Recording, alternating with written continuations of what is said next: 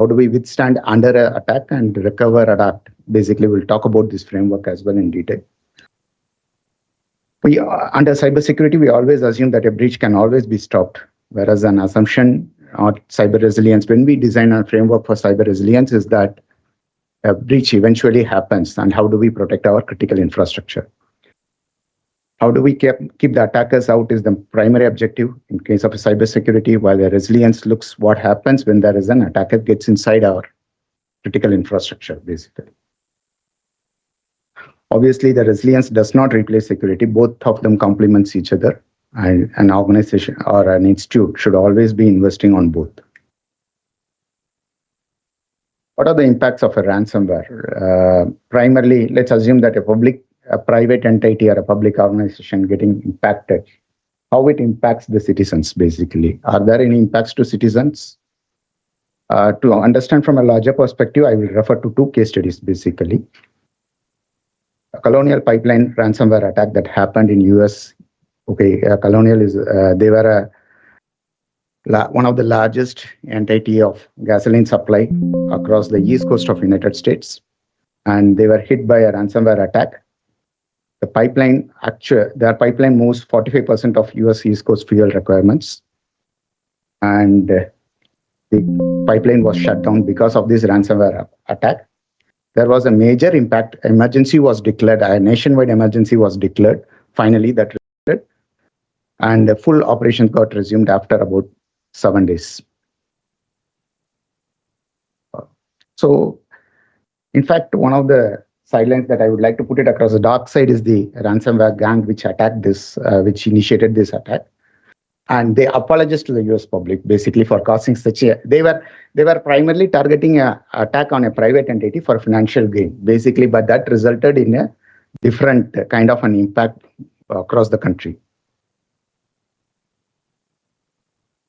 AIMS Delhi, which is our own nation's attack, basically, where we had a massive attack on our servers on the AIMS, and which resulted in about 1.3 terabytes of data being encrypted. Almost for about 10 to 15 days, the entire hospital systems was put to stalled and resorted to manual operations, kind of a stuff. 13 NIC, sorry, it's not NIC, NIA basically, and the Delhi police got investigation, and they registered a case under cyber terrorism. It's not even registered as a cyber attack, it was registered as cyber terrorism because it was assumed to be a foreign national initiated attack. And we all see this. Cyber attacks are now becoming instrument in terms of even during a war, basically a war case scenario where we see that today with Russia, under Russia-Ukraine war, as well as during the Gulf Middle East war, basically. Cyber attacks complement the armed conflicts as well. Okay. And during Operation Sindoor in India, we have seen attacks, cyber attacks from neighboring countries, basically, including Pakistan, Bangladesh, Indonesia initiated attacks on Indian infrastructures.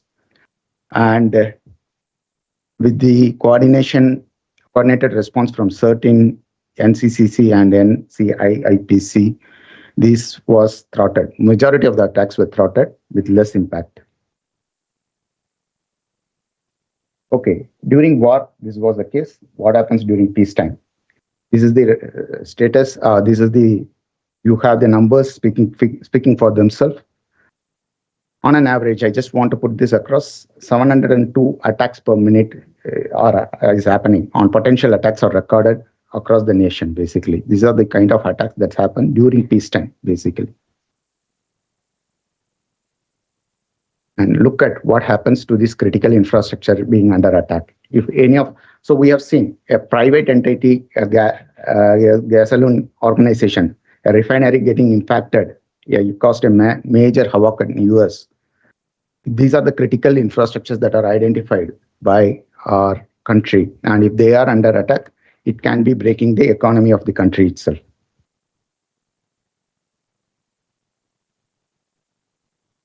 This is where the need for cyber resilience comes into play, because attacks, can eventually creep into your network, creep into an institute's network, and how do we withstand those things, basically. As I talked about, anticipate an attack always. Basically, assume that you're always under an attack and the attacker is able to be getting inside the network. How do you withstand when there is an attack? How do you withstand when you are under attack? That's the primary instant which we need to, the framework have to define this part of it. Recover. Once the attacks have been defended, how do you recover quickly? That's what is more important. And adapt. There should be a mechanism to quickly isolate affected systems the moment an attack is detected. That's very important. So which means as you have to have it has to be designed in such a way, the entire systems have to be designed in such a way there are isolation points everywhere. That keeps your most critical infrastructure behind multiple defense systems. We always know we are in a disaster recovery scenario, we have an RPO and RTO standards, basically. The RPO talks about what is the recovery point objective and the recovery time objectives. But in a disaster recovery, it primarily targets about how do I recover and recover from a disaster. Could be a geographical disaster, or it could be a data center level disaster kind of a thing. But when it comes to ransomware, the level of, you need to have a different kinds of protection that we need to have. As you see, both in the attack of Ames as well as in the Colonial Pipeline, the recovery time was something close to about a week to 10 days or 15 days. So how do you set your RTOs to be well within 72 hours? If you target to have, your framework should define it, like, well, it has to be well within 72 hours. A clean recovery has to be in place. That should be the objective. Rather than recovering the data, the latest data to be recovered, it has to be a clean recovery. We should be ensuring a clean recovery part of it. And then immutable backups play a very, very critical role. You should have having a very, very strong immutable backups. And the backups can never be in the line of attack. Quick isolation, which we talked about, air gap backend. Today, I don't think any critical infrastructure, assuming an oil company's ERP infrastructure, may not be in the public facing. It has to be air gapped. It has to be completely air gapped. So that while air gap might look a step backwards, and that's still the best protection today in the connected world. And I'm sure that most of the defense and other strategic installations have air gapped installations today in the country. And if you have public facing data layer, like our Aadhaar data, like our DigiLockers, basically, I ensure that the data layer is air gapped and it is accessible only through secure API connectivities. That has to be a point of way that you would define it. So while we talk about resiliency in terms of recovering the system when there is an attack, things have got changed. Ransomware, the first generation ransomwares primarily encrypt the data, keep the data within your institution data center. However, the new generation modern ransomware exfiltrates the data. They keep the data with themselves and they try to make the data public in case ransoms are not paid. So even if you are able to have immutable backups and you are still able to recover, you are still forced to pay a ransom. That makes it more complicated. So what do you do in that case? Store. That's where the privacy comes into play. What do you store is more critical. What do you store within your data becomes more critical. And that has to be, we need to ensure minimize data collection and encrypt both data at rest in terms of protection as well as the backups. You should have a defined retention policies and also having a data deletion policies. When the data is, usage of that specific data is over, it should be cleaned up from the environment. Privacy has to be by design, as Madam said, like the privacy has to be by design and not as an afterthought. After an application or after a service has been gone live, we should not be looking at setting up privacy over there. And we have good regulatory frameworks to ensure these things are enforced in place. DPDP 2023 Act actually mandates, and the penalties become a deterrent to ensure the privacy policies are enforced in the right manner, basically. And I leave the privacy part to Preeti to take it forward much on this. But we all see now the new age weapon that's coming up is the AI as a weapon. Again, as part of this Middle East conflicts, we come across news that AI is being effectively used to identify the attack locations where could be a potential attack impacts can happen, kind of a stuff. And this is becoming a more and more a weapon. AI. We have deepfake driven business email compromise, basically digital era scams, cognitive warfare, and adaptive malware. Look at the way our cyber crimes exfiltrated data. I mean, exfiltrated the huge amount of money. About 22,000 crores in 1 year has been exfiltrated by the cyber crimes, basically. And this becomes AI is actually becoming weaponizing them. Now, how do we make that use AI as a shield as well? Okay, AI can be used to detect deepfake detections. Real-time anomaly detections can be enabled with AI. Automated incident responses, basically. You ensure faster isolation. Your response in a cyber resilience part, the response is more important. If you have to achieve a RTO of 24 to 72 hours, it should be completely automated, and that AI plays a very, very critical role. And build a sovereign AI infrastructure. Our India AI mission talks about having 38,000 GPUs onboarded as early as, during the early part of 2026. That was one of the missions for us. And we should be leveraging sovereign AI models, basically. Don't utilize, I think we have very good sovereign AI models, and these models can be utilized and with the sovereign AI data backends, basically. At IITM Pravatat, we are proud to say that we build AI models as well as which are domain-specific AI models. And it has, when again, I will put it across. Using a frontier AI model actually is also negatively impacting our environment. Okay, and which is a cause that nobody talks about today, basically. You can have domain-specific AI models built which could be very, very power efficient. And you don't need very powerful GPUs to run such AI models. Make them run on your CPUs and ensure you're power efficient as well as able to achieve the goals that you are looking at it. And we also have our own databases coming up, which is basically can act. And in fact, there are good installations, strategic installations that are available over there. That we should be start utilizing such sovereign AI models and the things to ensure that we are defended as well from a country perspective. So I have some closing questions. Basically, I leave it to the audience for certain thought process.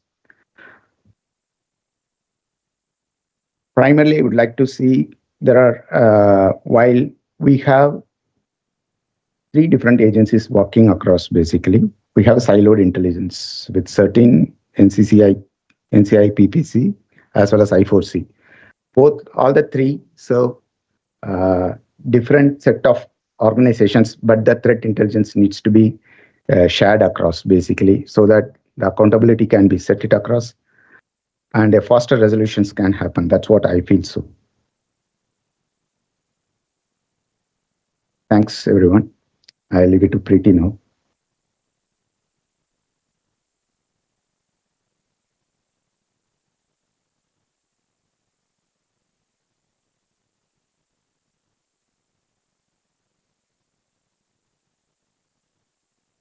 A pleasant morning to all. So as a part of talk, like so far we have discussed about cyber resilience, and sir has shared a lot of inputs regarding what we have to, how he has differentiated between the difference between security and resilience, and what are our responsibilities to do in an organization. So one point which is being discussed is the privacy protection. So basically we are dealing with data. How do we protect it, and what kind of data we are protecting it? So that is what matters. So I will be covering more on the protection techniques today. So as madam also said that privacy should be by design. After an attack or something, you can't improve your privacy. So basically it should be from the starting. So the design as well as from the start development to the end product, the privacy should be ensured. So based on that, what are the available techniques we can go through? So first I'd be starting with the need and what are the techniques, and sir has discussed some frameworks. How do we align with that? So, as mentioned, we need to protect our data. So that can be done, and we need privacy also. So that cannot be compromised. So how safe is our privacy? So that is our concern, and our business should not be affected. As Sir said, it should also continue. So with respect to that, let's see about the different methods. So first thing is we are having a lot of bulk data. So what we have to do is we need to classify it. So first important thing will be like classification. So data classification and risk-based protection. So how do we classify it? Example, there are cases like healthcare. So what do we have? We have a lot of brochures regarding in example of healthcare. We have a lot of brochures. We have websites, so they are publicly available. So some data is publicly available. And in case internally, if you see, there are a lot of patient records, there are critical care records. So we can classify them as confidential, and the critical ones we can sector as restricted. And you will have a lot of internal HR policies. So that will be like internally circulating. So in our organization, if we take an example, first we need to classify the data, and then based on that, we need to protect it. So we are saving time by that instead of consuming all the data. So as discussed, data minimization. So the key thumb rule is like first adequate data should be collected. You can't sensitive information should be protective and which is relevant. As well as there are areas where when you classify, there are some data is not required. So only limited data, how do we protect it and before in hand? So our main goal is proactive. Okay, after an attack, we don't like to react. So we are always in a way to approach it proactive so that we achieve our goal in timely basis. So that our attack surface will be less and the breach impact. In case if there is an attack, the breach impact will be less. So first thing will be like encryption. So the, whatever it is, like we are having a lot of data, we can sectorize at rest as well as in transit. So they need to be encrypted, and we are using authentication and digital signature, different mechanisms we are using to strengthening our key management techniques and to strengthen our organization. Another key feature for our privacy is zero trust architecture. So I don't like to trust everyone. So like each one should be trusted. I don't generally like. How does it differ from the traditional security? Is that in traditional security you have certain segmentations where there is a trusted group, we trust them. But in case of zero trust architecture, each and every user, every device, every application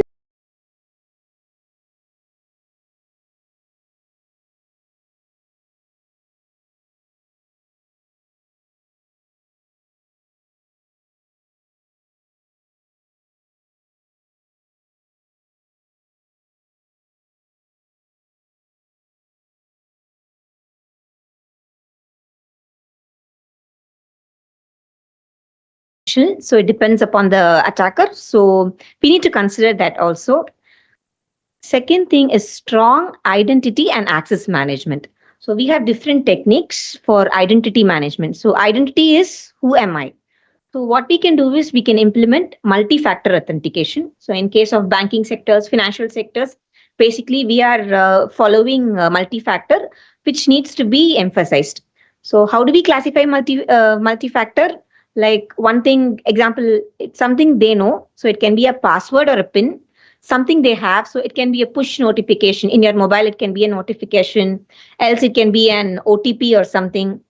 And a third thing is something they are. I am. So I can prove that if I have a biometric authentication, I am supposed to be responsible for that. And so it can be a fingerprint or geographical location.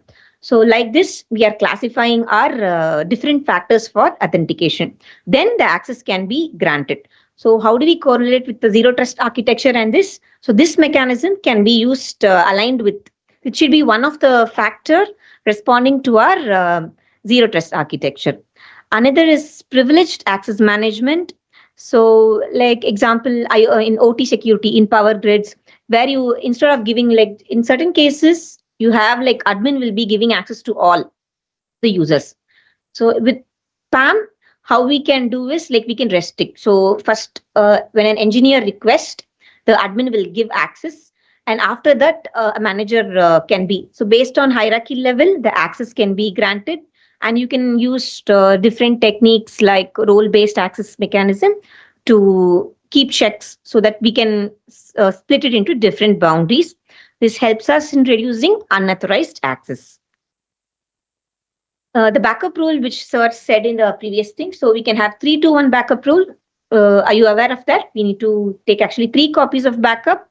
So that will be on 2 different media and 1 will be stored in the offline. So hence our recovery also will be faster and our data loss will be less. So it can be like we can in backup also like sometimes what we can do is we can encrypt the backup and keep. So encrypted backups are advisable so that even if it is placed somewhere or if it is in some of the access of unauthorized person, it cannot be decrypted. And continuously we have to monitor as it is a part of our cyber resilience. So we are having different tools and technologies. We are having SOC technologies. If you see SIEM, so you'll be getting alerts and log managements. And we have XDR, extended response. So after that, what is the threat response we give? And so this helps us in early identification of threats and reduced dwell time of attackers. So correlating everything, we need to have privacy by design. So first thing, our thumb rule will be like proactive and not reactive. So we need to think before and make our design. So, and we have to keep one thing in our mind, privacy is a default setting. It should be embedded into our design. Hence, our full functionality will be achieved, our security will be strengthened, and we will have end-to-end security. Another thing is visibility and transparency and respect for user privacy. So we have seen, Sir has showed previously the rules for DPDP, Digital Personal Data Protection Act. So if you see that there is a column called as consent management. So which data you have to collect, which data you have to keep it securely, and who has the access to access that data, and if it is for deletion also, who's supposed to that information the user must know. And this act is being like emphasized and it will be followed in all our organizations as it is a act being given. So the timeline is like 2027. So within that we will, as a team, as an Indian level, it's our Indian responsibility to follow that and keep in mind. Data loss prevention. So in this case, like how do we prevent our sensitive information? So as discussed, an attacker can be from inside as well as outside. So what we have to do is we have to monitor like cloud uploads, email transfers, or any one thing which we have to keep in mind is USB. So that we can align with SIEM and different tools. We can actually categorize different ways where a USB can be detected, whether how long it is being used, and is it a regular user or a different ID. So like that, we can actually help in to prevent from the data loss. Hence, we can reduce accidental and malicious leakage. This is one interesting thing, like how do we securely share our data? So as we know, like there are techniques where we assume that a plain text is being stored. So there are different ways where we can actually store. So one concept is called as masking. Instead of sending the plain information, I would like to mask the data and give it. Example, one banking sector like e-commerce website, we can take example as e-commerce. So here what we will do, we will be inputting our credit card number. So it is that website should be designed in such a way that where it stores the credit card information, it could be, slightly hardened by masking. So we have two types of masking, static and dynamic. In static, it will be like you can see in the second picture, it's like there is a number for your account number and how it is masked. So the last three numbers are masked. And similar way, dynamic is when you're accessing the data. At that time, the masking will happen. So this is one technique. Next is tokenization. And tokenization will be like, example, instead of directly, the website accessing your credit card number, it will be stored inside a vault and you will be given an access token. So with that ID, the e-commerce website will access and it will keep the transaction history. So why we are, so much worried is that what information should be shared and what should not be shared, or how it should be stored. That what matters. So in this case, one example is these techniques we can follow so that our information in database is stored securely. Another technique is using AI. We have a lot of concepts here. So one technique is federated AI.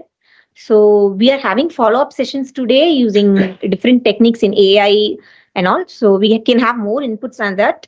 So with respect to federated AI, so like, instead of reading your complete information, it will be mapped into weights and parameters, and that is how your models are trained. So how does it happen? Example, like I'm training a model in your phone. Every day I'm sending good morning, good evening. So there's a pattern being followed. Instead of giving the complete information of good morning message and good evening message, it will take the parameter of only good. So that will be given as a weight and it will be modeled accordingly. Hence, the privacy is also ensured, and with minimal information, we are able to achieve our privacy. Another technique is privacy enhancing technologies. So we are having a separate session in our today's Wortics workshop. We can have more inputs on that. So these are different techniques where how do we split data and use access between different users. One thing is supply chain security. Though we are all aware of it, I would like to touch upon the software side. So software side, if you see, it is from the developer to the end product. So if I'm seeing from the developer side, I can actually start from that. So during my coding itself, the security practice needs to be there. And during my build, any additional components or any third party binaries or something is being built, we have to monitor that. And it's always better to get a software bill of materials, which third party repositories we are using, which libraries we are accessing, which any custom libraries we are accessing, because throughout the cycle it could miss anywhere. Either the end user might not be aware, else in another case the developer might also not be aware. So this we need to keep it. Software bill of materials needs to be collected, where this is one thing which we miss in due to the rush or due to the production setup. We miss this, so this needs to be done. Another area where is like how we are migrating ourselves from classical to post quantum migration. I would like to suggest that at least we start some migration. It could be a hybrid migration at least. So from like we have algorithms like from NIST standards. So it's like at least something, example, from user one to user, we are in an encrypted channel. Instead of using the classical key exchange, we can use the post-quantum key exchange. Example, like we can MLChem, so that this post-quantum cryptography can be migrated slowly. So these are the frameworks which has been already discussed. So finally, I would like to give a roadmap. So what we can start now with all the inputs. So it's like I'd like to split into short term, medium term, and long term. So short term can be like this multi-factor authentication, encryption adoption, and with multi-factor, slowly it will be aligned to zero trust implementation, and we can bring the privacy enhancing technologies here. And finally, we can migrate completely to pure PQC mode so that our national cyber resilience ecosystem is achieved. So I would like to just conclude my session. So this is a combo of zero trust, privacy by design, and it's an AI with responsibility to bring resilience. Thank you.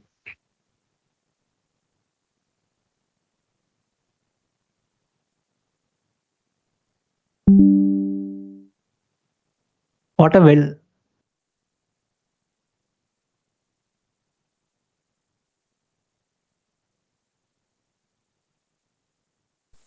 Thank you. So I begin by thanking our speakers, Mr. Kantinathan and Preeti. It was a clear and thoughtful session, and both presentations were practical and timely. Mr. Kantinathan presented on cyber defense and resilience. The case studies were explained, and AI also was taken a bit to some extent. So I begin by thanking our speakers that AI can be used for offensive. It was a clear and thoughtful session, and both presentations were practical and timely. Mr. Kantinathan presented on cyber defense and resilience. Also, the case studies were explained, and AI also was taken a bit to some extent. So I begin by thanking our speakers that AI can be used for offensive. It was a clear and thoughtful session, and both presentations were practical and timely. Mr. Kantinathan presented on cyber defense and resilience. All the case studies were explained, and AI also was taken a bit to some extent. So I begin by thanking our speakers that AI can be Kantinathan or offensive. It was a clear and thoughtful session, and both presentations were practical and timely. Mr. Kantinathan presented on cyber defense and resilience. All the case studies were explained, and AI also was taken a bit to some extent. I begin by thanking our speakers that AI can be Kantinathan or offensive. It was a clear and thoughtful session, and both presentations were practical and timely. Mr. Kantinathan presented on cyber defense and resilience. All the case studies were explained, and AI also was taken a bit to some extent. I begin by thanking our speakers that AI can be Kantinathan or offensive. It was a clear and thoughtful session, and both presentations were practical and timely. Mr. Kantinathan presented on cyber defense and resilience. All the case studies were explained, and AI also was taken a bit to some extent. I begin by thanking our speakers that AI can be Kantinathan or offensive. It was a clear and thoughtful session, and both presentations were practical and timely. Mr. Kantinathan presented on cyber defense and resilience. All the case studies were explained, and AI also was taken a bit to some extent. I begin by thanking our speakers that AI can be Kantinathan or offensive. It was a clear and thoughtful session, and both presentations were practical and timely. Mr. Kantinathan presented on cyber defense and resilience. All the case studies were explained, and AI also was taken a bit to some extent. I begin by thanking our speakers that AI can be Kantinathan or offensive. It was a clear and thoughtful session, and both presentations were practical and timely. Mr. Kantinathan presented on cyber defense and resilience. All the case studies were explained, and AI also was taken a bit to some extent. I begin by thanking our speakers that AI can be Kantinathan or offensive. It was a clear and thoughtful session, and both presentations were practical and timely.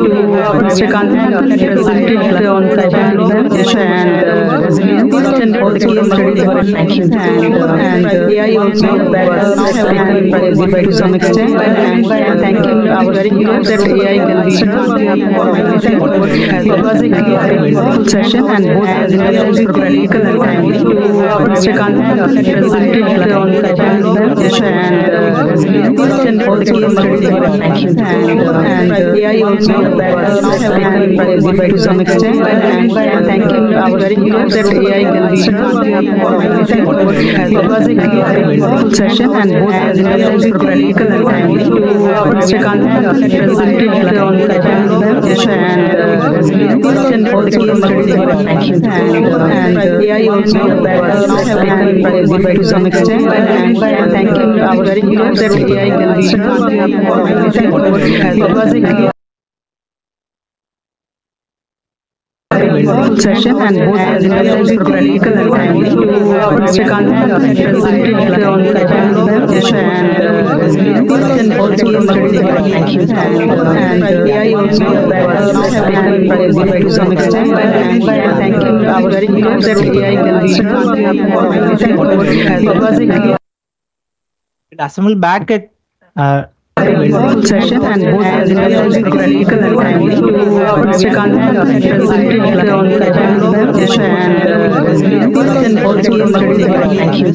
and AI also was taken a bit to some extent. I begin by thanking our speakers that AI can be Kantinathan or offensive. It was a clear assemble back at session, and both presentations were practical and timely. Mr. Kantinathan presented on cyber defense and resilience. All the case studies were explained, and AI also was taken a bit to some extent. I begin by thanking our speakers that AI can be Kantinathan or offensive. It was a clear assemble back at session, and both presentations were practical and timely. Mr. Kanti presented on the session and also and AI also to some extent and thanking our speakers that AI can be it assemble back at session and both practical and timely. Mr. Kanti presented on the session and also and AI also to some extent and thanking our speakers that AI can be it assemble back at session and both practical and timely. Mr. Kanti presented on the session and also and AI also to some extent and thanking our speakers that AI can be it assemble back at session and both practical and timely. Mr. Kanti presented on the session and also and AI also to some extent and thanking our speakers that AI can be it assemble back at session and both practical and timely. Mr. Kanti presented on the session and also and AI also to some extent and thanking our speakers that AI can be it assemble back at session and both practical and timely. Mr. Kanti presented on the session and also and AI also to some extent and thanking our speakers that AI can be it assemble back at session and both practical and timely. Mr. Kanti presented on the session and also and AI also to some extent and thanking our speakers that AI can be it assemble back at session and both practical and timely. Mr. Kanti presented on the session and also and AI also to some extent and thanking our speakers that AI can be it assemble back at session and both practical and timely. Mr. Kanti presented on the session and also and AI also to some extent and thanking our speakers that AI can be it assemble back at session and both practical and timely. Mr. Kanti presented on the session and also and AI also to some extent and thanking our speakers that AI can it assemble back at session and both practical and timely. Mr. Kanti presented on the session and also and AI also to some extent and thanking our speakers that AI can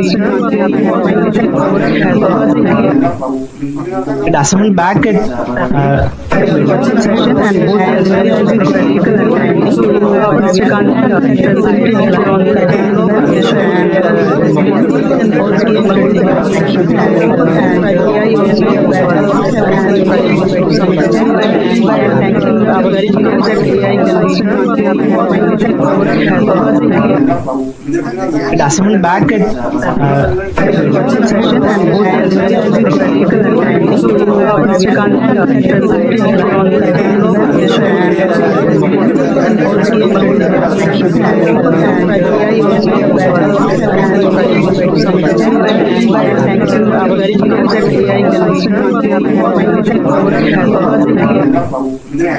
Assemble back at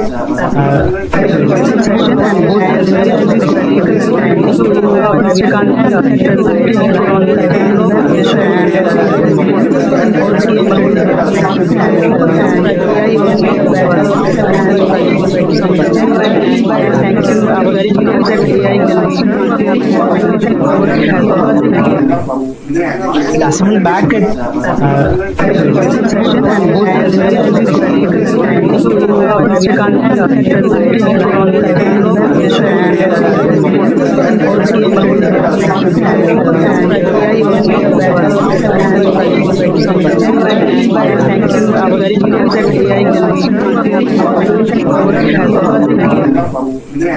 assemble back at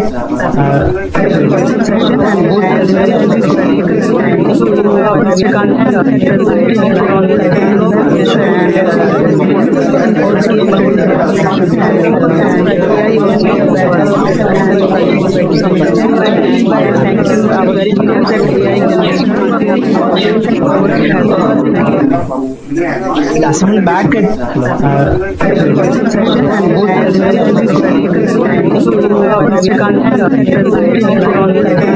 assemble back at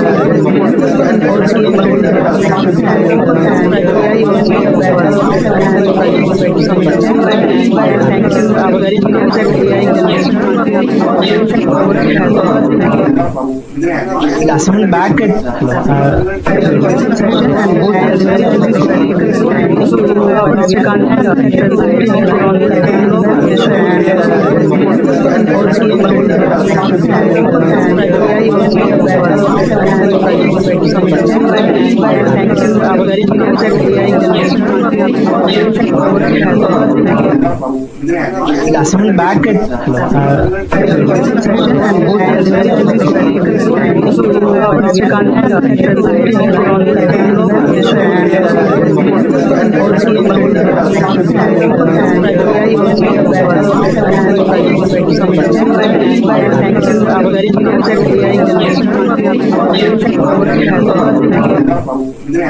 assemble back at assemble back at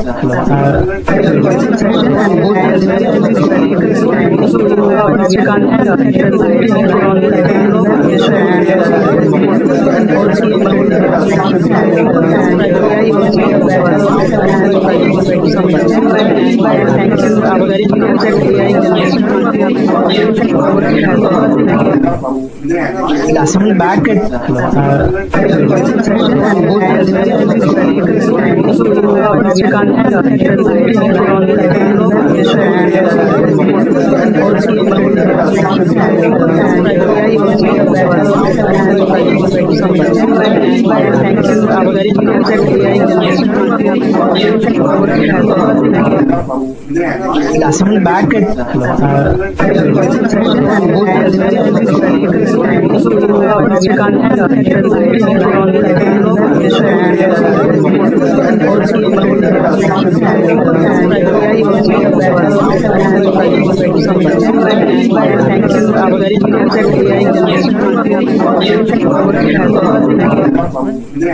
assemble back at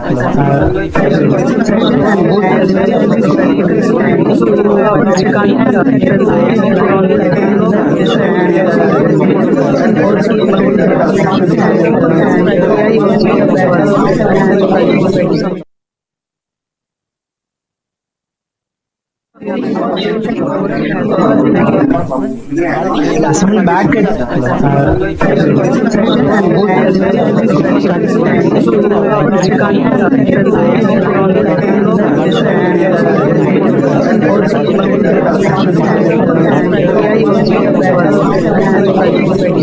Thank you. Our next session is an open panel discussion on quantum security and innovation to impact. This will moderate assemble back at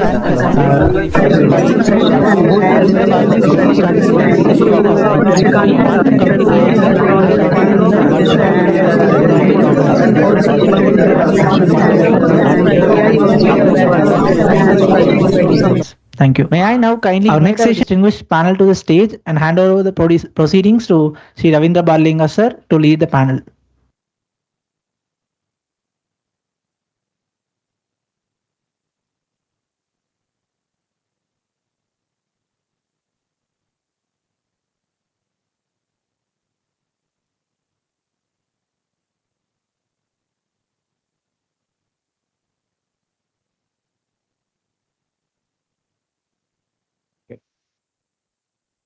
So, good morning to all of you. Wonderful to be here. Though I am going to miss my project director, Professor Anil Prabhakar. In fact, yesterday evening also we were speaking, and he said yes, he was very keen to come, but maybe what can we do something about fever or throat infection? So he was down with it. In fact, when I was speaking with him in the morning as well, he said that he was really keen to come and contribute here. But it's okay. Maybe next time we will see him. He's, as you know, a kind of global legend in quantum communication. So definitely going to miss him in this panel. So basically, the topic of this particular, you can say, panel, and this is going to be open panel, as he was saying, was the quantum security from innovation to impact. So what we thought is that since I am being, you can say, coming from the National Quantum Mission, I will focus more so on the, you can say, other aspects of it, the business and the not so technical part of it. And Dr. Natarajan will be taking care of the technical part of it.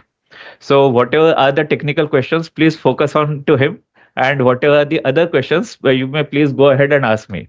Okay, so so thank you so much once again for this. Don't know. Yeah.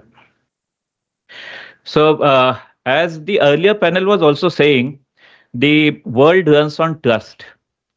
So when we say trust, what do we mean by trust? So basically, every second, every day, billions of people rely on one invisible foundation of cryptography. And that cryptography is being, you can say, used in defense and military communications. It is used in banking and financial systems. It is used in power grids. It is used in digital identity and healthcare records. But to go down further deep onto it, for example, we do lot of, you can say, transactions, banking transactions. We send lot of, you can say, we do UPI, we do GPay, we do so on and so forth. Now just imagine that when we are sending certain amount to someone, we do it based on the trust that that particular application or that particular thing will work. If it doesn't work, or if your money goes to someone else, what will happen? Just think that all your Aadhaar card, voter card, passport data, and all other information is open to a problem or open everywhere on social media. What will happen? Just imagine the defense communication getting opened up. Imagine Operation Sindoor thing known to our enemy countries. What will happen? Imagine diplomatic communications getting impacted. What will happen? Imagine the health records. Imagine the ports, utilities, power grids, everything getting hacked. What will happen? So this is basically the foundation of trust that we are talking of, because we trust these systems, we trust these organizations, we trust these processes which have, you can say, made us feel that yes, this is what we should be looking at. But if this itself goes for problems, if this itself has challenges, or if it breaks, this is going to be a major issue in coming days. And that's why we need to really look at how do we define trust, how do we look at trust, and what are we going to do about this particular trust that we are looking at. So especially when we are looking at it from a quantum computing perspective, quantum computer is saying that the Q day is coming up, and with Q day coming up, all the data that has been stored earlier is open for decryption. The moment it gets opened up, there is you can say the entire information that we are talking of and which is getting stored on a daily basis will be having lot of sorry, am I not audible? Okay, fine, okay, no worries. So will be that is the issue that we will be facing in. So let us look at the mega situation here, or the bigness of this situation, the scale of what we are protecting.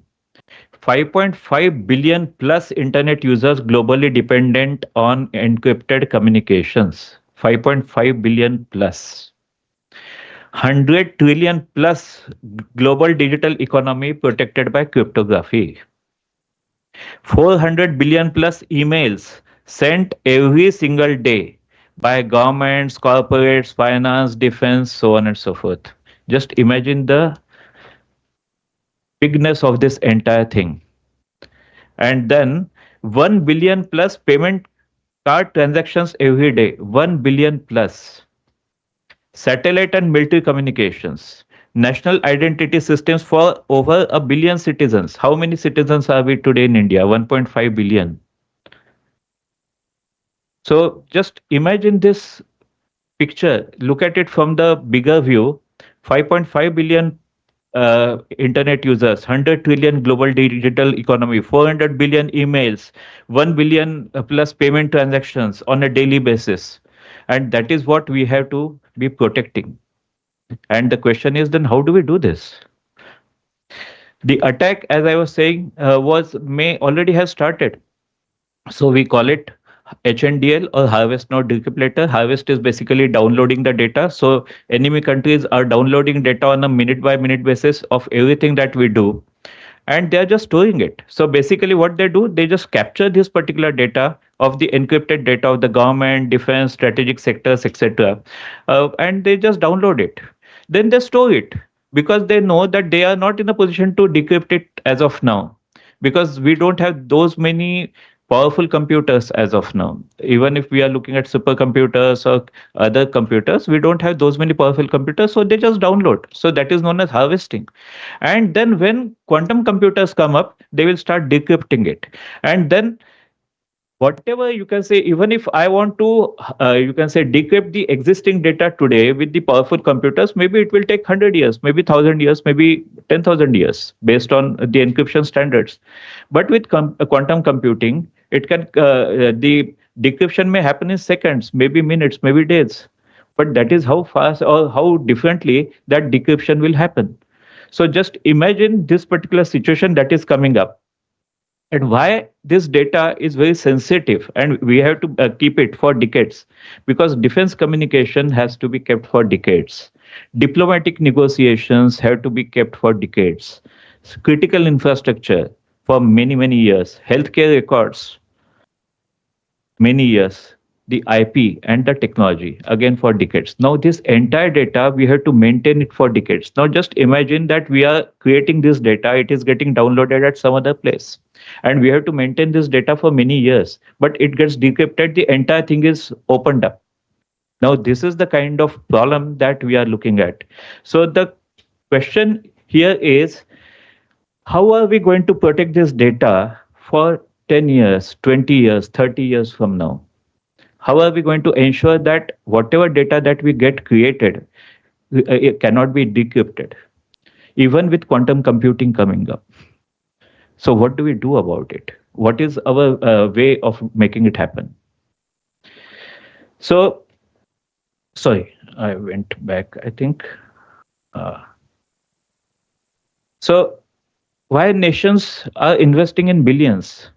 Basically, if you look at it, this is another shocking figure that has come up, that the projected global cybercrime cost for 2025 is 10.5 trillion. How many companies do you know are trillion companies in the world? Now, if we were cybercrime would rank among the world's largest economies. 10.5 trillion data, 10.5 trillion dollars of you can say cost.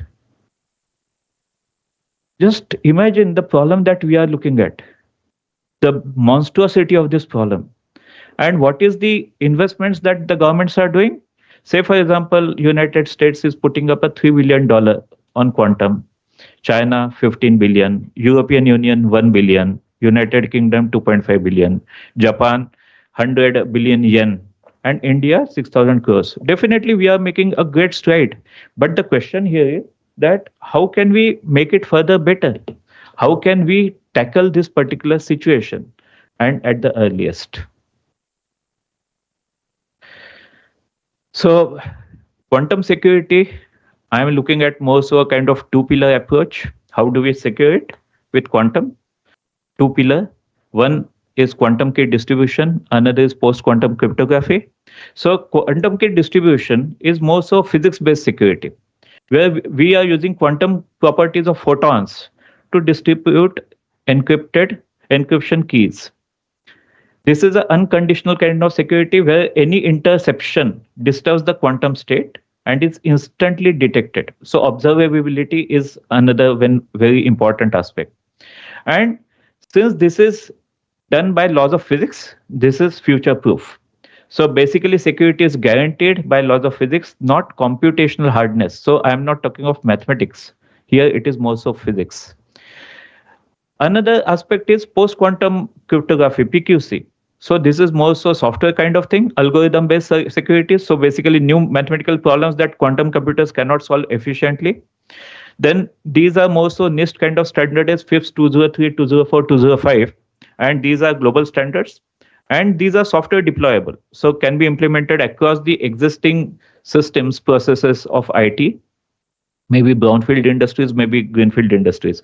So when we are looking at it from a holistic perspective, it cannot be just QKD that we should be looking at. It cannot be just PQC that we should be looking at. It should be together. So we call it a hybrid approach. So QKD plus PQC.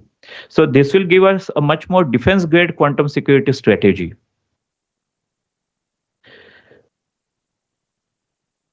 So this is a once in a generation kind of opportunity for us. So 1.4 billion plus citizens here we have in India, which is the world's largest democracy. We have 900 million plus internet users, which is as of today and which is growing. 8 billion plus digital transactions monthly, which we do together as a country. And we are number one in DPI, digital public infrastructure. So the strategic advantages which we have is we have set up National Quantum Mission with a project outlay of 6,003 crores in 23. Then we have world-class research institutions, which include SETs here, IITs, ISCs, DRDO, CDACs, CDOTs, and so on and so forth, at ISRO. And MIT also supporting. We have the DPI, Digital Public Infrastructure in Aadhaar, UPI, DigiLocker, and so on and so forth, which is the very scalable kind of platforms, one of the finest world scalable platforms. So we have that very big advantage. And at the same time, with Atmanirbhar Bharat, Make in India, we have this indigenous technology imperative. So from that particular aspect, we have a great opportunity as a digital sovereignty imperative that we have. So from innovation to impact, so that was the topic. So the translational challenge is basically, since we have these research institutions, IITs, ISCs, and others, we have my organization, which is IITM C. Sangha Technology Foundation. The name is big, but to be put it in short words, it is basically National Hub for Quantum Communication. So we can catalyze, we can validate, we can deploy, we support startups, we support skilling, we support talent, we support collaboration, we create technologies. As a national hub, we work across the length and breadth of India. We also support the industries and startups, products, solutions, and exports. We work with governments, defense, strategic sectors, intelligence agencies, and we can create this national impact of security, sovereignty, and leadership. So from that particular perspective, how will we be measured together as a nation? So basically, it will be measured as to how many quantum safe networks were deployed, how much quantum safe networks were deployed, how much communications of government could we really secure, how did we you can say protect the critical infrastructure, what were the indigenous products which got created, what are the different startup ecosystems that we created, and how much talent or capacity building did we really do. So this is very important because scientific breakthroughs are necessary, technology innovation is necessary, but nothing on its own creates something. So all of these aspects have to work together to make something tangible, very important for the coming years. So more about my organization. So we are setting up test bed facilities here in IIT Madras Research Park for the QKD, PQC, QRNG, etc. We are also supporting ecosystem development, especially startups. As I said, we are working along with you can say the task force for PQC migration. I was just speaking to ma'am before on the standards and certification. We are also supporting on lot of you can say pilot deployments and talent building, as well as the international collaborations and partnerships.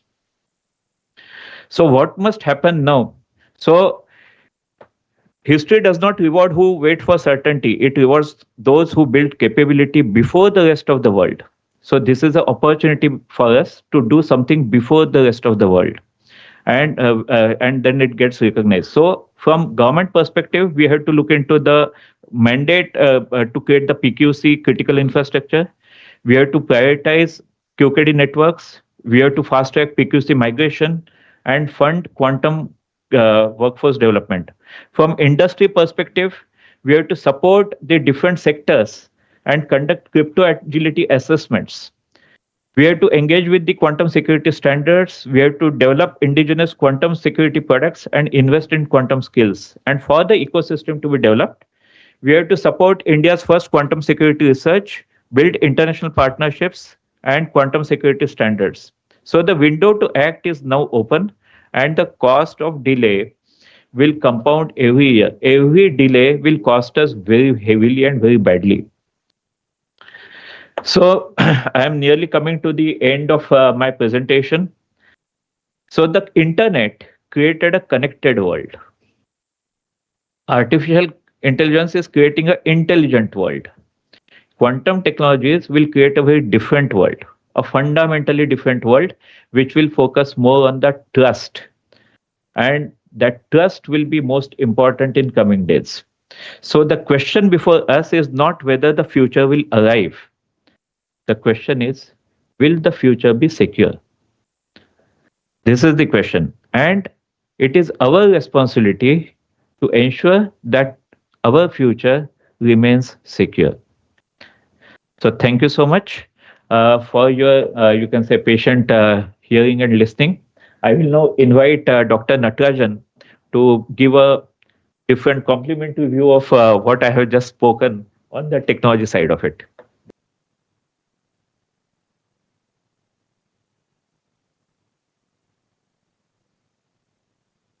Yeah. Good morning. Thanks for the opportunity. So let the presentation get it loaded by the time. So I'm going to talk about, as Ravindra ji mentioned, more of some technical perspective. What is that quantum security is all about, and what problem the quantum security can solve it. Okay. So generally, if you look at the quantum security, if you call, it's trying attempt to solve one problem, which is the confidentiality problem. Okay. So when you say confidentiality, it is just accessing information. Only legitimate party, okay, only legitimate party who's holding valid key, crypto key, symmetry key, can access the information. For others, it is junk. So that's the problem the quantum security is trying to solve. Okay, so there are various offerings, as Ravindra mentioned. We have twofold approach. In India, we take a dual stack approach, where there are different views about quantum key distribution as well as the post-quantum key cryptography. But that we take a dual stack approach. There are countries promoting PQC. There are countries promoting only QKD. But we are a little clever. We just want to progress both stacks so that we'll be in right path when it comes, whether it is standardized QKD or PQC. Okay. Yeah, so the slide is up. So as I said, this key provisioning of confidentiality is the main security, quantum security is all about trying to solve. In general, if you look at cryptographic primitives, which is trying to supply or provide a key for an encryptor, basically encryption is one is trying to achieve confidentiality. There are various ways one can provision the key. One is the classical key, which anyway it is with the different classical algorithms. Another one is the post-quantum based keys. Okay, post-quantum based cryptographic keys. It is a whenever the quantum threat emerge, after that there are algorithms are promoted, that is called post-quantum algorithms. Other algorithms are pre-quantum algorithms. Still we are, whatever the communication you do in WhatsApp or your email, it is all pre-quantum algorithms, right? And we try to migrate to post-quantum, which is believed to be secure against the quantum attack. And the other one is the pre-SAD key. For that, you just store it in somewhere in your pen drives or dongles, and you can use it whenever is required. Another type of the key is one which quantum security provides, which is a QKD, quantum key distribution, right? That's the physics where it develops the keys. And these keys are given to the key derivation function, and then key derivation function will give you the final key for your encryptor. So that's how all the whatever application uses. That's coming to the security of it. One is, as I said, the red circle, which talks about the quantum safe crypto systems. Another cycle is a computationally security aspect of it. Right now, we see in the pre-quantum RSA, Diffie-Hellman, ECC. Almost all the key are used. For example, your WhatsApp used elliptic curve based system, your mobile apps used elliptic curve based systems, and Diffie-Hellman use RSA used in your banking applications. Okay, so now we are using the same system, but it is vulnerable. It is not hackable. It is vulnerable for quantum attacks. And we tried to come up with the algorithms which are slightly quantum safe. So in this talk, we are going to focus on the quantum security, which is more of QKD, because there is a follow-up session for PQC, right? Yeah. So before we go there, are we trying to realize this thing? Is there any system exist? Yes, it is globally. It is demonstrated at the laboratory level as well as in the field level. So here at Chennai, as part of the initially this MIT funded project, which is called MACAN, Metro Area Quantum Access Network, which is almost a 7-kilometer span of network. It starts at SETS here, and it goes to the IIT Research Park and IIT with up to NIC. So it's a 7-kilometer quantum key distribution links were formed, and we have conducted the experiments at the field level as well as the laboratory level. Okay, and as part of the National Quantum Mission funded by DST, so we are planning for a slightly longer distance where go from Chennai to Bangalore, Bangalore to Hyderabad, Hyderabad to Indore. It connects a long distance network where you're connecting two MACANs, which is metro area is a local level, and then you connect two MACANs, Chennai, Bangalore MACANs. It's a long distance networks. So that's how it is envisaged for next 3 to 4 years time period. Okay. So there are protocols which are used. I'm not going to deep, but the medium of communication for this quantum key distribution is one is the free space system. People are trying with the satellite-based systems. So other one is the fiber-based. Fiber-based is the real one because it is a guided medium. You can access compared to the cost-wise also. And there are some pros and cons we'll see. But in this talk, I'm planning to focus more on the realistic part of where are we realistically, what the problem statement is. Okay. So first of all, because some of you are students or new to quantum key distribution, I just want to give a brief academic kind of definition of QKD. Okay, so quantum key distribution, quantum cryptography is, as I said, it's only solving a symmetric key problem, establishing a key between sender and receiver, which is a symmetric key, which symmetric key is being used for encryptors. Okay, the same key in the both the side. And this problem is mainly focused, either you can use KEM, key encapsulation mechanism, which is a post-quantum, and you can use QKD as a quantum key distribution, right? So the QKD is a two-party protocol. Only two party can participate in the protocol, where the party A transmits the quantum states and party B measures it. Okay, party A transmits the photons and then party B measures it. So finally, they'll come with the final key, which is a classical key. Generally, I think Professor Anil used to give a beautiful definition. This is a classical key which is derived from the random quantum states. Basically, it's a classical key which is binary zeros and ones derived from the quantum process, quantum states. That's all. You just generate a quantum states and send it to one state to another state. It's by just pointing a beam, and then you get a key. So we use two channels. One is the quantum channel, another one is classical channel, and then you can use single port. Okay. So whoever is in, and another beauty is unclonability. You see the diagram here in the down. See clearly mentioned, if there is no disturbance in the channel, right, you get key. If somebody tried to spoof, copy your data, it exhibits some of the errors. So you can discard that and then generate new one. That's where it is an unconditional security, right?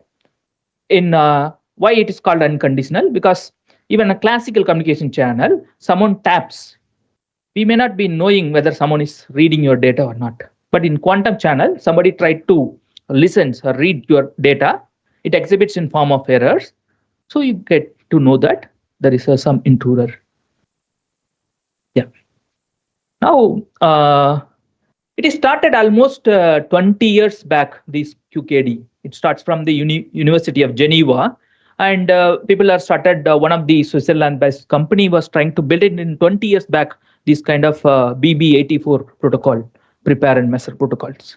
But still it is the growth, if you look at the AI also, it started that time, but now AI is booming, but still this quantum cryptography is not that level due to some reasons, because there are some negative views about this technology. And also we have low-hanging PQC can be easily migrated because it's only a software upgrade. If you want to upgrade to QKD, then it's going to be a hardware upgrade and infrastructure upgrade. There are different views, but strategic point of view, there is no question whether the cost is, the security is an ultimate goal. But still the agencies has published some of the results. If you see the NSA and other agencies, federal agencies, made some of the remarks. This is the remarks I'm going to. One is, first is, it is no standardization in the protocol. So there are different ways you can generate QKD keys. There are different protocols, DPS, differential phase shift, COW protocol, coherent one-way protocol, BB84 protocol. There are many protocols. But how do we integrate? I said it's a two-party protocol. Integrating this one is a really challenge. There is no standard. So integrating these protocols with the different vendor, different equipments, it's a really challenging one. Other one is the security proof. Generally, these boxes, which are designed and architectured and developed by the physicists, not having a fundamental understanding of security, how it evolves from the beginning, from the root of trust, as Ravindra mentioned, from the hardware to the application layer. The root of trust, the trust of the system is important. So it is not under the security evaluation yet, and the agencies are trying to do it. How do we understand the security of the logical as a computer science or theoretical computer science point of view? And how to evaluate this one. So these are like open-ended challenges what we face in this one. So I said it is a partial solution also. It's only solves a key agreement problem, nothing more. So we need all together to make it secure. Okay. Yeah. So why it is hesitation? One is since as I said, it's a photon, it due to the losses, it's very and distance, you cannot communicate long distance. Another one is the infrastructure cost is heavy. It is if PQC, it is just an upgrade of software, but here is the hardware and validation is not proper. And post quantum looks more promising. That's why people takes an option. Why don't we take a risk of investing and then do it? So these are like a business kind of a decision people are looking at. And as I said, the fundamental security. The fundamental security, when I say, if you take a post-quantum cryptography, it is well defined. The security is well defined and mathematically proved. These securities are defined by the physics laws, but there is no way a human can logically model and solve this. Unless otherwise the security experts are not convinced logically, there is because it looks black box. So these are the reasons why people are, and it is not a holistic solution also. It only tried to solve this red one, securing key. What about the secure encryption? Still we use a classical encryptor. Authentication. There is no way quantum can solve authentication at this point of time. And then protection, actually access related information. So these are still open because it solves a partially information, partially secure, and rest of the things are open. So these reasons is try to making a hesitation to observing this kind of quantum cryptosolutions. Yeah. So coming to the as a security expert or as cryptographer, what are the things wants to look into that? It is typical approach we usually call generally when you do a science, any type of science, we'll fix a hypothesis, right? You start a hypothesis and conduct an experiment, and then you do. One of the famous doctor, Dr. B.M. Hegde, was explaining his quantum in his random talks, and he mentioned about the quantum is also kind of a fishnet hypothesis. Fishnet hypothesis. It's something, a hypothesis. Whenever we start a scientific experiment, we start with certain assumptions, hypothesis. Okay, so the fishnet is a one hypothesis where the fisherman is going for fishing, and he had a net, and he assumed that this is the smallest mess he can catch a fish. There may be another mess can give a lower level of fishes as well. So similarly in quantum also, we start with certain assumptions and hypotheses, and we'll try to attempt to prove it. But it's endless game, it's going on. That's how the theorem validating also. We are try to analyze the theoretical security of it, but modeling such complex black boxes is still it's a open one. Other one is, though it is promising security in the practical level, but implementation, what about the implementation loopholes in the boxes? Because if you look at the QKD system, only the hardware is playing a 20% of role. It's just a laser transmits and the detector which try to detect it, measure it. Rest of the things are classical firmwares, control electronics and hardware. Still it is a classical system. So achieving a practical security is a questionable one. And as I said, the standards is and trust of the system. These are like makes a holistically problem. And if you look at the typical cryptographic evaluation, how it looks is, first we look at the correctness, whether whatever promises in the protocol in a theoretical level, whether it is correctly implemented or not. How can we look at the black box with something radiating energy in form of light? How do we make it a correctness? Modeling such things logically understand is still is an open problem. And the soundness of the protocol, the consistency, because I said the laser is inconsistent for due to ambient noises and temperature. So consistency is a problem, and integrity, said checking the integrity, whether the particular device is integrity proven or not. And the robustness, whether it is robust to all conditions, climatic conditions, all things, because I said it's a light, right? So these are the open questions a cryptographer also want to view his different views to before we evaluating things. Okay. So we also, as part of the National Quantum Mission, as a collaboration with the Hub, we tried to do certain kind of an evaluation for this QKD. So this proposal is start with, since it has different layers, we thought of having it a three level approach. One is about identifying the component level, because I said transmitter and receiver. The transmitter is a source and receiver is had a different behavior. So how do we do it at the component level and the operational level, and then model this device in a different using mathematical model. All three levels this system can be examined. This is just an hypothesis. It is not yet validated. It may evolve over the period of time, but it is in our lab we try to do this kind of analysis to make these systems as a standard security proven QKD system. So yeah.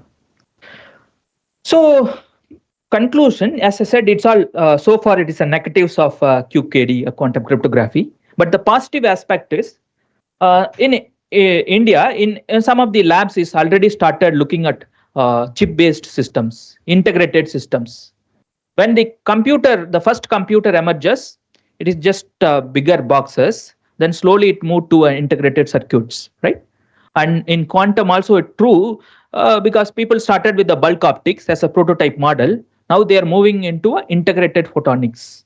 Everything can be come into the chip, so that the losses and clear losses can be leveraged and clear control about your security and security boundaries. So this gives a positive sign where the QKD also one of the promising candidate in future time, and it provides because if you make it in a chip size, your cost also comes down, more security and more control. It's some of the demonstrations are even we had it in the lab also. How can we make this partially chip-based systems, right? And more control electronics is an opportunity where people can think of it.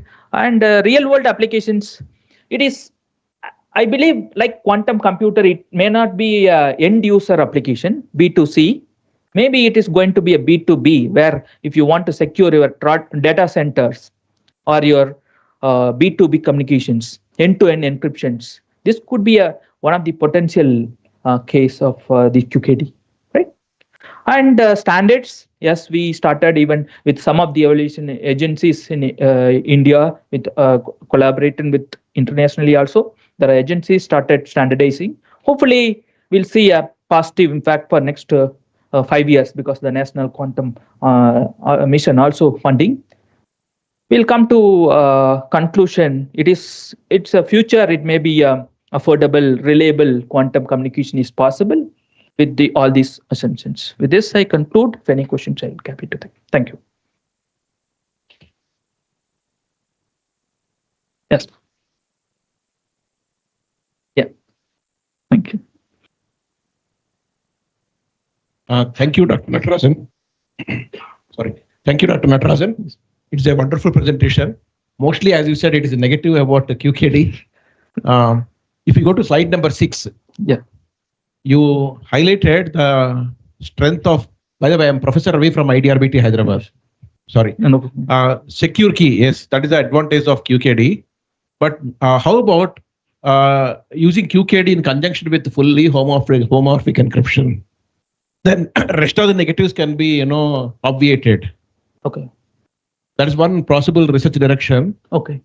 Which will bring in the positive aspects of QKD, yeah, as you've shown in the slide number 10. Sir, I will not call it as negative things. It is all like realities. In reality, what it is hidden in the real world. Can we say inhibitors? Yeah. That is a better word. Yeah.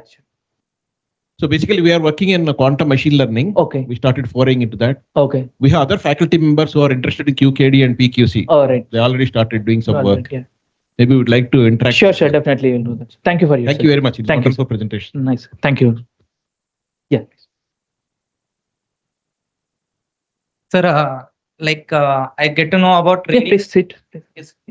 Like while reading the quantum key, like it understands that in before slide you have said there is a two kind of blocks, like directly within the same key they can directly communicate it to the quantum mechanics, and if the new user try to communicate, it differs, like it identify the user who is trying to maliciously control the key, like the data. Like how we identify the user, sir? Like I am using asymmetric key. Like I am trying to identify the similar numbers. Like I'm trying the pattern of 1, 2, 3 or different kind of things to unhashate it out. Right. But how it works here, sir? Like we need to read the data, right?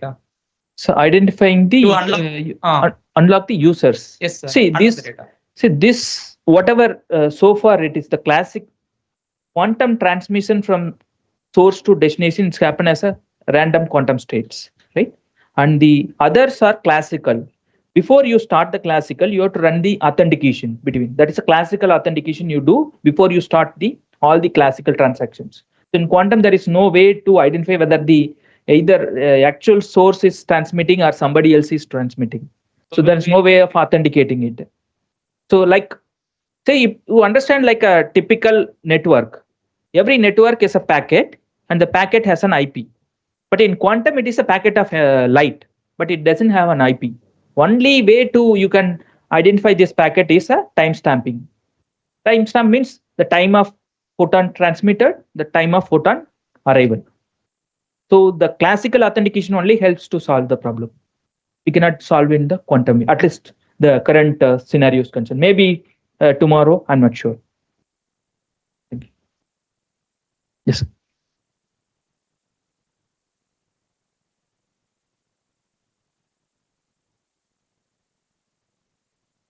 Yeah, so solving, there are simulators, quantum simulators, which are the quantum inspired algorithms. Okay.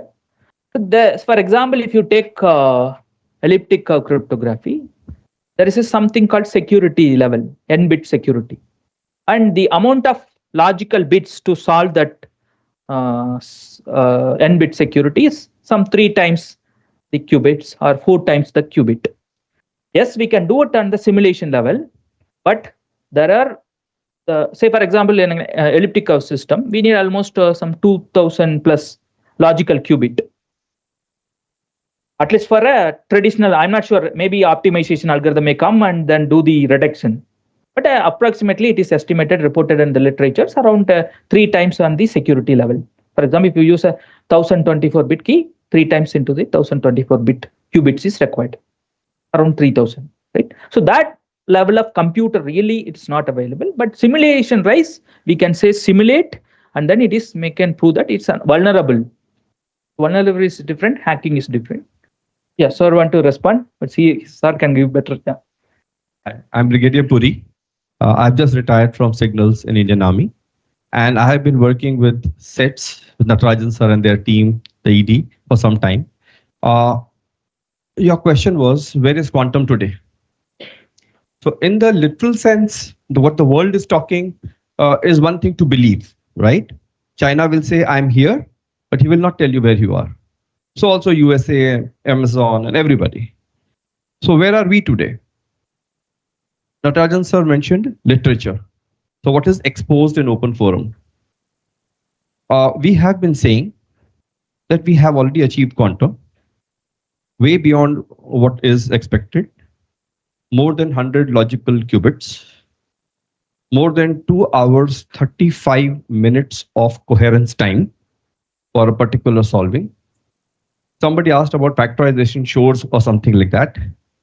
So when the world was working at 3 into 5 is equal to 15, we were at 7 into 5 is 35, or 5 into 7 is 35, right? Working backwards with primes. We have already done 5-digit numbers, not 5 bits, 5-digit numbers.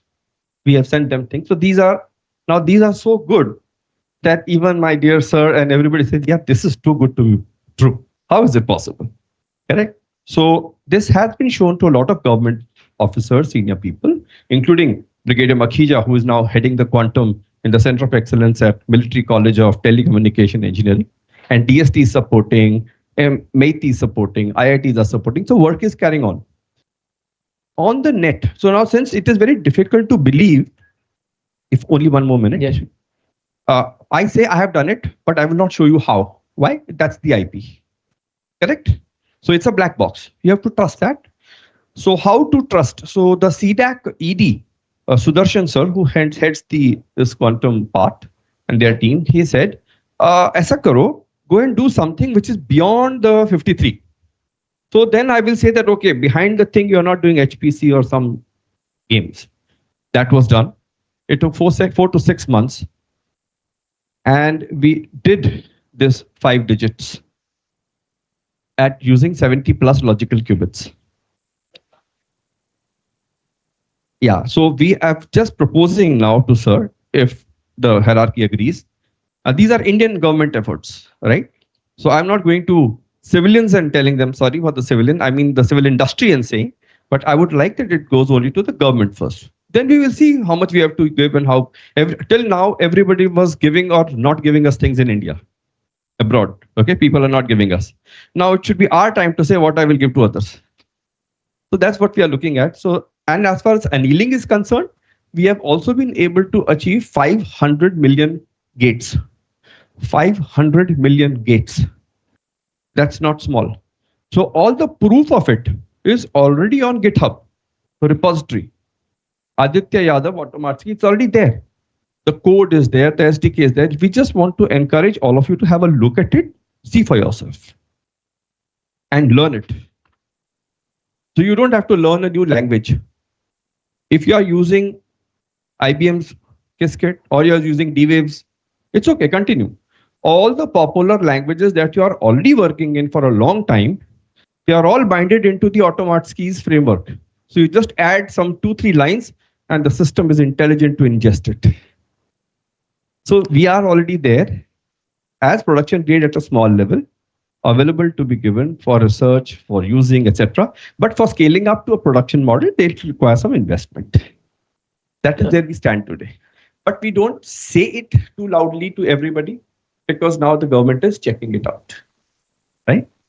Thank you. Thank you, sir. Yeah. So may I request Chairman. Yeah. So just summary. Yeah. Get close. We are ready at 15.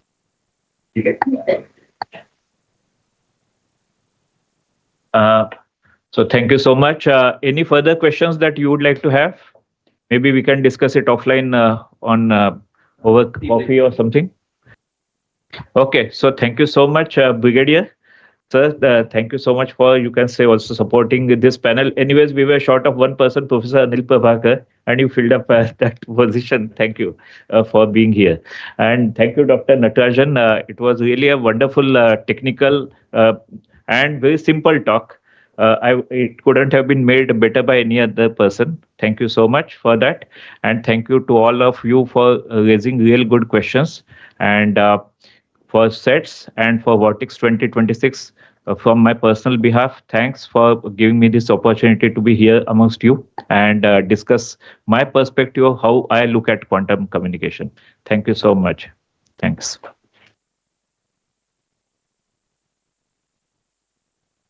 So thank you to our panelists for a rich and thought-provoking session. Thank you, sir. I kindly request Dr. Sarat Chandra Babu, former Executive Director SETS, to join us on the stage and kindly felicitate the panelists. Thank you.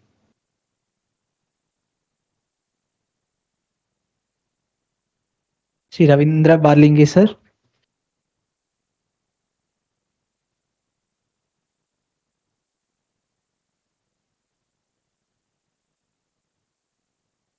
Dr. V. Natarajan, sir.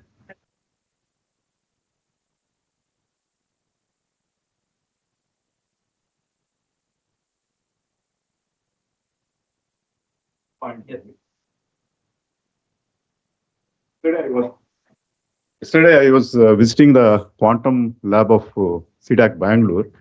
100 qubit Rigetti system is getting installed. It's only a matter of few days. And they're already having a QSIM, Quniverse is there through which you get all quantum simulators. Go to the website of CDAC and see for the Quniverse. Universe, you remember, just first you remove Q, Universe. And also they have a quantum studio. And they're all working together, SETS, CDAC, and other IITs, IISc, and all that through the hubs. And also we know that Amravati Quantum Valley is also coming. There's also a larger quantum computer. So physical quantum computers are coming. We don't know if these people are not coming with security solutions. Our own people may start breaking the codes. Okay, before that, let us. So everyone is working, and I think it's a good scientific temperament built up using the National Quantum Mission under the office of PSA. It's a great thing. Thanks for giving this opportunity, and have a wonderful day.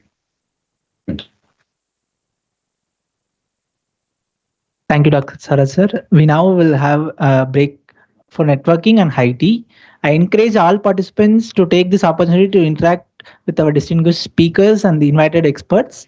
The session will resume at 11:40. May I kindly request all the participants to reassemble at the venue before the commencement of the next session. He will be served outside where you take the group photo nearby there. Thank you.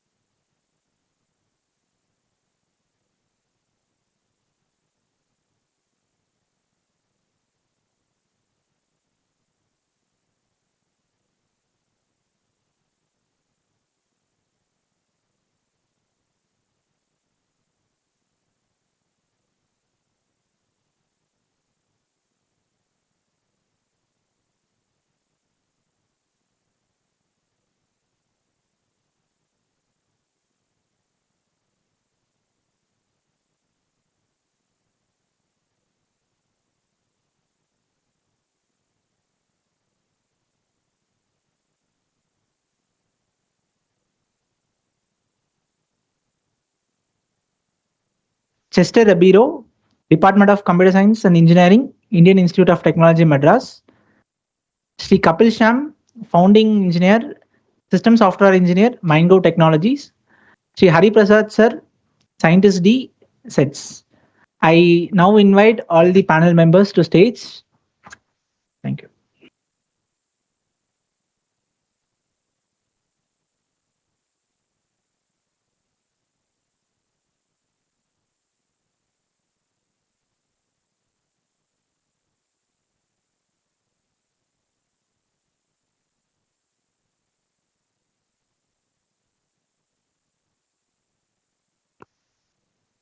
May I invite Professor Chester Rabiro, Department of Computer Science and Engineering, Indian Institute of Technology, Madras, to kindly present.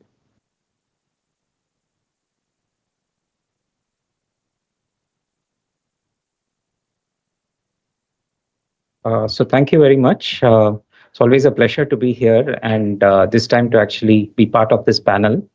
The panel is called like Spec to Silicon, building and standardizing secure computing systems.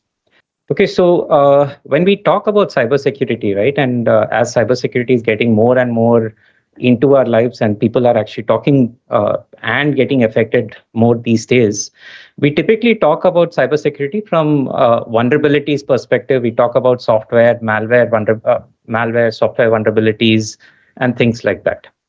Right, but if you actually look at it, right, so computer systems or digital or any systems that work over on digital platforms, all the software essentially rests on or is built over the hardware.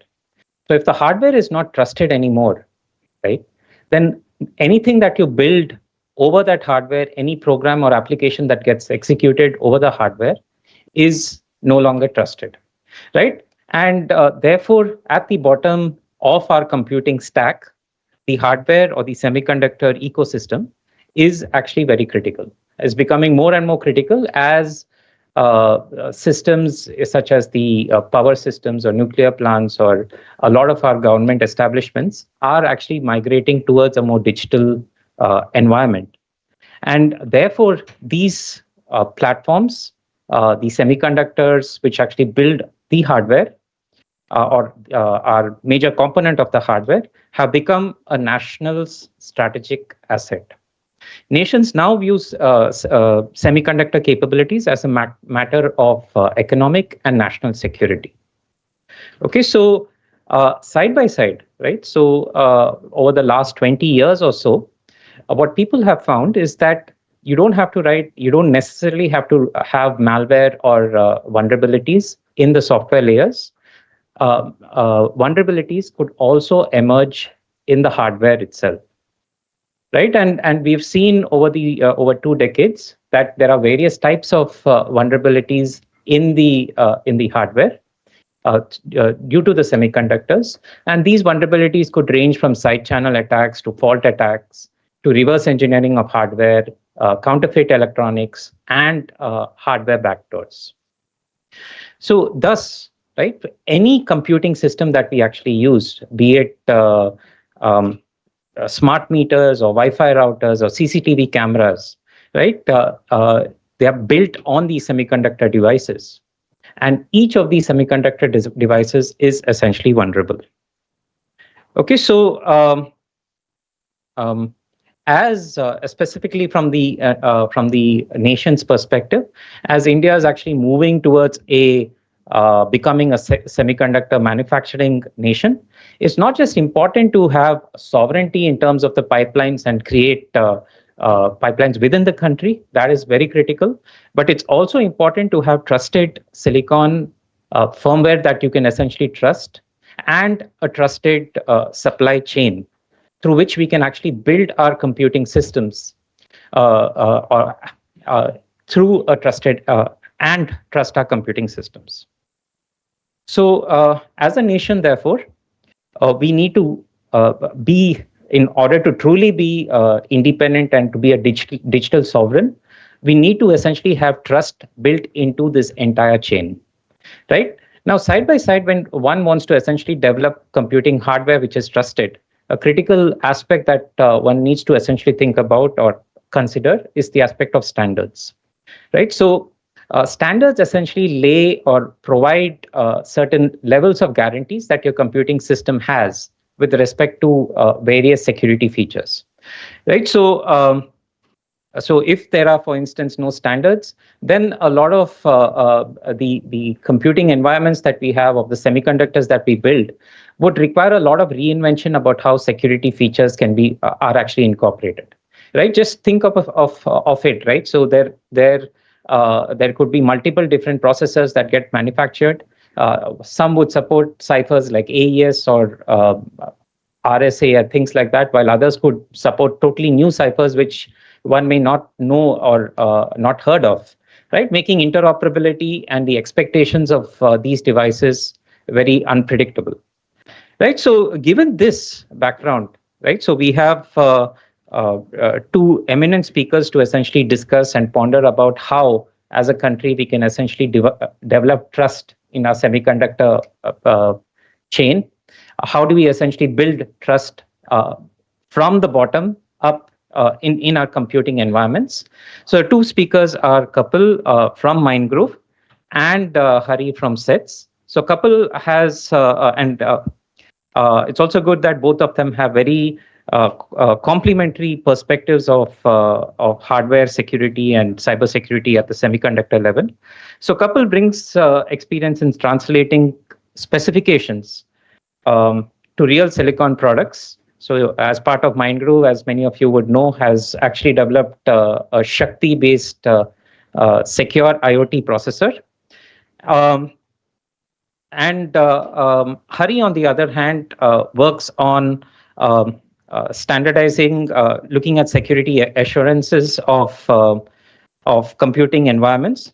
So together, I think both of them would help us understand how we can move from specifications on a paper to secure, standardized, trusted silicon that can be deployed in real-world applications.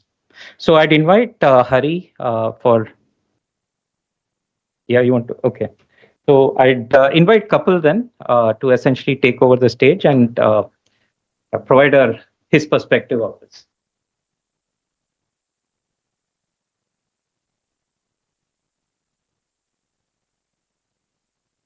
Yeah. Thank you. So thank you for this opportunity. So a bit about Mindgrove Technologies.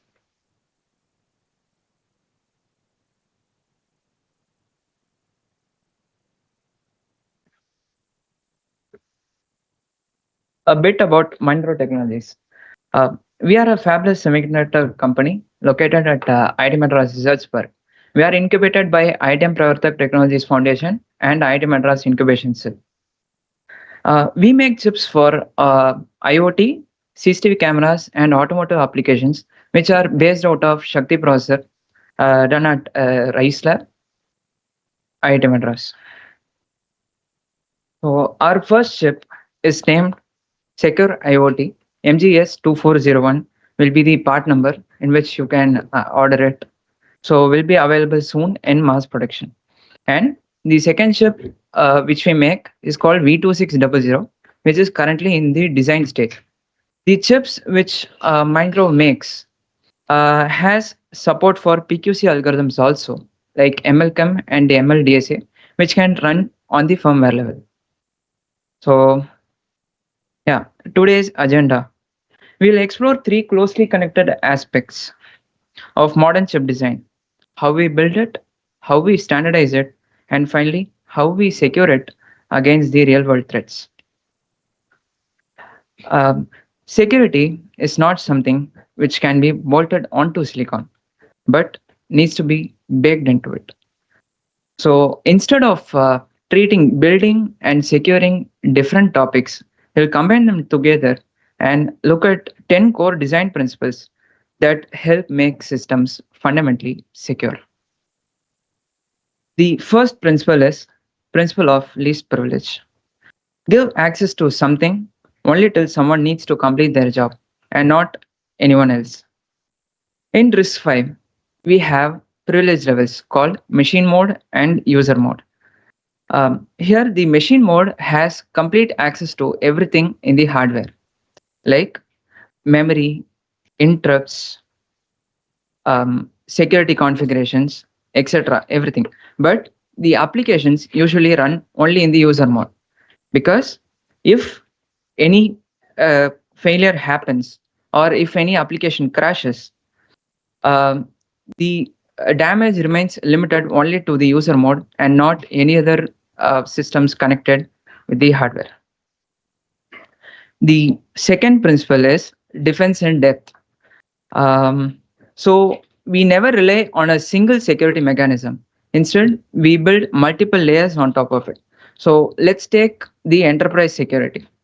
There we have identity access management, multi-factor authentication, unified endpoint management, network intrusion prevention systems, firewalls, etc.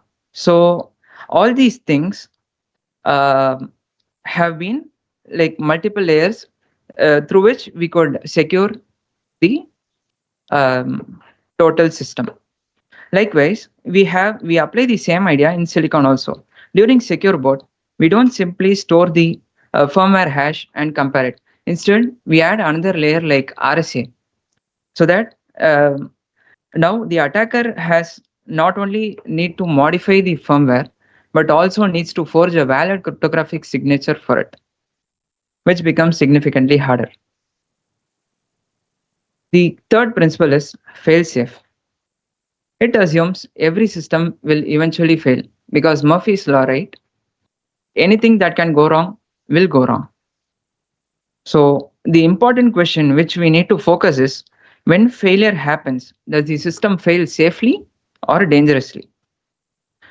So in secure boot, when it fails, the chip should not booting. The chip should stop booting instead of continuing in an insecure manner. Secure system is not that one never fails, but it is one that fails in a controlled and in a secure manner. The next principle is keep it simple, stupid. Longer version for it is economy of mechanism. When we are trying to go to A to B, we don't like lot of twists and turns. So because more twists and turns increases more complexity. As stated by the renowned security expert Bruce Schneier, the worst enemy of security is complexity. The more complex a system is, the harder it is to ensure that it is doing what we want it to do. So we can make the system as simple as possible. Now, imagine a door with two locks, each with a different key. One user with one key and the other user with the other key. We are not going to open this door until we have both the keys. So in other words, we can say that we have spread the ability to unlock this door across two people. By separating the responsibilities, we reduce the chances of a single compromised component breaking the entire chain of trust. Next is open design. It is, let me quote actually Kekhoff's principle. A cryptographic system should be secure even if everything about the system except the key is public knowledge. A lot of people think that lot of people feel they are secure because no one knows about the system. But actually, it itself is a vulnerability. A system could have lot of vulnerabilities inside it because since no one has been able to see into it, they can't tell whether the algorithm is good or not. So a better idea is to be open, and that's how better crypto systems in the world work. Now, consider a townhouse. Here, if one apartment catches fire, we need to make sure that it is not going to burn the other houses also. So for that, we would build a firewall here next to this house. So that's where we get the term firewall from, actually, on the network side. Same idea applies to the network silicon security. Sensitive components are isolated from less secure components. So in case if one part gets compromised, the attacker needs to do a fresh start because the components are isolated. So, and end of all of this security chain is a human, and humans are often the weakest link in that chain. So we have to make a system that is usable. Here's a good example of how security department has made things difficult, and as a result, many things were less secure in the way they designed the system. So for passwords, we put in requirements like there needs to be uppercase characters, lowercase characters, numerics, special characters. It needs to be of certain length. It needs to be unique. It needs to be fresh, etc. The end user sees it and say, this is just too many. And for every website, he needs to follow all these principles. And he will be generating too many passwords. And what's the idea he came up with? It's this, sticky notes. He just write the password into it and save it somewhere, or they will use some password manager or something, which we don't know, like will it be secure or not. So there is, you can't make a system too hard to use. So when you make a system too hard to use, you have created an insecure system. Consider you are aiming at a target. Which one of the target will you choose? The first one, right? Because it has more attack surface. But what we need to present to the world is the second one. We need to minimize the attack surface. We have to make it really hard for somebody to thread the needle and get to where your sensitive stuff is. So for instance, on the silicon, we could do co-package the flash and PSRAM memories with the silicon. And like we could limit the remote access, like OT updates may or may not be done depending on the use case. And finally, JTAG lock for sure, so that not anyone can access the internals of the chip while in production. And for the final principle, secure by default. So we have to make the system secure by default. Here, let's have two houses where one is insecure by default, like every doors and windows are open, and the other house, everything is closed, and we have limited the attack surface. So you can see that a lot of these principles collide with each other, but we need to make sure that we can use all of these principles and make a secure system. Now, coming to the standards and certification part. So for in silicon, we follow ISO 19790 as the standard, and it is effectively aligned with FIPS 140-3 certification developed by the US and Canada, used in the US and Canada. This process starts with validation of algorithms through CAVP, Cryptographic Algorithm Validation Program. Here the algorithms like AES, SHA, RSA, ECC are validated against the NIST test vectors to ensure correctness and standard compliance. Since all the cryptographic security depends on randomness, we also do entropy source validation to tell that the randomness is statistically strong and unpredictable. And next is where the complete cryptographic module, the hardware, firmware, software interfaces, key management, secure boot, access control, self-tests, everything is evaluated together. It is the CMAP. These testings are performed by accredited laboratories like SITS, etc. And reports are reviewed by the certification authorities like NIST and STQC in India. The actual testing may take only 2 to 4 months, but the entire certification cycle can extend to more than 6 months because of documentation reviews, evidence collection, repeated clarifications, queue delays, and coordination between the labs and certification agencies.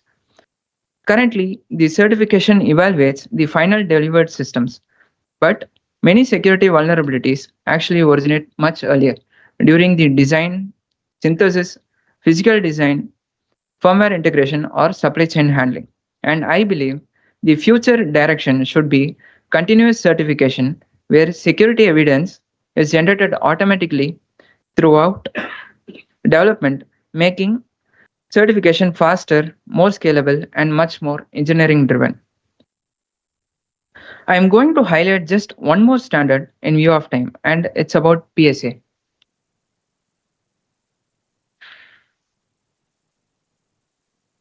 Yeah, so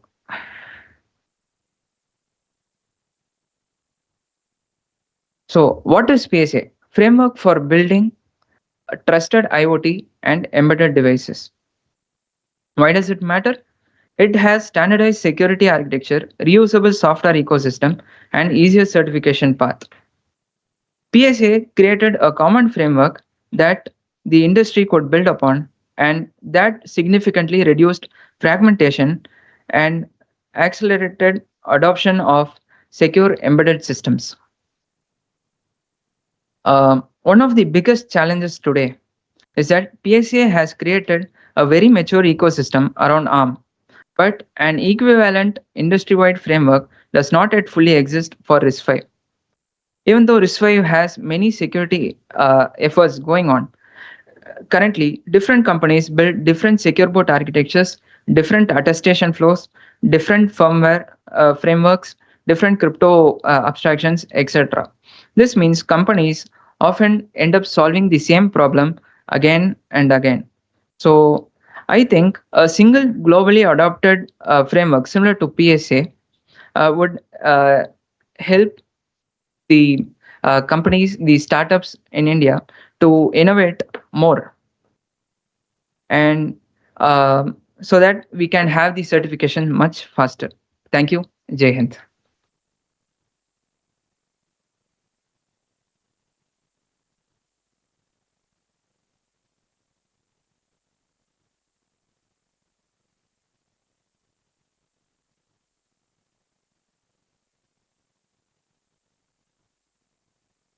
Good morning.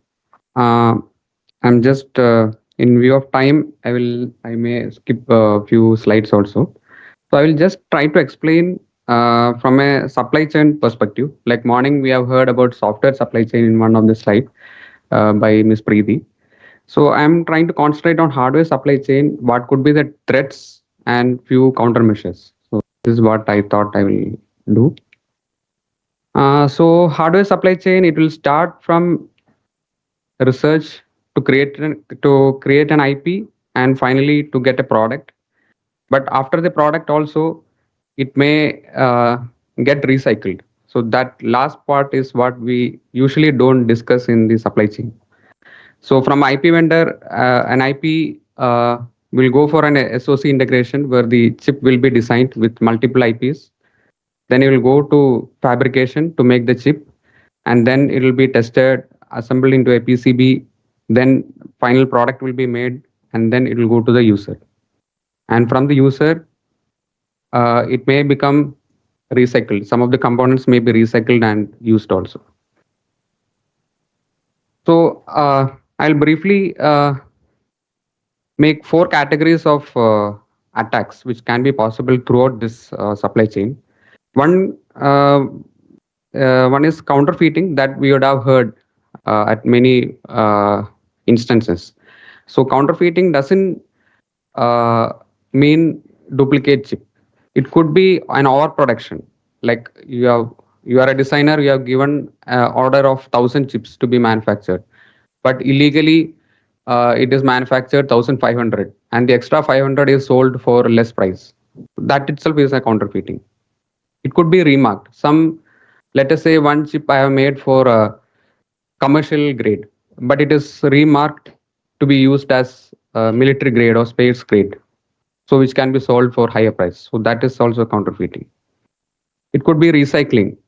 Like as I told, at the end of the supply chain, it could be removed from a product and it could be reused, so which will affect the performance. Then, okay, defective chip. Defective chip means some chips which may not qualify all the quality assurances. That may come into market as a good product, a good chip. So that is also counterfeiting. Next will be information leakage. So information leakage means right from the IP vendor side, like there could be many attacks uh, to leak the IP components. So if at the initial stage itself, there will be some cyber attacks or any attack which is possible at the IP vendor side to get the information, the secret of the IP. There could be reverse engineering of design files, which could actually get the information from the IP. Then side channel attack, like Chester sir was telling about side channel attack also. Like with some non-invasive experiments by measuring the power or execution time or electromagnetic radiation emitting from the crypto chip, we could actually get some information. There could be some speculative execution attacks also. So famous Spectre and Meltdown will come under this category. Then there could be some sabotage kind of attacks, which will be happening at the user level or at the SOC integration level also. Next could be a tampering, like having a Trojan inside the product, which could actually leak some sensitive information from the device. That Trojan insertion could happen from the IP vendor side to fabrication side. So if we actually classify the attacker's capability to reach a Trojan level, to integrate a Trojan inside the device means the attacker will have to be equipped with more budget, will have to have more capability. Mostly it may be like some people used to say it may be some state-sponsored attacks and all may be required to do that. Like we have seen it in the case of the pager attack and all. So that we can tell it as a comes under this category. Then next could be fault injection attack also. That if we know where to attack by having or by giving deviations in the voltage or the clock pulse of the device, we could actually hinder the normal working flow or like secure boot. That and all can be bypassed so that attacker could actually get the information or perform a denial of service. Even that also can be possible. So I will just briefly tell about some detection and mitigation measures. Counterfeiting means basically we have to make the supply chain to be secure. Or we can use some hardware countermeasures like usage of physically unclonable function puff. Then by visually inspecting also we can actually detect some counterfeiting of the ICs. It may be like if it is like remarked or slightly different logos and all are used means we can actually see it by physically inspecting itself. Information leakage. I will briefly have kept 2 slides for split manufacturing and hardware obfuscation also. I will explain it in the next 2 slides. And for tampering also, like for prevention of or to avoid insertion of Trojan and all, we will have to do formal verification techniques so that the actual design is verified and all the test cases, all the varieties of input and other cases are verified and the functionality of the device should be verified. And fault tolerant designs, like we should not give an opportunity to an attacker to give over voltage or under voltage. So we should have those kind of logic working inside the device so as to detect if there is any serious deviation in the voltage or clock, those kind of things. So just I will explain 2 things. One is about split manufacturing. Split manufacturing is like in the supply chain, if you are not trusting a single fabrication unit. So if you see, this is the typical cross section of a silicon chip from lower layer to higher layer. So the actual capability of the attacker of the designer will be based on the transistor and lower layer metal layers. So that 2 layers below will require higher design or manufacturing capability compared to the higher layers. So it's like how we can split the fabrication of a chip. So it's like giving contract, two different contracts for giving building, for constructing the building, and another contractor to build the roads. Like you have to imagine a chip like a city.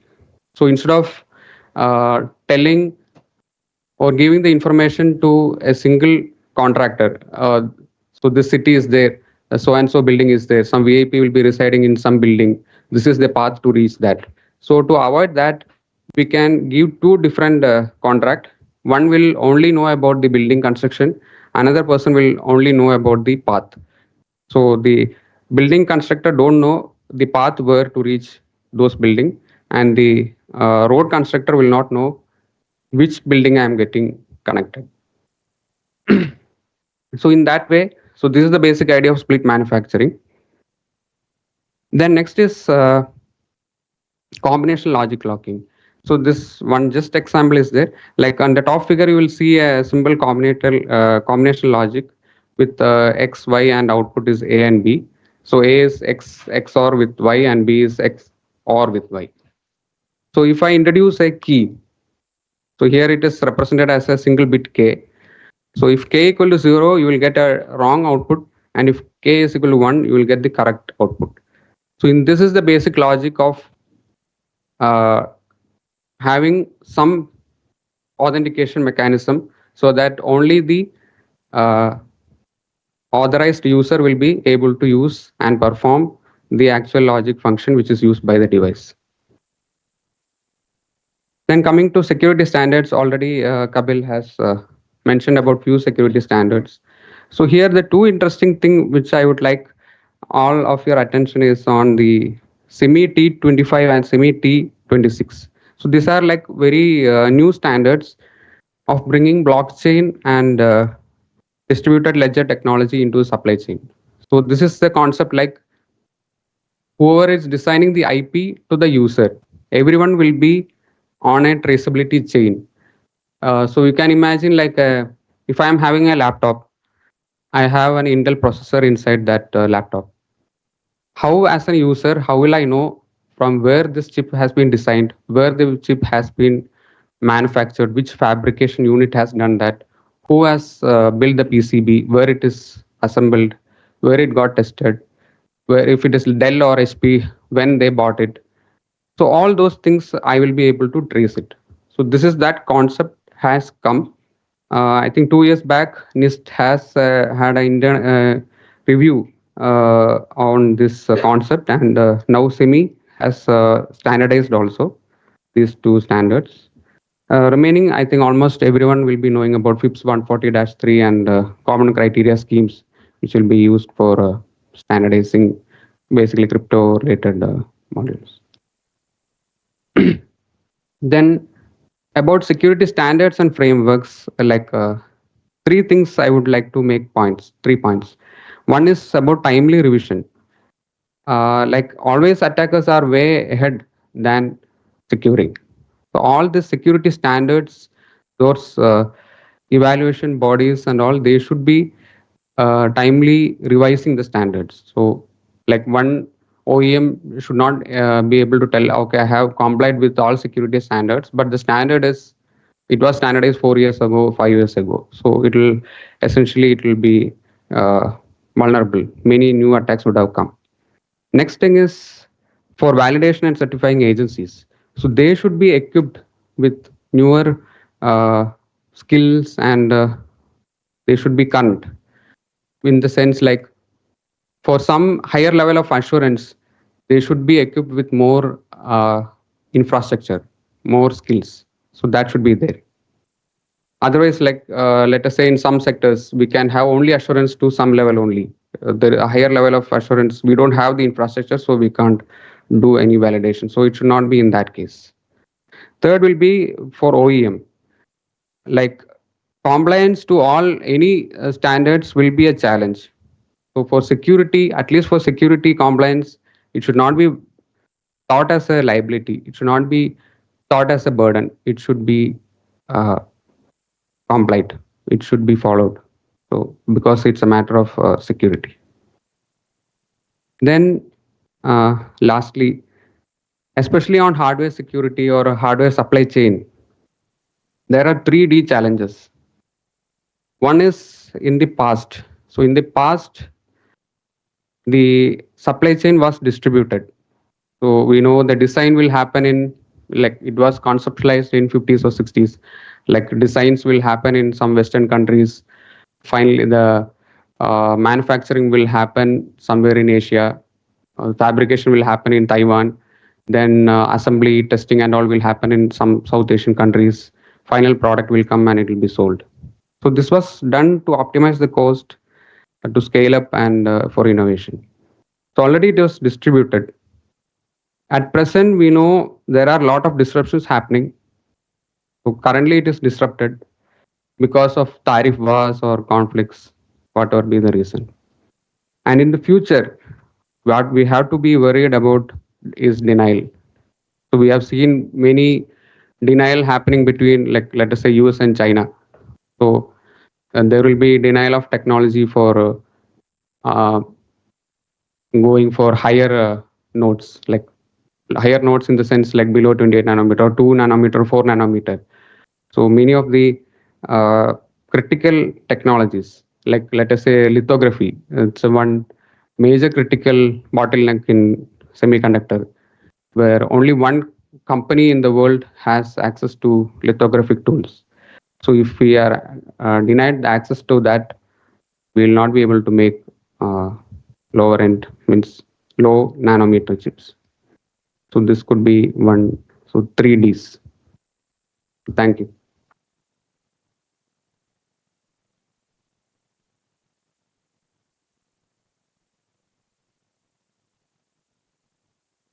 I have a question.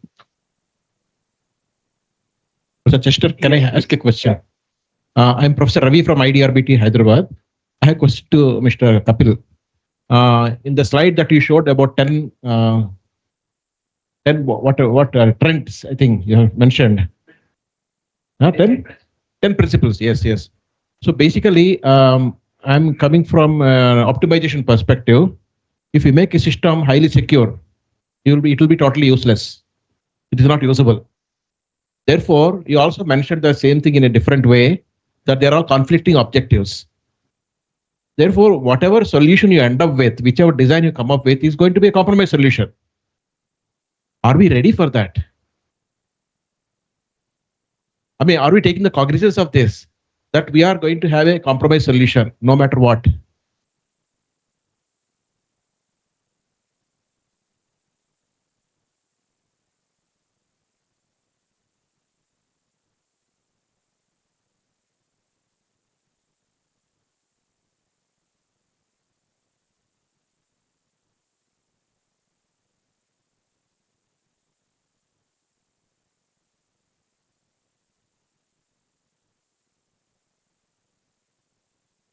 Like even though they have made this, they have a lot of vulnerabilities, and on a daily basis, you can look up at their website the lists of all the vulnerabilities present on those chips.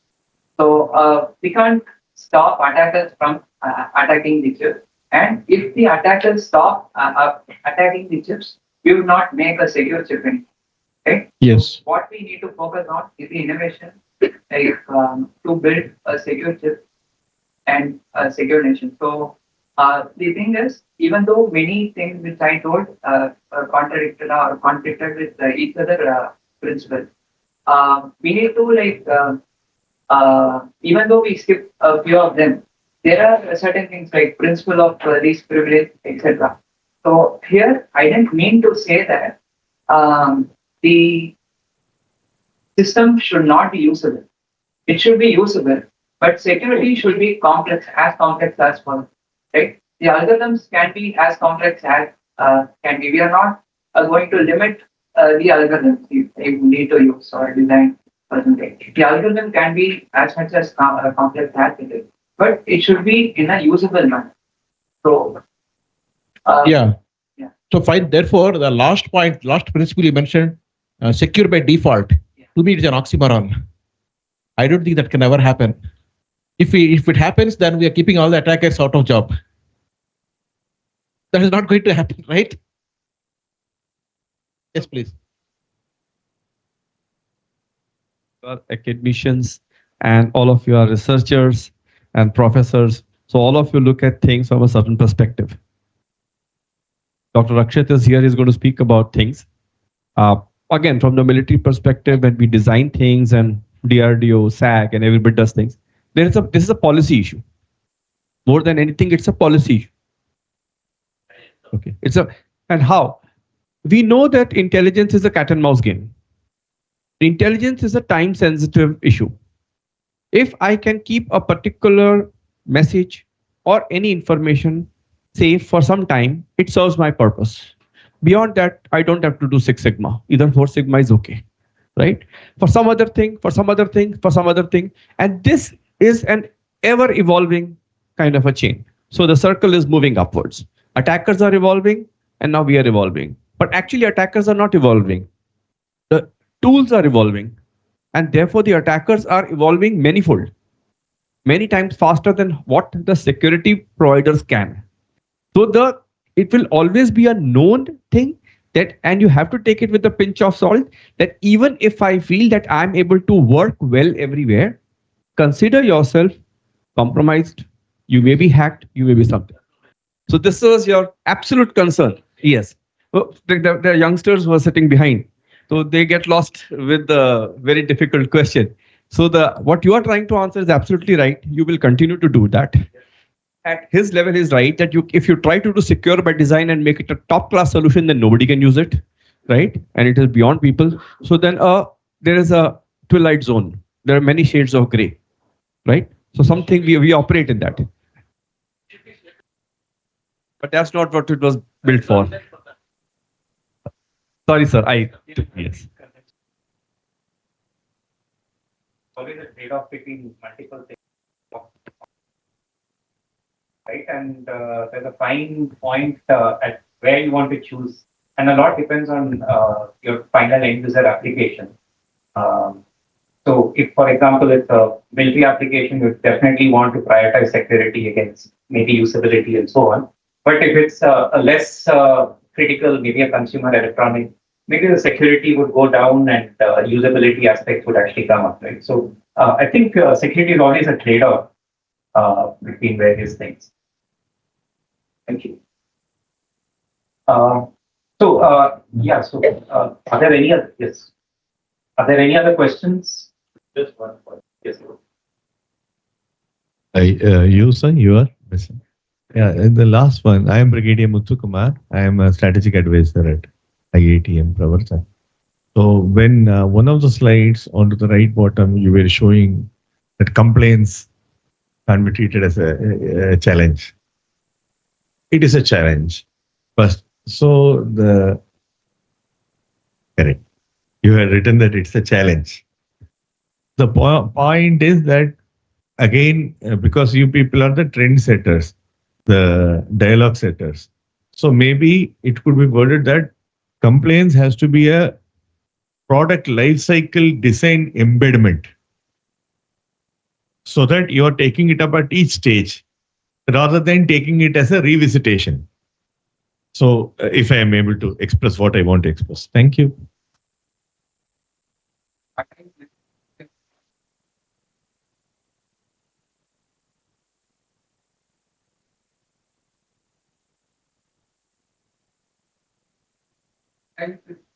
Here's a challenge which should be done from an OEM perspective. It should not be thought as a burden. Like sometimes, like even I have observed, they will tell, okay, why I need my product need to be certified to higher level. It can be to this level only. It will increase my cost or increase my time to market. So that level, because they're thinking that's a burden, unnecessary burden. It should not be like that. It should be thought as a challenge which needs to be answered.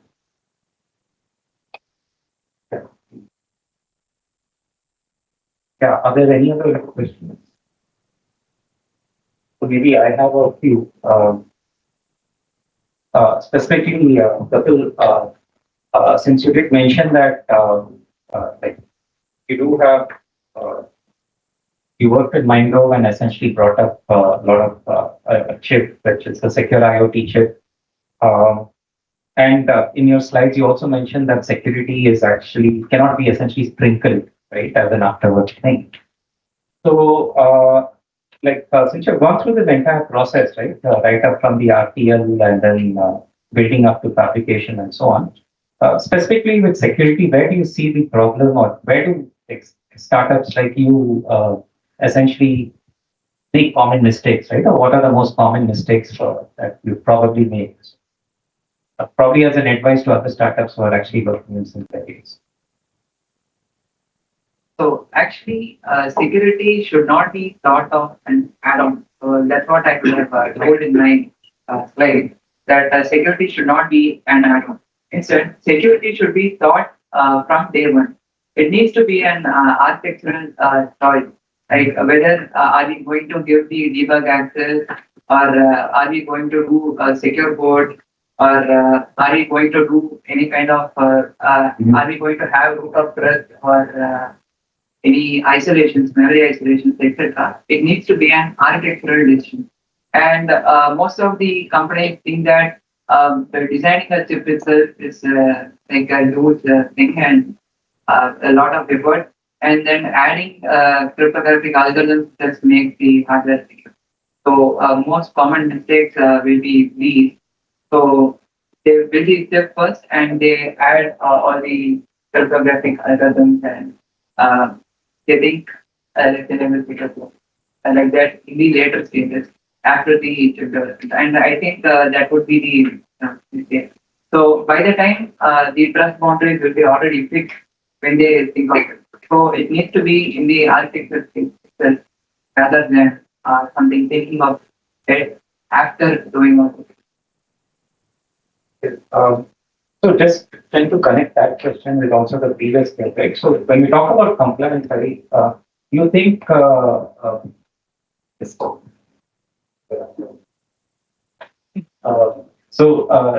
you think so compliance should also be thought of early, or should it, at what stage during design should one like a company like MindGov start thinking about compliance and standardization?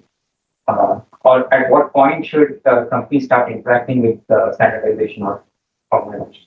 I think it should be part of the requirement specification itself. So security, since like from a hardware perspective, since like firmware or the higher level, we can't do a patch later. Yeah. So it should be part of the actual first design, first piece of the design requirement itself should have a basic security, like whether I should use secure boot or not, it should be there on day one. So do you think the company should actually start talking with standardization bodies right up from day one? Yes, I think as part of like, let us say if I'm going to make a product with some certain features, so at that point itself, I should be like, if I'm an OEM, I should be aware of the standards, what and all are there currently.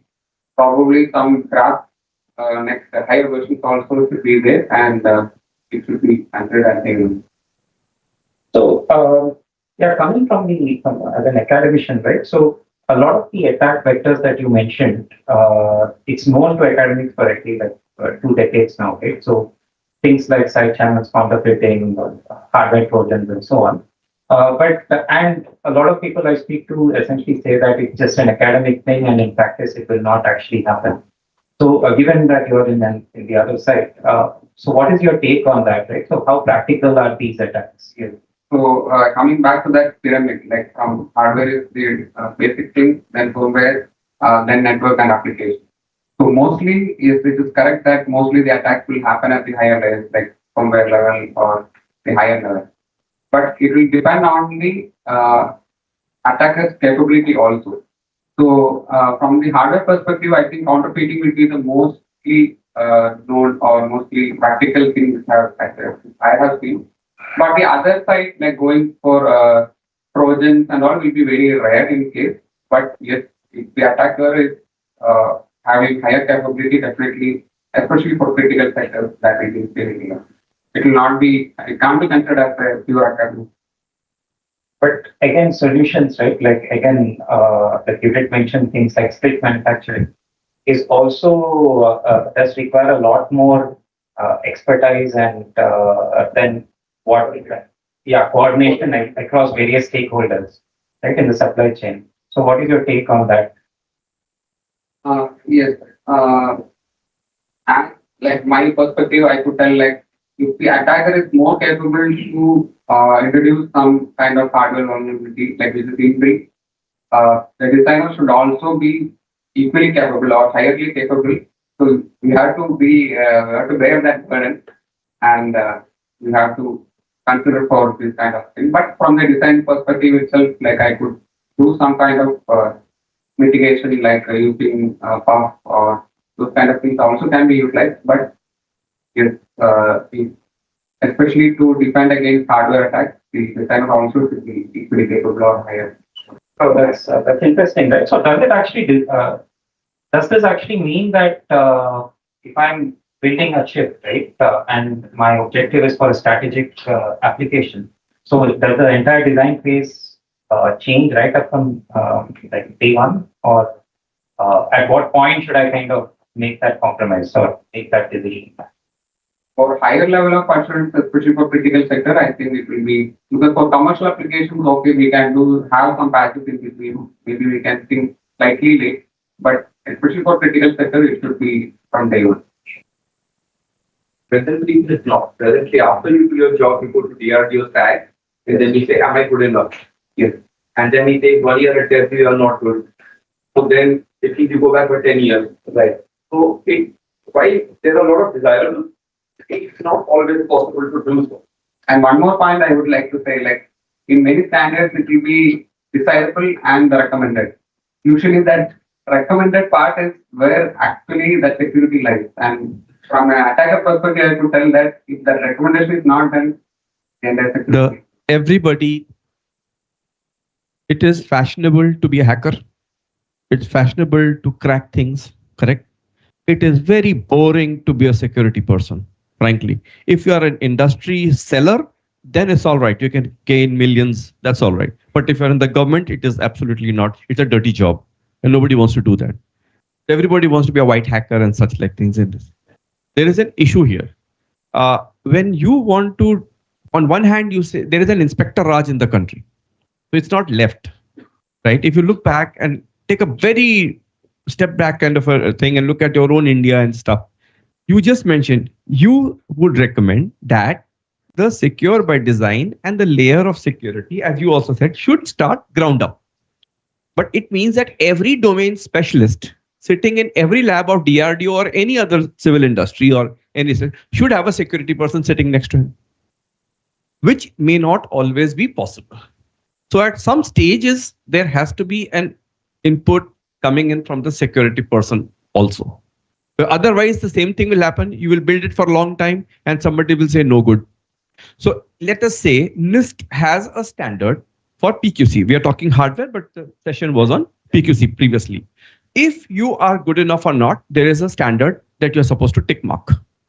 Now, India comes out and says in DSCI, Data Security Council of India, that we have created this thing and we will push you through the rigorous process and will qualify you. Now, one of the companies called Com42 has received his first tick mark, right? First company to receive a tick. So what are the rest of the people doing?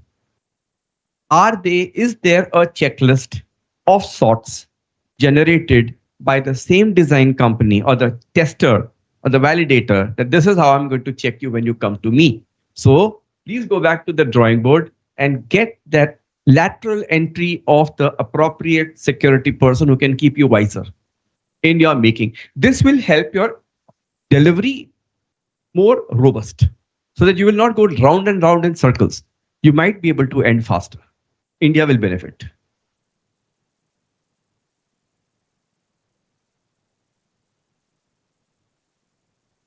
This is a framework which we do the TARA, like threat analysis and risk analysis. And at the stage of design itself, we have to start this TARA process and we have to list out all the assets and confirm we are mitigating all the risks throughout the phases of all the cycles. And at the end, we have to ensure we are following the ISO framework 21434. That should obviously we have to follow. Then whatever we are asking here at the stage of design, right? We already have a framework, but it comes under ASPICE. Automotive industry is mandating it, and must and should we have to follow. Then only that product will be introduced into the automotive industry. So I could see there is already a framework which already few companies are following it. Thank you. I mean, just thinking a bit, please go. Thank you. Just 1 minute. Pleasant to see a chair provoking discussions. That is, normally they would have summed up and said thank you. That is pleasant. So you're a professor, so you're concurring. So, otherwise, it creates a discussion. The second part, sir, allow me to say so. When you were bringing out, you were also saying that periodic revisions for the. So, हमारे सोच है कि rather than saying periodic revisions, you should also include the word called periodic updates. Every time, statute need not be reissued. So, ikka dukka point hoga, 23.1, 24.2 karke, which can be issued as an update. That is number one. And we have a philosophy of ubiquitously numbering updates.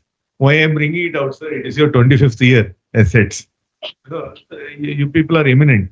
Like if you look at MindGrow, to my understanding, has been also incubated by IIT Madras Pravartak. And you people have given a challenge to world majors, worldwide major companies, and your costs are considerably lower. So the point in my mind is the checklist which sir was trying to bring out from your service.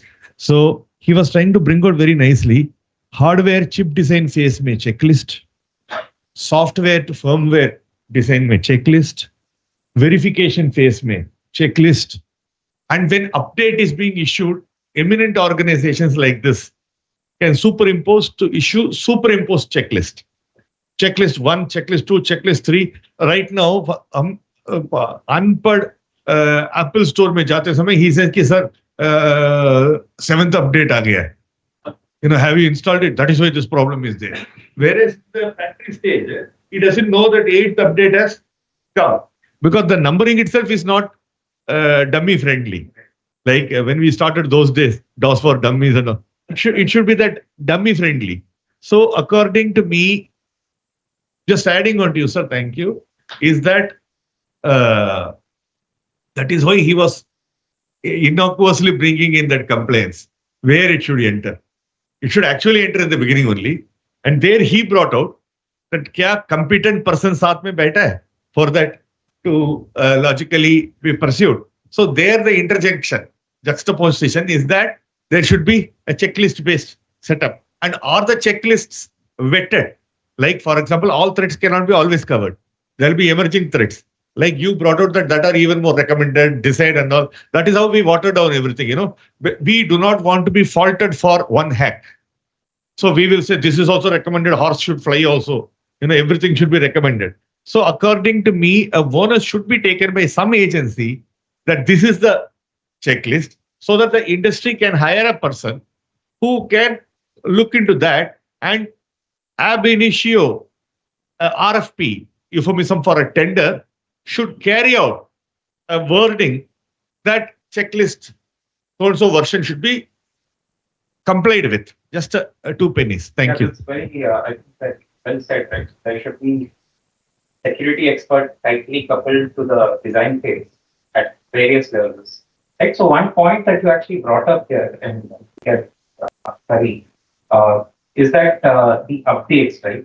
Whenever there's an update, take for example the firmware update. Or let's say MindGrow, there's a device which actually comes up based on the new MindGrow chip, and it gets certified. The firmware gets certified, and it gets some level rating. But then it gets deployed, and then there's an update. Right now, what happens to the certification process? Right. So, is it certified, or is the certification no longer valid, or can you comment on that? I also have the same doubt, like what will happen to that thing and how, like if let us say, like I will make the question more precise. Like let us say there's a bit firmware is there, I'm modifying only on a particular firmware component. Maybe some vulnerability has come and I'm patching only a part of the firmware. From a user perspective, how will I know that only that part of the firmware got updated and that will not affect any other, not trigger any other vulnerability which is happening in any other component? I think that would be part of the certifying agency to consider that. And how it will happen. Why don't we give me my own stuff? I was waiting for you to say something.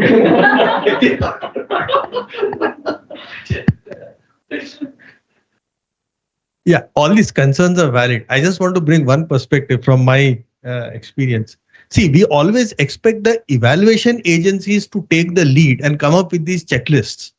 Now, the problem is this: an evaluation agency must remain unhandcuffed, unfettered. If they find a fault, they have to be able to say, fix it. Now, if the evaluation agency gives a checklist, somebody goes and complies with it, and still they find a fault, now you are kind of scoring a goal against yourself.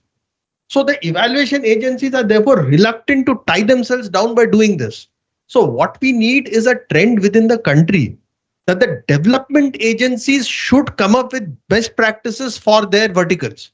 So if you say I'm building a cell phone, I'm building a laptop, I'm building whatever, the concerned development agency should pull together and come up with a checklist to say that, okay, these are the things to watch out for. So another tension that comes, that any of these security things are heavy duty, high inertia processes. You cannot suddenly perturb it or invoke it at the last minute. From the small startups and small industries point of view, when they're saying I'm going to deliver functions F1, F2, F3 to a user, that itself is a technical and business risk. They cannot, therefore, while exploring multiple options, put in the heavy duty of a security evaluation at the exploration stage. So what you want is, in a way, I agree with their approach that you have a framework. So long as your exploration is within a certain framework, which is going to give you secure boot, trusted paths, configuration management, so on and so forth, whichever one of your skunk work succeeds, you can then, with security in the tow, go ahead with it.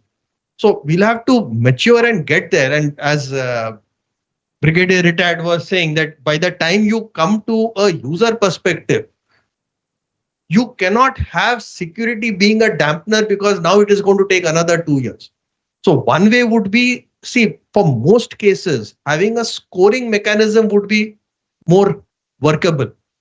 Now, whether you actually get a particular grade or clearance for use in a strategic environment, few of those things, leave it to the big organizations to deal with. But as a community, as an industry within India, it should be that, okay, I mean, it's just like our exams. Fine, I got so and so percentage marks in my test. So it might be a bit more, it might be a bit less. That would make it more workable is my post facto judgment, well after retirement.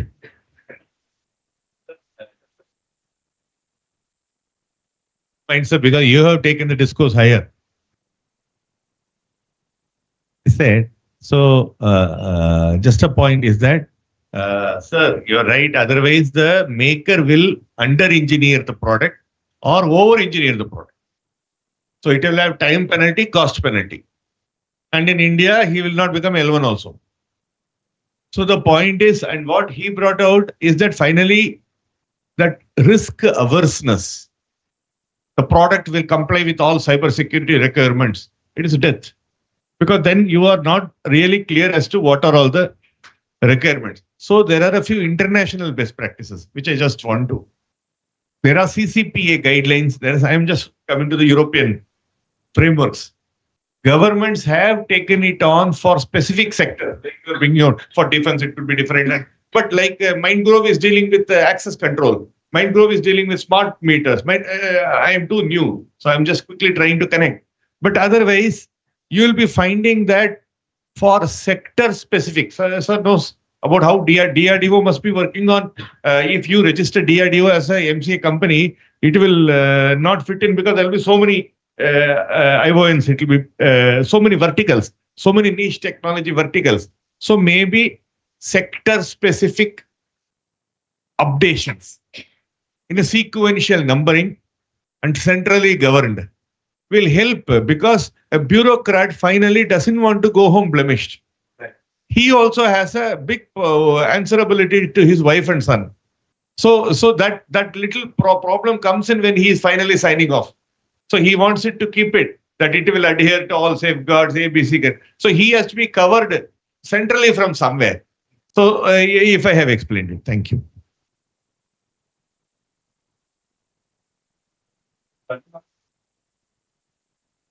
So I think thanks.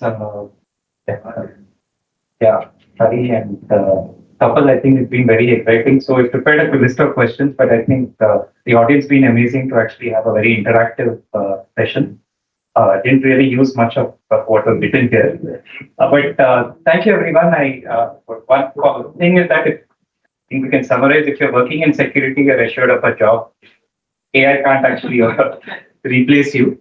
And yeah, so we'll stop here and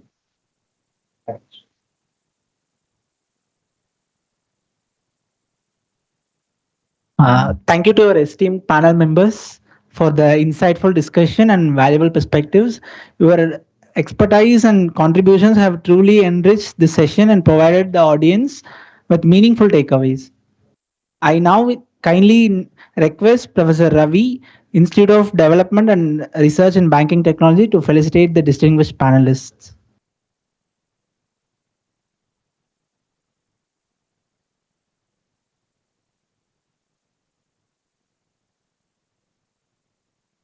Professor Chester Abero.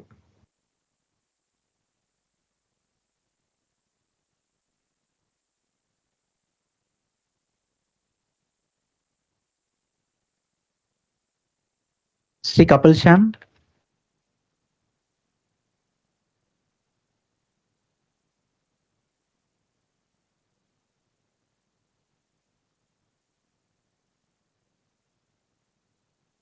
Sri Haribasad sir.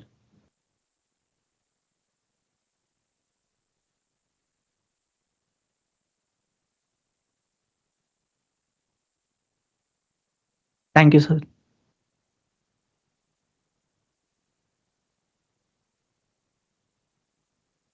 We are honored to have Dr. Subrata Rakshit, former Director General, Defense Research and Developmental Organization, and Chairperson, SETS Advisory Board. It's now my pleasure to invite him as a keynote speaker to deliver the keynote address. I welcome you, sir. Stage is yours.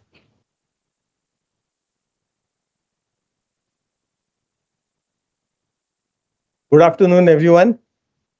So it's really my pleasure to be here. And as this thing says, I'm here as a retired distinguished scientist. Being a director general or director had nothing to do with this talk. If anything, it is in spite of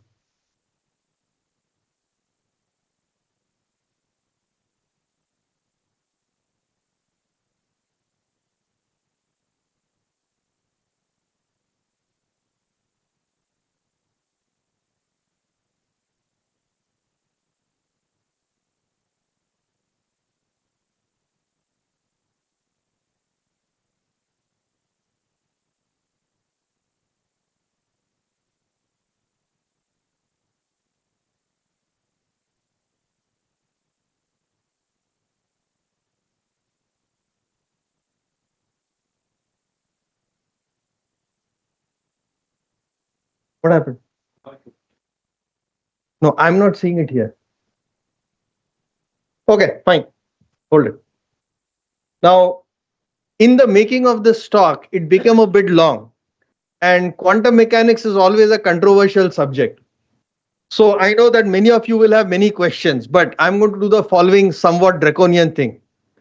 During the presentation itself, I'm going to go through without entertaining questions simply because of the breadth of content and the number of slides present. But it's not that big also, it's 40 slides. And I believe I have an hour. You save 1 hour, so now it's 1 hour whenever you start the clock. Anyway, it's 40 slides, so you take it. So here is what I'm promising. After the talk, I'm open for questions right through lunch, right through afternoon, right through evening tea, dinner, whatever. I'm here till tomorrow tea time. Okay, so I'm happy to answer questions. That's not the issue, but I want to go through all the slides, or we'll only be asking 20 questions on the first 5 slides.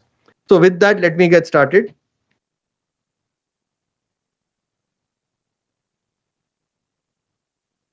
Next slide. Okay, so what is the right question to ask in 2026? How do quantum computers work? No, I don't think that's the relevant question anymore. We've been answering that question for the last 30 years. So I think enough has been said about that and all the weirdness and the block sphere and everything else. I'm going to skip that part. I think the question to ask is, what is holding back quantum computers in 2026? We were promised in 1992 or 95 and another 5 years it is coming. And in 5 years installment, almost like a DRDO project, the PDC extensions have been going, and for what reason? We get all the flack. Quantum computer people are still walking around saying another 5 years and we'll deliver it. So there are reasons why this has happened, and it's a very different kind of thing than other things which get delayed. See, things don't actually get delayed, but they might take the time to fruition. Okay. So operating systems have been evolving. Laptops and computers, they have been evolving. Your cell phone communication devices, they have been evolving. See, nobody then says, why is it taking 30 years?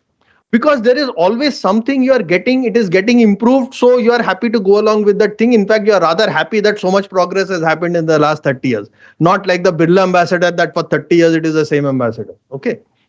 In quantum computing, the problem was different. There was already an existing computer, I will call it the conventional computer, which existed. So they had to jump that threshold, and that threshold was moving. And it turns out there were any number of intellectual crimes hidden under the surface for this quantum computers, for which reason things have cut a sorry figure. So that's the part I want to talk about.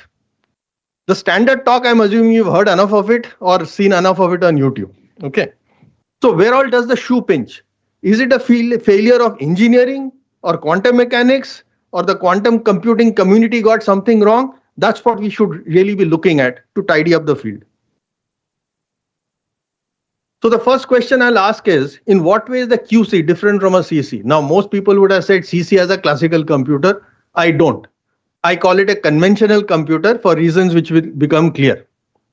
How are these two different? Is it that the so-called conventional computer doesn't use quantum mechanics? Hell no. Band gaps, tunneling through potential barriers, all of these are quantum mechanical. So ever since we went off into semiconductors, silicon, transistors, CMOS, FETs, whatever it is, fundamentally they are quantum mechanical devices. So just tagging the Q word suddenly in 1992 is not going to get us anywhere. We have to understand what is it that we tried to do from 1992 onwards. Does it not use superposition? Well, in those days, we talked about exponential decay and tunneling through barriers. If you wanted it, I could have written it as a superposition of the minority carrier going through and not going through, and then doing all kinds of block sphere with it if I wanted to. Maybe if those Schottky people had done that, they would have made more money. Anyway, this definitive 0 and 1. Again, if you see the quantum mechanical equations of going through the barrier, of course, it is a probabilistic event for that individual carrier. We chose to actually not declare victory too soon. We said, okay, maybe 10 to the power of 15, 16 carriers will go through. After that, we'll make a classical measurement to say, is your gate voltage, the source and drain is still at 0 or gone to 1? That was our choice. It was a design choice for noise immunity. So there was nothing inherently lacking in the design of your conventional gates in silicon. Okay. So what it really comes down to, therefore, is this. Conventional computers and quantum computers differ in where the quantum classical barrier is getting transited in your computation architecture. So in the conventional computers, only that act of a gated minority carrier tunneling through, that was happening in the quantum world. Everything else by design, we shifted off into the classical world. Huge number of carriers are getting in. You're making a classical voltage measurement. Then you're putting it into registers in classical zeros and ones, and you're building your assembly instructions, code all the way to Python, wherever you want to go today. All of that is in the classical world. And it had certain advantages. We went from 32-bit memory architecture to 64-bit memory architecture in our sleep. One fine day, you woke up and found that whatever tender you put out, you only got a 64-bit machine back. In fact, the tenders never got updated. For a while, we were tendering for 32-bit computers, buying 64 because the vendor said, I'll give you at the same price. Can you imagine that in the quantum world? You went to sleep with 32-bit, you woke up with 64-bit. What a life. No, it doesn't happen. Why not? Because now in the QC, it's not just that particular logical gate. Your inputs, your algorithms, your outputs, everything has gone into the quantum world. Okay. So first of all, let us understand what we have set out to do. For QC, the Q needs to be scaled up beyond anything seen in nature or previously done by humans. Both of them should have given us cause for worry. This is not something that you can, with great bravado, say in 5 years they will come and all your codes will fall apart. Okay. If you are doing something never done before, it must have been a difficult thing to do. Worse still, when you look around, quantum at this scale, for this duration, with this many quanta put together interacting, is not seen. There are any number of natural phenomena which depend on quantum mechanical effects. Photosynthesis, protein cutting during metamorphosis in certain animals. But they are all instantaneous, local, and precise. So if we are doing this, we really need to understand the ins and outs of every quantum process to say we can predictably scale it up. If not, we'll have to keep taking grants, trial and error engineering, and eventually getting it right. So it is with understanding this part of it, I'm going to actually review some quantum mechanics and see which are the places where we left loose ends and gaps, which has come back to haunt us as we are trying to open the quantum umbrella to its full width. So what defines the quantum domain and the QC boundary? Everybody has heard of the uncertainty principle and the Planck's constant, delta P, delta lambda less than equal to h by 2. One thing that is never emphasized is that that is scale specific. It is not a scale independent relationship. So if you had that delta lambda into delta P was less than K times P into lambda, that would have been a scale independent equation. And don't tell me that that is not ever to be seen. In fact, that only is mostly to be seen. F is equal to G mm by R square, scale independent. It works for the moon and earth, it works for the black hole and the Andromeda galaxy. Take the Coulomb force.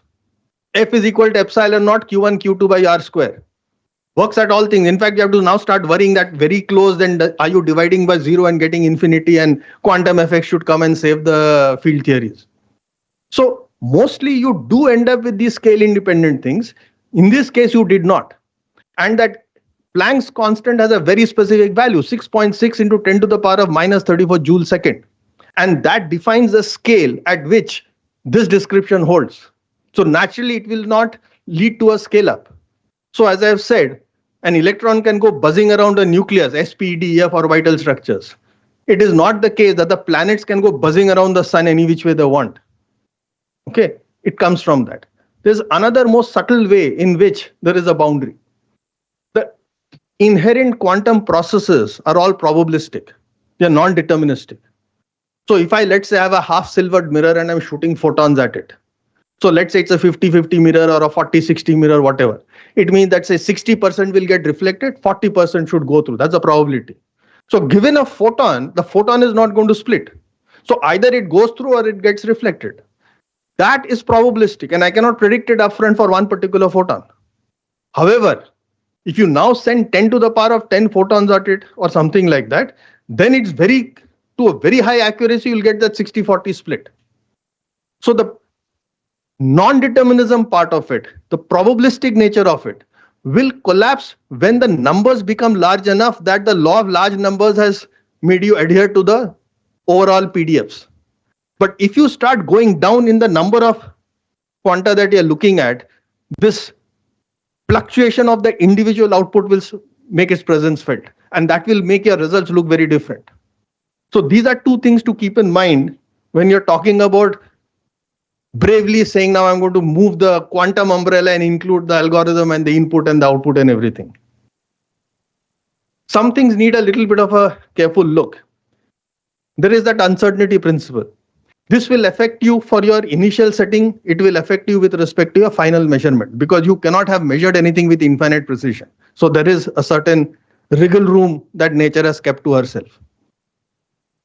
In addition to that, and independent of that, there is the non-deterministic outcomes in quantum mechanics. So if I'm making a transition, I'm forcing a measurement and a collapse, those events are themselves non-deterministic. It can go this way, it can go that way. And it is independent of that uncertainty principle induced variability that might happen. So if you are building a complex quantum system, at each point this uncertainty is going to keep building up. Now, either you live with that build up, or you find ways of making measurements and actually narrowing it down periodically, or you try to increase the inertia of the system such that it doesn't have that much of a wriggle room. So in particular, you can make the numbers large, in which case the variability will reduce. And later on, I'll talk about quantum error correcting code, which is essentially implementing this idea with all kinds of fancy math obscuring the underlying basis. Okay. So this is an inherent challenge if you are trying to use quantum mechanics. So it is not going to be separated from your endeavor of building a quantum computer. Now, in this quantum business, where did the trouble start typically? Trouble as in, one is to say that, okay, I'm finding it very incredible what you're saying. Other is to say that I make a statement and 5 people interpret it in 5 different ways. I'm now talking about the second kind of trouble. The trouble started with statements like this. Systems can exist in a superposition of states, and upon measurement, they unpredictably collapse into one of the states with an overall probability distribution across states based on large number of repetitions. See, first of all, this business of superposition of states by itself is probably less problematic. Anybody doing linear systems knows, okay, there'll be eigenvalues, eigenvectors, and if one of them is a solution, 2 or 3 of them is a solution, any linear combination will also be a solution. Fair enough, we could have gulped that. Problem comes next, the meaning or necessity or significance of this thing called a measurement. And finally, the overall impact of unpredictability in quantum mechanics and how that affects a quantum computer's actual working. Now, all of this we knew circa 1920, 1930, long time back, 100 years more. And of course, there were many reactions. So as far as the seniors are concerned, as in Niels Bohr, Einstein, those seniors, disbelief, incorrectness, incompleteness, construction of contradiction to say this just can't happen, God plays dice, top telling God what to do, dhoom dhadam going on. The younger generation of people who were there, all the Schrodingers, Heisenbergs, Diracks, they said, okay, look, all that angels on the pinhead, forget it. We'll do experiments, we'll do validations, we'll do characterizations. And of course, they wanted to make the whole thing work together with quantum field theory. And of course, there's a quantum gravity quest going on by the theoretical physicists. So this is how the field moved from 1920-30 onwards. Now, you might say, well, if it's a 100-year-old hangama going on, why should I care about it today? Well, what happened is that between, say, 1930 and, say, the year 2000, as I said, the so-called conventional computers were anyway quantum devices. Your cell phone is a quantum device, your laptop is a quantum device. But they were dependent on certain aspects of quantum mechanics, which we thoroughly, quote unquote, understood, meaning we had formulas, we had validations, we had numerical bounds on errors. Uncertainty, energy quantization, particle interference. So the double slit and all that, we had equations to say this is what will happen. De Broglie used it to say, therefore, these will be the energy levels of an electron spinning around a nucleus. We used that theory to actually explain what was known even before the quantum era began. In 1885 itself, we had things like the Lyman, Balmer, Paschen hydrogen line series. And there was some magical number called the Rydberg constant, which was supposed to make it work. So we knew a cookbook recipe method of making it work. Post quantum mechanics, we actually figured out the numbers to put in to get the Rydberg constant in terms of the mass, the charge, the constants of the various forces involved. So these were well characterized, parameterized, so engineers could build upon it. And so the progress for the last part of the 20th century happened. But now we are getting adventurous.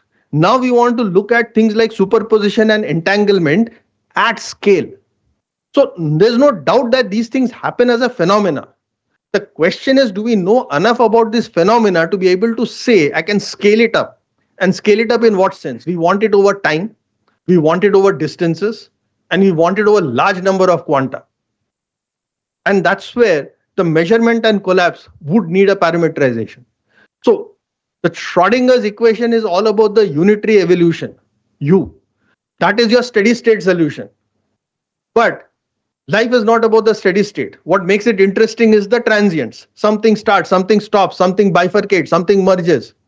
These are not being explained by the Schrodinger's equation. The unitary transformation does not deal with it.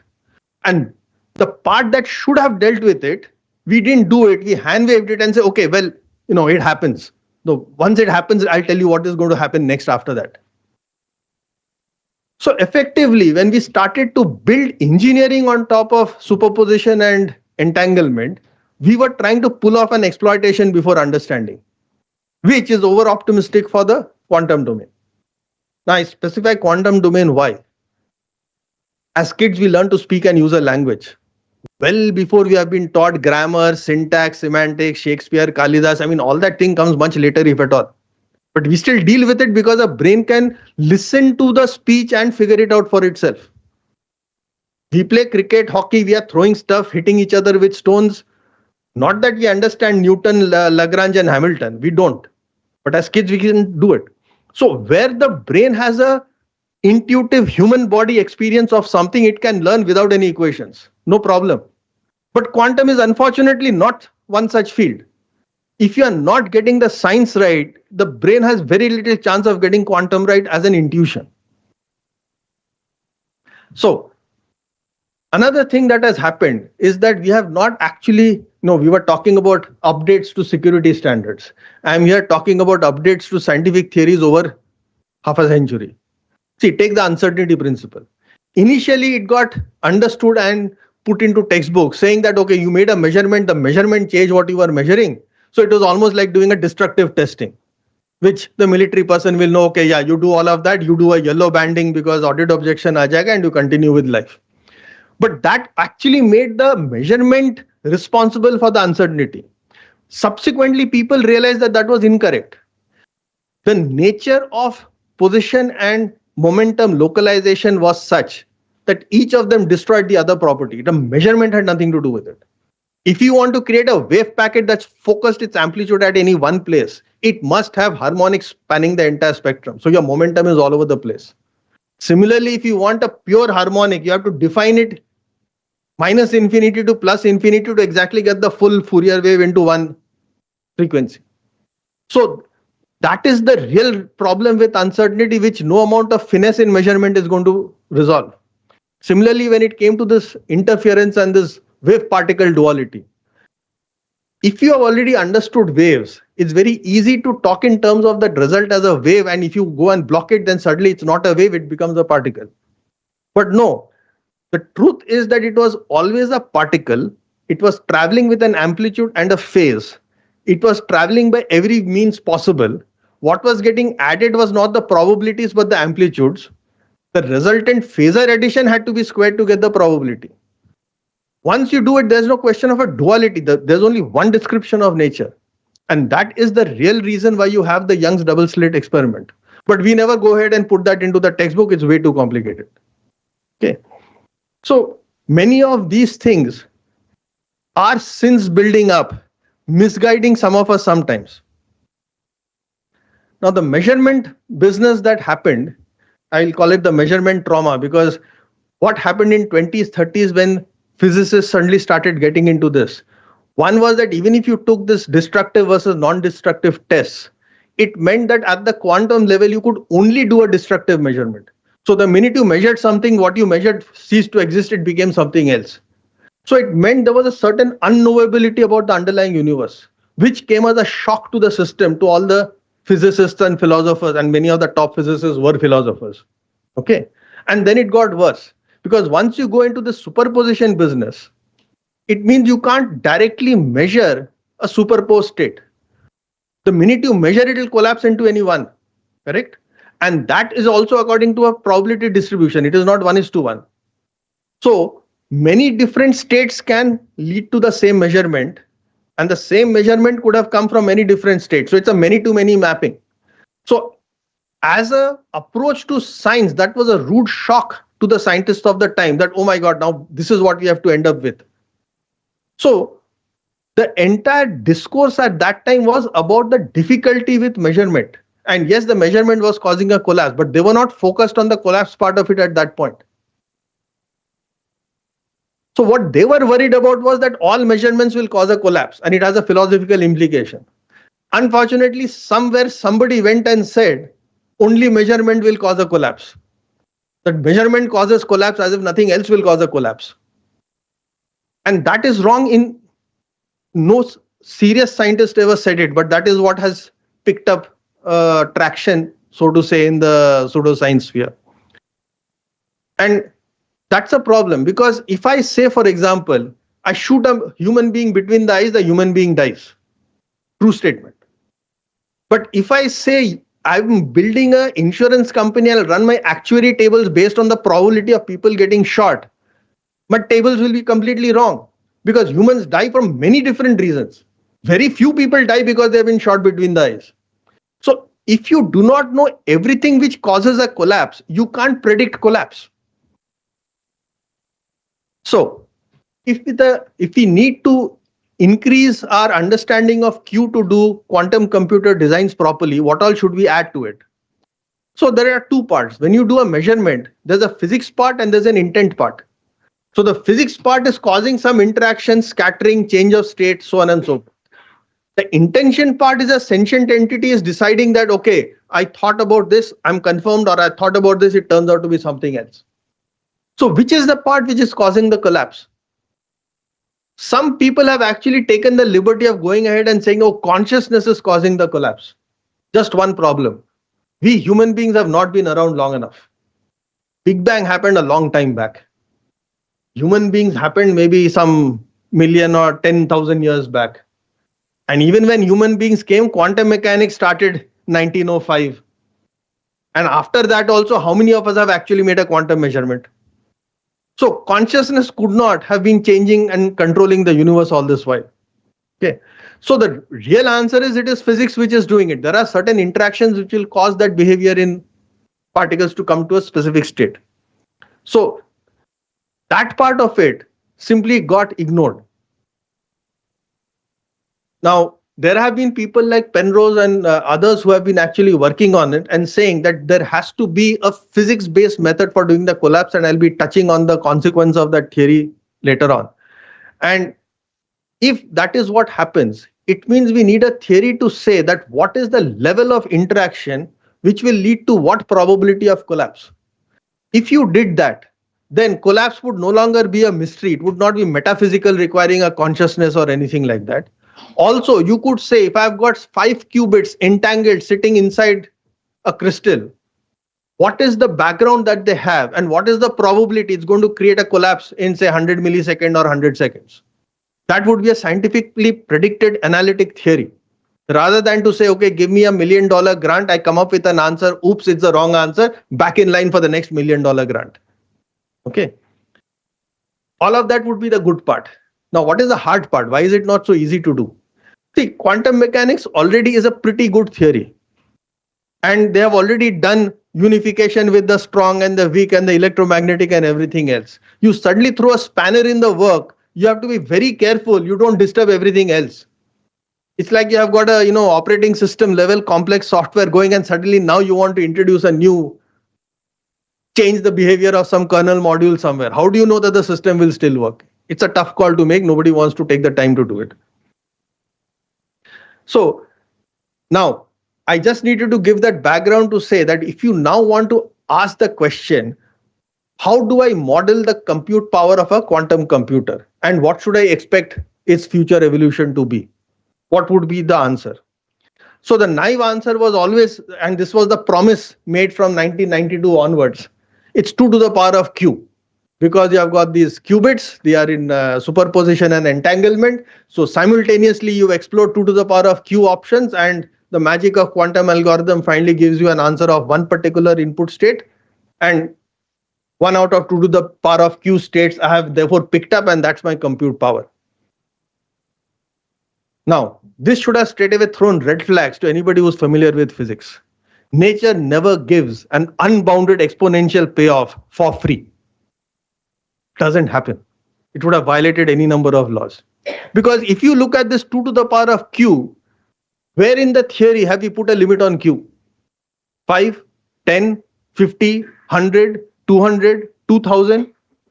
I mean, are you saying that less than a teaspoon of material, if made into a quantum computer, can end up capturing the entropy of the entire universe?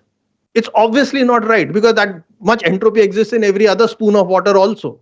So you can't swallow yourself like this. So this graph simply had to be bounded somewhere. And nobody wanted to do the theory to say where the bound was. Who knows where my next grant will vanish? So it went. And everybody was slightly guilty. Nobody was perfectly the crook, but everybody kind of has a little bit of blame as far as the physicists are concerned. And it goes all the way down to the theoretical physicists. Nobody is spared. They assumed that scaling Q in QC was just a matter of engineering. So somehow I build a quantum computer with 2, 3, 4 qubits. Then engineers will go and build the 60 qubit version or the 100 qubit version. No problem. The engineers, they assume scaling Q was same as scaling feature size. After all, they are the studs who have given us Moore's law over so many years. Every 18 months, things double. Yeah, qubit kahan se hai? ठीक है, that also we'll take care of. So those fellow heroes with the collars upside, yeah, bring it on. Just build the 4 qubit quantum computer and we got the big one going for you. By 5 years, we'll crack everybody's code. From 1992, it's 5 years later, we'll crack everybody's code. Computer scientists, now they are sitting in ivory towers in the CS department. They assume computation, of course, implies algorithmic flexibility and digital accuracy. What's there to ask in that? It's obvious, na? It's obvious. And now you suddenly realize that after $1 billion spent, you get one algorithm, and that too there is numerical errors fixed all over the place. So now they are saying, well, this is not what we bargained for. And every time you corner these people, they'll all point the finger at one luckless person called Richard P. Feynman. Luckless, I mean, he had a very distinguished and lucky life, but in this, he's getting the flack post his death. Okay. He says that Feynman said we should build a quantum computer. If all else fails, you can always say that as an answer to your audit objection. Now, what did Feynman actually say? He said that if you want to emulate quantum, because quantum behaves in a probabilistic way and your normal computers are deterministic, it ends up being like catching your head like this, nose like this.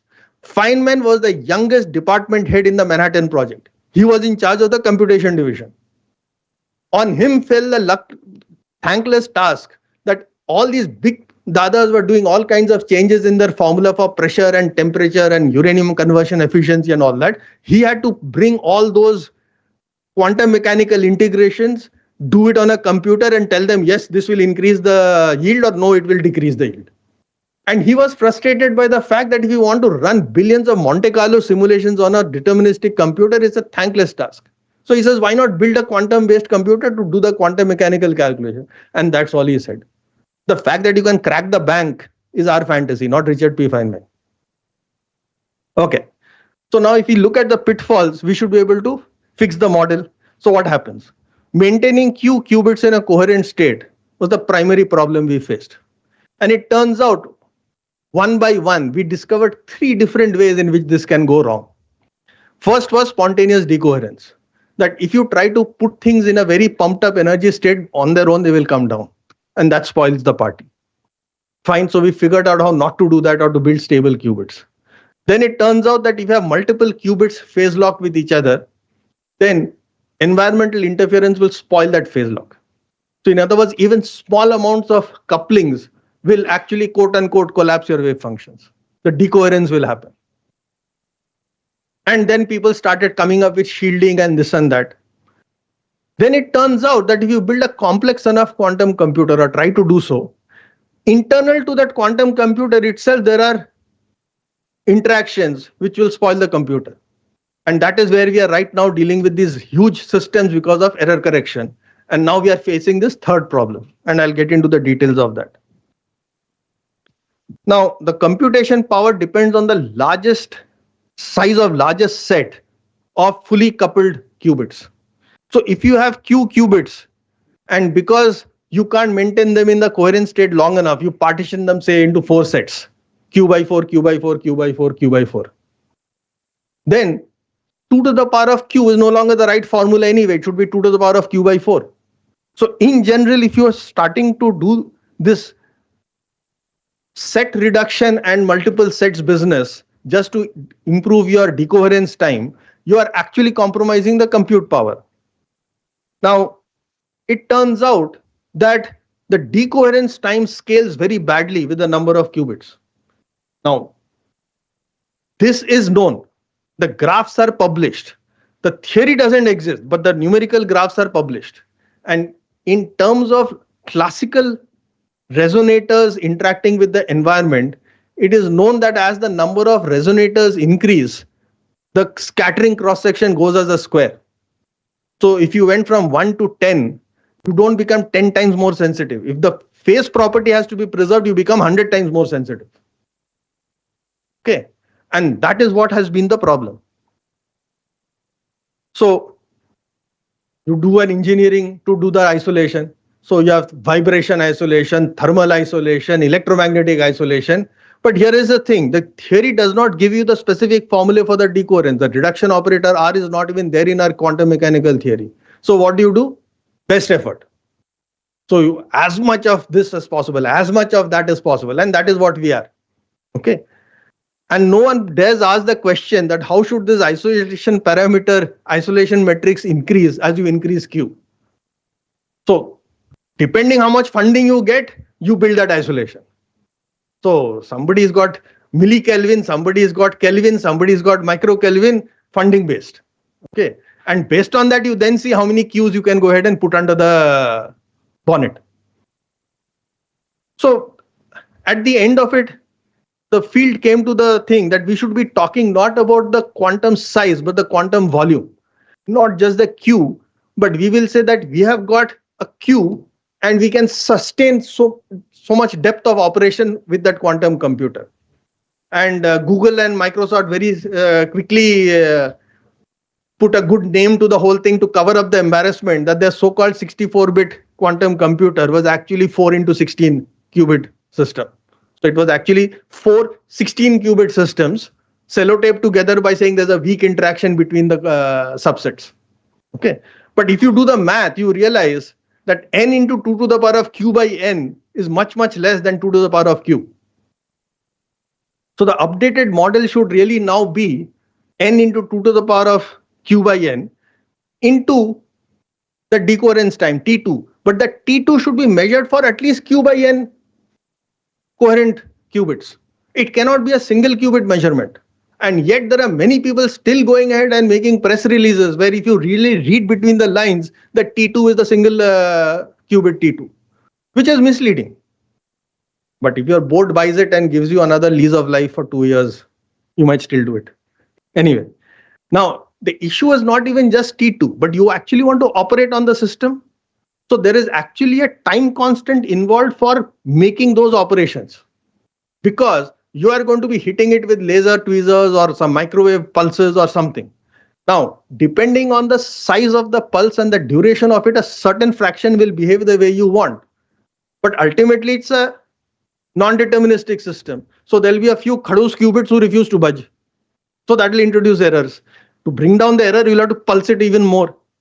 So somewhere, even this time step should be the time step required for operating on q by n number of qubits, not just what it takes for me to program one single isolated qubit. Okay, because then the errors will be so much easier to handle. So the bottom line is what it would come to, where you actually do an integer division because you can only perform that many integral number of steps before everything falls apart.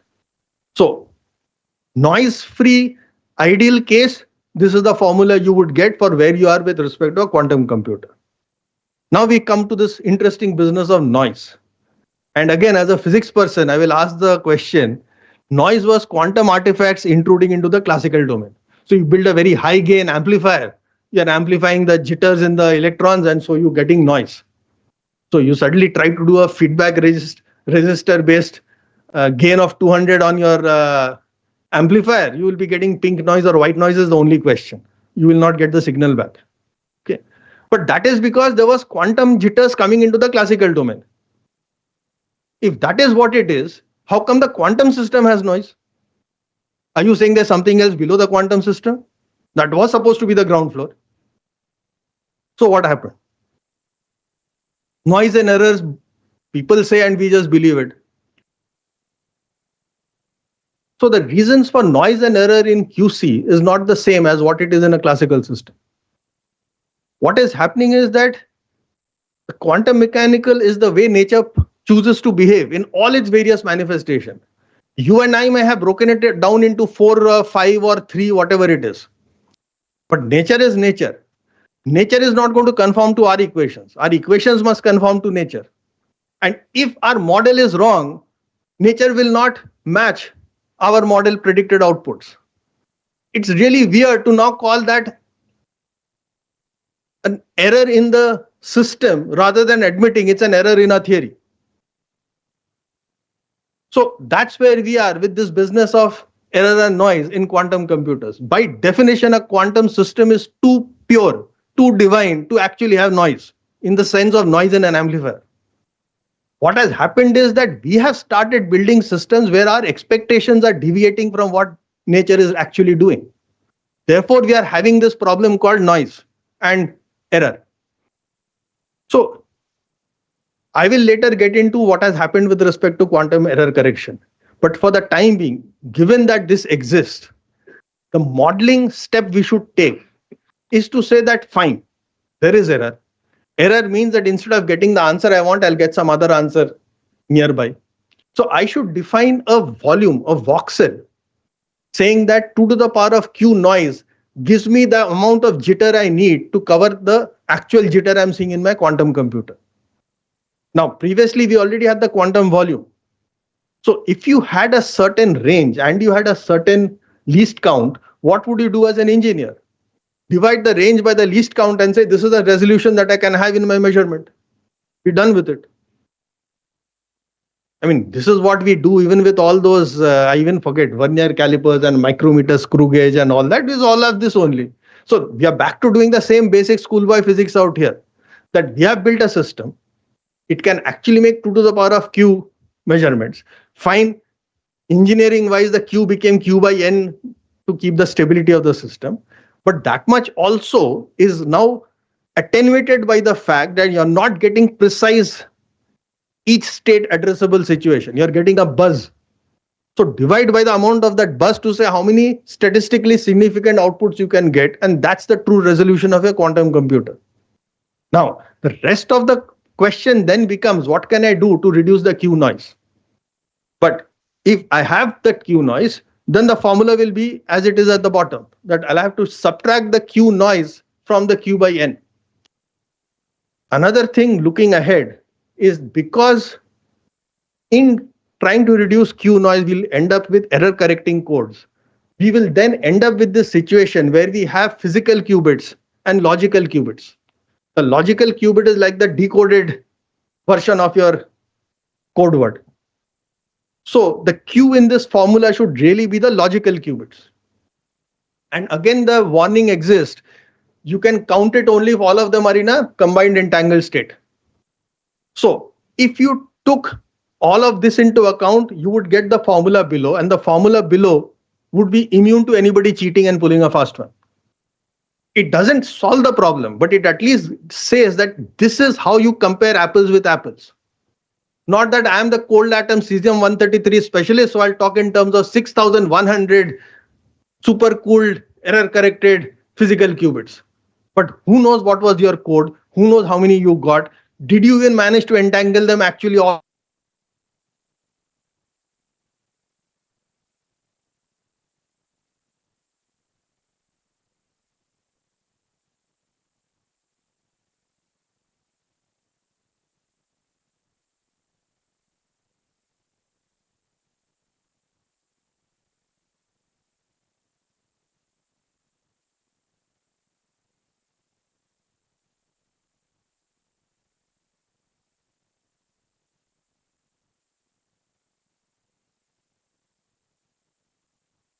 those qubits will come to one logical qubit. So 64 is not even 2 qubits. However, our happy science journalist has gone ahead and run a TV blurb on YouTube with, unfortunately, our Prime Minister in the picture saying at the bottom, India surpasses 50 qubit milestone. Now, this is kind of an embarrassment. Our journalists are as culpable as any of our scientists, engineers, physicists, whatever. God knows what they will go and report just to grab a headline. Okay. So now we come to this error correction. Now, those of you who have actually done error correction in electrical engineering and communication, you will know that typically we'll add some 5, 10, 12% redundancy for doing our error correction, because our error correction is happening in the mathematical domain where you are making logical operations. The qubits are physical systems. So there's no question of a mathematical logic coming in. So how do you do error correction at a physical level? You simply improve the inertia of the system so that it can't be shaken. Or the other way of putting it, if you're a crystal domain specialist, you build domains which cannot be easily flipped. You build a bigger connected domain, so it can't be easily flipped by an external magnetic field. Okay. Now you want to build a cluster of these hardware qubits, put them all into the same state, so that if any one of them flips, that n-1 will be an unstable configuration and again flip into the n0 configuration. That's what you want to do. Now, you want the numbers on your side. So if it was linear, everybody would have only 2 neighbors. That is not good enough, and the distance would kill you in terms of interaction. If you make it 3D, it's very compact, but now you can't address the fellow on the inside. See, all said and done, you want to play with these qubits as the algorithm progresses. So the only thing you can do, 2D. So that is why QEC is all about surface codes. 3 by 3 is repetition 9, 5 by 5 is repetition 25, 7 by 7 is repetition 49. Nobody doing a repetition 49 codes as a home assignment in communications would ever pass. However, you put a Q in front, quantum error correction, 49 is hot stuff. Okay, but there's a price to be paid. So let's look at, first of all, where we are as a stock taking to see that are we getting to the end of it or are we getting more and more stuck? See, what we would want is a large Q, large and constant T2, and a small Q noise. That would have aced that metric that I talked about. Okay. Now the question is, are there underlying quantum mechanics domain tensions between these objectives, and how will the engineering scale if the theory does allow it? So the bad case scenario would be something like this. If your scattering cross section and instabilities increase because of huge differences in energy level between the various constituent states of your entangled state or your superposed state, then you would want systems where the energy levels are as close to each other as possible. Then it would have given you better decoherence times. But if you do that, when you're finally making a measurement, your ability to discriminate one state from the rest of the states will fall. Because if you have dealt with the details of quantum mechanics and the bracket operators and measurements, things typically follow this partition function where you have e to the power of minus delta E by kt. That gives you the relative probability of collapsing into the various states. So if you don't have energy difference between the various states, every time you make a measurement, you have a higher probability of going away from the peak to one of the neighboring points. In other words, quote unquote, noise. So there's a problem. So if you try to reduce, so now what can you do? You don't have the guts to improve the delta E because then your T2 will collapse. So you go for all these photons and spin and things like that. But then your noise will increase. The only thing you can do, therefore, is plunge the capital T, the temperature. Because if delta E is small, but I make the T even smaller, K is anyway Boltzmann constant, not a big number, then maybe that exponent is still significant. But the problem is in doing that, we have already gone ahead and hit kelvins, millikelvins, microkelvins. Where further can we go? 0 is the absolute. So you don't have too much of design wriggle room in plunging temperatures anymore. And that is what is making it so difficult. Most of the money in any of these grants will go in vibration isolation and thermal isolation. The electromagnetic is actually a relatively easier part. So if that is what it is, we have a problem. And if the physical parameters are going to come in, then just as you have a Planck length and a Planck energy and a Planck mass, maybe there's a Planck quantum computer, which will then tell you where you should be.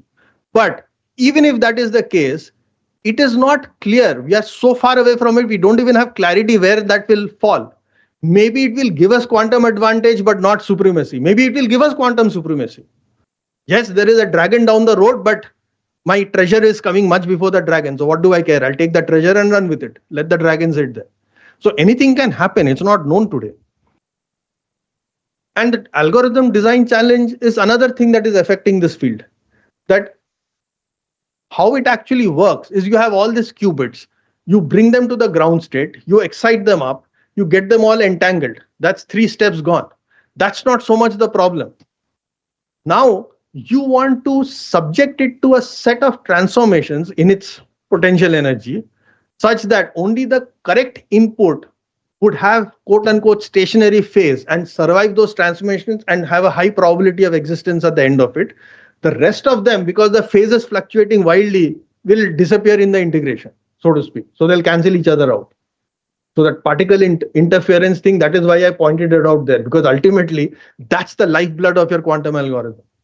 The fact that the addition is with respect to phasors, not direct probability. So how many states there were was not the question. They had an amplitude and a phase. Your algorithm is changing the rate at which the phase changes across all those possibilities. You have to find a magical way to make that change such that only the correct answer will have a stationary phase and it will come through at the end. So it's happened for Grover, it has happened for a couple of things. But that also means that it is such a physics art that you cannot just like that commission another algorithm with a 6-month effort. So our ability to come up with quantum algorithms has been even more suspect than our ability to come up with asymmetric cryptographic algorithms. And we all know how that effort has gone over the last 30 years. So intuitively, it would seem that if you are up against a static problem where it's nature that you're trying to solve, you have a stationary target, you still might end up going and shooting it. I'm not so sure you can pull it off in an adversarial situation. Because even if you do find a particular technique for which you have an attack, I will simply shift the technique. And that is what the TQC is all about. I mean, okay, so you've cracked Grover and a search, I will double my key sizes. You figured out how to factor numbers, I will do anything but number factoring as my asymmetric algorithm. Then where are you? Your investment has gone nowhere. And let us look at, for example, and I picked IBM because they are big, tagda, honest characters. Even if I poke at them, nothing will happen to them. I can't say the same for your random startup in India. I don't want to touch them in this presentation. So they made, so here is a headline that comes to me, and I didn't go looking for it. Because of my various previous queries, Google pushed it to me. IBM's Krishna predicts first real-world quantum advantage in 2025. So let's say you're sitting around without your specs and you can only read that much. What impression you will get? Job done. 2026, we aced it. Okay. Then you reach for your specs and you start reading the rest of the article. You could not have found an Angrezi more completely filled with backdoor entries than this paragraph. It may happen for this, if my partner agrees in this particular area, I might get quantum advantage. It might emerge that I will get a quantum advantage by 26. The pathway will emerge. Actually getting there, I might come to 27, 28, 29, who knows? So you just read the Angrezi and you will convince yourself. This is typically the way QC is getting reported in the media. Because the journalists don't have the bandwidth to go into the details. The audience they are catering for is not expected to reach for the specs and read the fine print. Okay. And everybody wants to be the first to announce the breakthrough so that tomorrow they'll get the Pulitzer, Science Pulitzer or whatever it is. So this is the environment we live in. So if you see, and Krishna is an AI person and he's honest as an engineer and a scientist. So I have no reason to doubt the IBM CEO. Apna hi aadmi hai. And he's making a presentation before his board and he's giving them a correct account, at least giving them some hope so that they don't can the programs. But IBM Quantum is the valid concern, and I'll show you some videos also. Then you go ahead and look at what this 2026 quantum advantage thing is, and it will actually tell you the truth. So you have to ask a 2-level question into Gemini and the truth will come to you. But if you read only the headlines, you've had it. And Feynman, he was a professor at Caltech where I had gone to study. Nature isn't classical, damn it. And if you want to make a simulation of nature, you better make it quantum mechanical. That's Richard Feynman's statement. And all I have to add to that is this. Nature, yes, but not number theory. Okay, so if you think that Feynman said you can go and rob the bank and break the NSA's crypto, no, that's not what he was saying. He was saying if you've got heavy duty quantum mechanical calculations to make, rather than take a deterministic von Neumann architecture and then try to put 101 calls to SRAND into it and all that jazz, you might as well have built quantum mechanics into your system. Then it would have given you the correct answer in a natural way. And by the way, if you had to, how do I go back? So if you actually read through some of these IBM's thing, they are in fact saying that the advantage will appear with respect to protein folding, a natural problem. They are not saying that the advantage will come with number cracking and safe cracking. Okay. So Feynman's instinct was correct. You can't doubt the big man for having gotten it wrong. We may have understood it incorrectly and gone here and there, but now force of nature is bringing us back to the correct path. That's me in my favorite Goa t-shirt. Who thought that that could inspire quantum mechanics?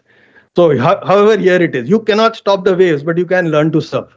So if we have decided to get into wave functions, we might as well be up to speed on what is going on. Now, these are all by way of additional slides. I'm not going to labor the points on any of them. These slides are there for free distribution. You can always ask from sets and get it. So Bell's 1964 paper and the Nobel Prize in 2022 for the validation of that, okay, has something to say about quantum computing in the same way as that measurement thing had something else to say for quantum and everybody else was worrying about something else.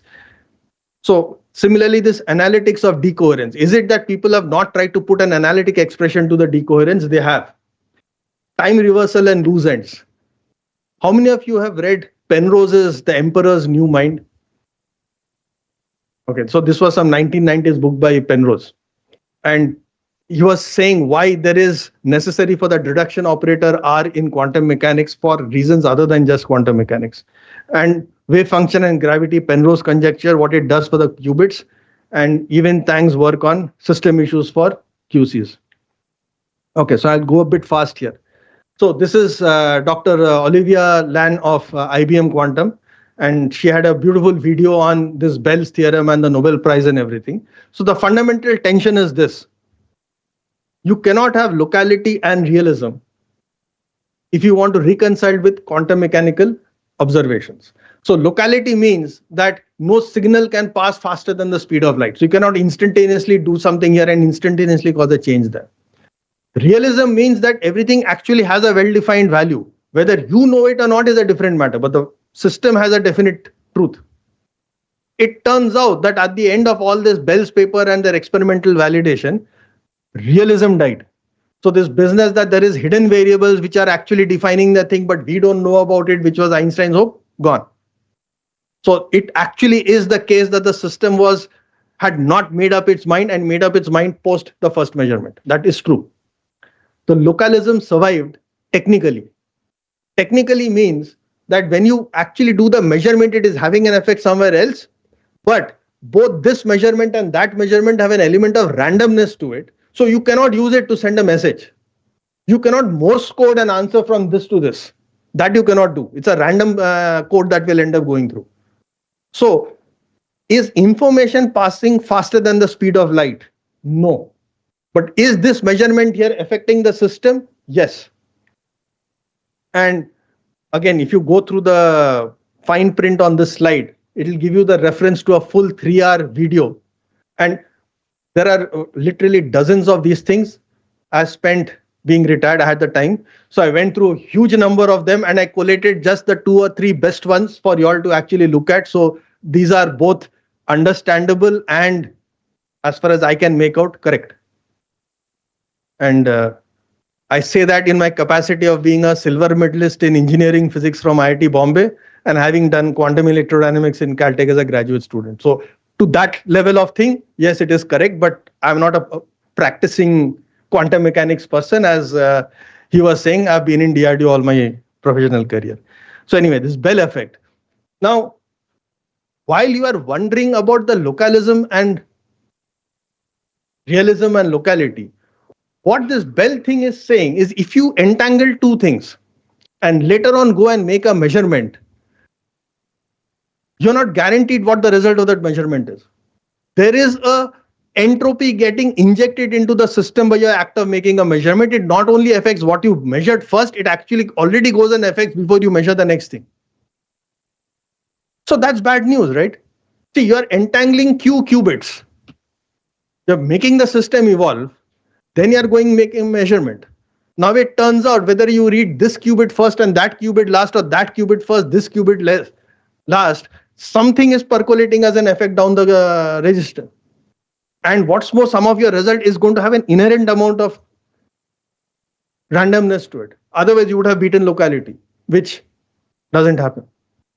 So that's the take-home message with respect to constructing quantum computers, that level of jitter is inherent in quantum mechanics. It's not coming from anywhere outside that you can filter it out. Now, analytics of decoherence, again, you just have to know the right question to ask, and these days AI will dump stuff on you. So if you get the prompt right, you'll get the answers right. So I've sort of given you a sample of what you can get. So I just asked whether there are models of decoherence dependent on physical parameters, like, as I said, what I was speculating, that energy matters, the temperature matters, the momentum and the inertia matters. And it turns out that in different cases, people have fit different kinds of formulas. But these are all at the level of Rydberg constants. These are not at the level of using quantum mechanics to figure out Balmer-Lyman Paschen series. Okay, so it is still a numerical art that has come up with these kinds of formulas. And it indicates that, yes, these physical parameters matter in the matter of waveform reductions.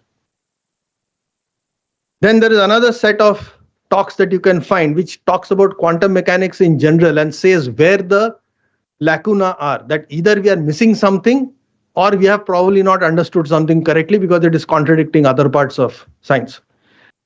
In particular, there is this question of time irreversibility. So when I talked about that Penrose popular book, Emperor's New Mind, it was all about the direction of time. Why does time flow in one direction? So there is a cosmic direction that from Big Bang towards final crunch with general relativity thrown in, it's born in an ordered state, is going to a disordered state. True, that is one thing. Locally, there is the second law of entropy. You always keep going to greater and greater levels of disorder. So that gives you a direction of time. Thirdly, he says that, however, we human beings also have a sense of the direction of time. To us, the past and the future don't look the same. I mean, I can be very sure about my past so long as I've not forgotten it. But what I remember, I remember. Future is always an imagination, a guesswork, a hope, a prayer. It is not memory. Okay. So what in physics is giving us that break? And as he says here, both Newton and Einstein fixed Newton in many different ways. This he did not fix. Both their theories is same in time both ways. And that can't possibly be the case. And what Penrose had argued was, in that book, he checked every field of science, so to speak, fundamental, and he showed that in each of them there is time reversibility. And he finally says that therefore it must be that this reduction function R is what is breaking that flow. So the logic is like this. I have a pot of gold and I know it's behind one of the 10 doors. I go and open 9 of them painstakingly. No gold. I therefore conclude the gold must be behind the 10th door. Now, that requires 2 acts of faith. The pot of gold actually exists and there is no 11th door. Okay. So that was the structure of Penrose's book, The Emperor's New Mind. He was trying to show that there must be the reduction function R, because if you are going from many to one, that's an irreversible step. I cannot then go from one to many in any known way. Correct? So all about that in this video. And the question then was, what is causing this collapse? And all the scientists, Penrose included, are very clear. This mumbo jumbo of consciousness was never the cause for the collapse. Penrose was saying that there are parts in the human brain which must be in the quantum domain to see that collapse. And based on that, we as human beings have a consciousness which is experiencing time in one way.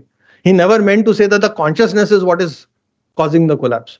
And he says it categorically because people have misquoted him, just like Feynman got misquoted, that physics causes the collapse. There is something in the physics of measurements which is causing the collapse, and that we need to study and understand.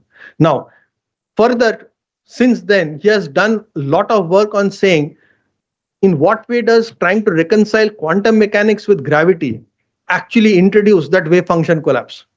And effectively what he's saying now is that if you have two masses separated by a certain distance and they are heavy enough masses, you cannot make gravity disappear as a pseudo force beyond a certain level of separation. That effect of gravity will be, gravity will become a real force. So that has to limit, because it means that reality cannot have both these tracks going along without rupturing itself. So it would force a collapse. Now again, just like with measurement, gravity collapses wave function doesn't mean that all wave function collapses because of gravity. Coulomb force, strong interaction, weak interaction, all kinds of forces would also have their thresholds for causing a wave function collapse.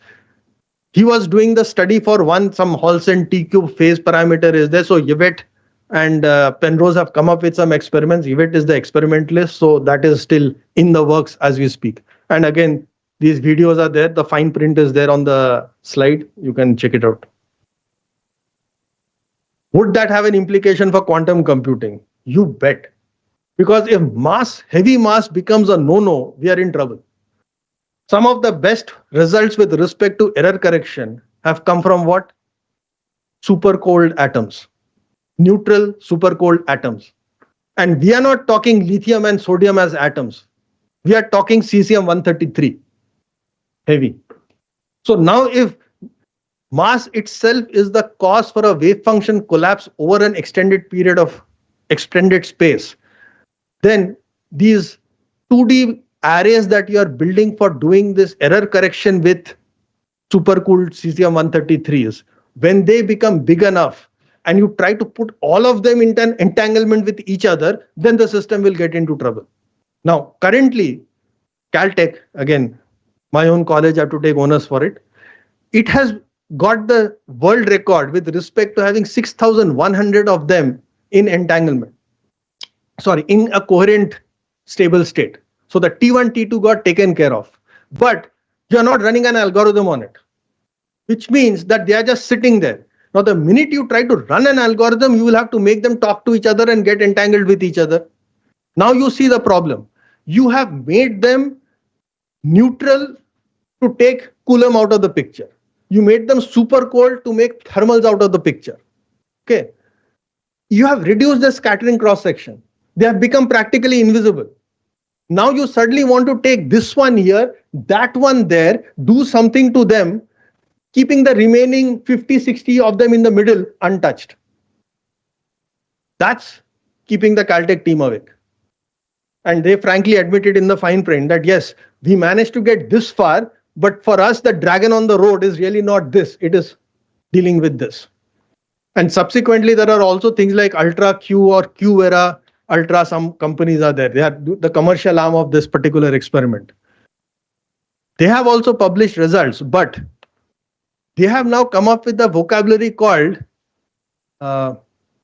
fully entangable. What that means is you have an array of these qubits. You tell them to entangle this with this, they will do it. This with this, they will do it. But they are not saying what is your T2 number when all of them got entangled with each other. It's only a pairwise. And similarly with many of these people, they are giving you quotations of single qubit or pairwise entangled qubit numbers. So different people are manufacturing headlines by taking various shortcuts without necessarily progressing the final goal. So if you have T1 and T2 and you have full entanglement and you have this error correction, then we are getting somewhere. The other thing you have to understand is the error correction in a quantum computer is not to be seen in the same light as error correction in the digital world. So again, if you ask a question and I ran out of slide space here, the hope from doing this QAC is 10 to the minus 6. The error rates will come down to 10 to the minus 6. For comparison, Pentium Ultra 9, you look at its internal error rates, 10 to the minus 19. So there is minus 6, 10 to the minus 19. So what is it that we will do? We are doing enough error reduction that the computer will not break apart during the operations. The system will not completely go astray. But will the system give us perfect deterministic answers? No, that jitter will still be there. So, which then brings us to the final thing. Even thanks, and she's an outstanding, she got some award for being the most promising youngster and things like that. And in a couple of months, she'll be starting as faculty in Princeton. Okay. She's a real deal, not some YouTube influencer or something. Okay. And again, the title there is very misleading. Major quantum computing advance made obsolete by University of Texas grad. No, it was not quite so drastic. What she was showing was that while you might have built all kinds of resilience and long-term stability and all that, you are assuming that the whole problem is going from the input to the output. She asked the question, what does it take you to provide that input? So now you have a bunch of bits, qubits. I can have a physically low frequency variation of zeros and ones or whatever. Or I can have a very high frequency thing going, up, down, up, down, up, down, up, down. If that's my input state, programming that state reliably into the input will be a very, very time consuming task. Mostly you will get it wrong. So if it is you have a 10 to the minus 4 chance of getting it right, it means you would have to take 10,000 attempts to get it right once. And you don't even know that you got it right. Okay. So what she showed is that there is a certain class of problems where the nature of irregularity in the input would make it extremely tricky and require many iterations to get it right on a quantum computer. So the crux turned out to be regularity. Meaning what? Again, as the last one says, that it means that for problems which have a physical basis, the natural regularity of the real world will come to our rescue. So if we are doing protein folding, weather prediction, those things, yes. You suddenly want to go after somebody else's symmetric cipher key search, you had it. Okay. So that was that. So what it would actually look like. So we on the very left hand side, you had the conventional computer, it had a certain search space, and in that you want to search and find the red dot as the answer to that. Sir, all these things are freely available. You can take my slides. Don't have to worry about it. So that was the conventional computer. That much we could search, that we could get. What was a naive hope? That in a quantum computer, that space would become exponentially bigger and we would still search and find that point. Now it turns out that that is not happening. First of all, increasing it that big, the decoherence was setting in. Furthermore, the algorithm execution is going to be probabilistic. So there is going to be jitter. So it means that you will get a cloud in your solution space. You won't get that red dot. Now, things can go in two different ways. Now, pardon my lazy and primitive artwork. So what would happen is you could have a connected set of states as being possible solution space. So I've shown it as a square here, but it could have been any regular thing also. Or it could end up being a multiply fractured domain, a whole bunch of small islands all over the place. Why would it make a difference? Because if it is in the top case, you can then do a local gradient descent search on a conventional computer and find what that spot is. And I've cleverly made this noise-induced blurb to be the same size as my conventional computer search space. So, but you get the idea. I could do that. So I could blow up the problem space, solve it to an approximation with the quantum computer. Approximation, not so much as in I ignored some terms, but because of the noise, because of the variation in the computer, I focused on an area, not a point. And then I go ahead and do a search, local gradient descent search on a conventional computer, and I nail it. End to end, it works without having to shrink the Q noise too much. But if the nature of the problem is going to cause me to shatter into large number of small pieces. Now, gradient descent won't give you a connected path across that space. Now you'll have to individually visit each of those blobs and then do a search there and see, okay, store, this is the best in this space. This is the best in this space. This is the best in this. Then again, go and do a search of minimas and get the answer, which is going to be killing. So all of that is converging towards one thing, that yes, you can have a certain blow up of your search space. However, real quantum computers will have a certain non-deterministic probabilistic spread in the solution space. If you are lucky, you should be able to use a conventional computer to search through that space and get the final answer you want and overall show a gain. Otherwise, you don't. So concluding thoughts. Oh, just 10 minutes over time. Okay. So what are the relevant paradigms for looking at it? Monkey on a greasy pole, or 5 blind men and an elephant. So let me explain. Monkey on a greasy pole is a riddle that we would have all seen as heard as kids. There's a greasy pole, there's a monkey, jumps up 3 feet, slides down 2 feet. Another jump 3 feet, slides down 2 feet. And the question is how many jumps to reach the 10 feet, top of the 10 feet pole. So the trick is to realize that once you have reached the 7-foot stage and you take a jump, you reach the top of the pole. Then you catch the top of the pole and you don't slide down 2 feet, right? So the last part of the slide can be knocked out. So in quantum computing business, maybe we don't have the correct theoretical picture in quantum mechanics. So that's what is making the pole greasy. Now, if you're close enough to the finish, you make one last push, one last jump, you catch that and you're done and you got your quantum computer. But if the tip is actually much further than where you think it is, you're better off investing in the quantum mechanics theory development, getting rid of the grease on the pole and then doing the climb rather than we keep going up and down, up and down, up and down. Every 2 years, another 10 crore project sanctioned. So NQM people can actually think about that. Or whatever. No, that is the overall thing, not individual PIs. Individual PIs don't get that lucky. Come on, I know. Okay. Now you have 5 blind men and the elephant, and we've all heard that. Somebody says it's a rope, somebody says it's a pillar, somebody says it's a wall. Now imagine the person who held the tail and said, oh, it's a rope, which means I wanted to tie those 2 sticks together. This is where I tie the rope and tie the sticks together. What will happen? The rest of the elephant will follow the tail. Now you can declare that to be a noise, but the elephant will flatten you. So if you are doing quantum mechanics, you get all 5 parts of the elephant in one shot, and you better have a strategy for all 5 parts.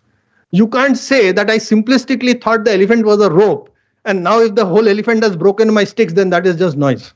That won't work. So that's another reason why we need to remember that all the parts of quantum mechanics, whether we ask for it or not, will come together the minute you get into the Q domain. Now, computation models. Where did this whole thing start off? Started off with this exponential power of quantum computers. Now, we are talking about scaling with input size. Typically, we talk only about the time and the memory. Especially in the computer science department, all your order O notation is with respect to time and memory. In terms of time, whether it is polynomial, not deterministically polynomial, and then you have p space and all that jazz, that's all that you do. Whereas the engineers, the business, they look at the rest, the precision, the agility, the technology development challenges, the NRE cost, the operational cost. Computer science algorithm people don't look at that. Okay. Now this decoupling was fine for the conventional computer because you could actually do the 2 of them separately. And definitely algorithm people never question whether you are on TTL logic or MOSFET. But in the case of quantum computer, that is breaking down because we have now decided to shove the entire computer architecture stack into the quantum domain. Now you can't say that my qubit is going to switch from spins to cold atoms and the rest of it will be untouched. No, it won't be. You can't say for error reduction I've gone ahead and gone from 1 to 1000, but however my programming time will remain the same. It won't be. So this is where we have to worry about it. And also this profitability will become a question if the algorithmic agility and the operational costs become very high. Unless you have a very significant advantage, or if you are working on a problem of such criticality without naming it, those are the things where it might still be worth it. Security is priceless, for example. Such people will get away with it. But trying to run it as a commercial enterprise, it's going to be difficult. So The thing is, it is now forcing us to reevaluate the design choices at the two extremes, the conventional and the quantum. See, even at the conventional level, we said that yes, the carrier through the potential barrier was quantum, rest of it is conventional. But if you keep shrinking things, and therefore you are reducing the amount of current going through, eventually more and more of those things will get affected by quantum effects. So your wires will start showing quantum effects. The short noise of carriers in the source and gate will start showing quantum effects. So we could be forcing even the normal CCs back into the same problematic quantum domain if we keep pushing Moore's law. And the other way around is fine. As far as the quantum systems are concerned, if you start saying my 1 has become 100, has become 1000, see, at some point you will breach the quantum boundary because of the number n. At which point you are no longer looking at true quantum effects, you are looking at bulk effects. So one cannot be cavalier and say that I'm going to just jack up those numbers to whatever it is just because I can make so many atoms dance in my laser tweezers. So this pure play will have to be looked at, and we might end up, as I showed in the previous slide, a combination of saying, okay, this much of error and variation I will leave in quantum because I can handle that with my conventional, and put together I might still make business sense and actually operationally solve a problem. So with that, best wishes to both sides, QC and PQC. I have no clue which way it's going to go. So have fun.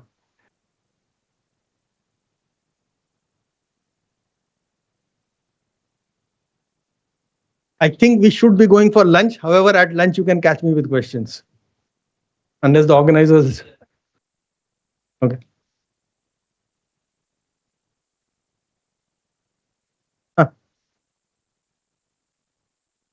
Being a physicist, the way you went about it, I rather was, the monitor was faster than the processor. So I was trying to take a snap and then read through, when you were going ahead. So with sir having been in CDAC and all, I am Muthukumar, sir, Brigadier Muthu, strategic advisor, IITM Pravarsak. So my slides. So point is, because what I was trying to see was, sir, I was seeing startups like MindGrow and all. So with the elaborate way in which sir has gone about, I just wanted to make a quick point that when you see quantum mechanics being used in quantum computing for processing info, and you see quantum mechanics being used in quantum sensing for measuring physical world with unprecedented precision, you will agree with me, being from the forces, that quantum sensing may reach widespread military deployment more faster than quantum computers before they become practically and flawlessly functional. Hence, immediate fructification for adversarial sets for DRDO and startups, I would believe, will be in the quantum sensing domain, because finally companies have to go green and break even faster than they think of future. Thank you, sir. That is true, because the sensing is not requiring sustainment over time and number of particles so much, but it is going over distances. Okay. If we don't understand the nature of the reduction operator to figure out what will actually make the round trip come back and interfere with its twin particle at the receiver side is not that easy. Now, honestly, I've never practically looked at the quantum sensors, but in my lab, in my time, we had a group working on the QKD problem. And again, when you're down at the quantum level, your problems are different than when you are at the classical level. So if you look at the fibers that we have, optical fibers, they are meant for shining a laser through it. So as I would loosely say, an Avogadro number of photons are going through. At which point 10 to the power of 5 may get scattered here and there, my pulse will still get through. It's a very different problem when you're sending one photon and you're hoping that one photon survives a 1 kilometer stretch. Anything can happen to it, honestly.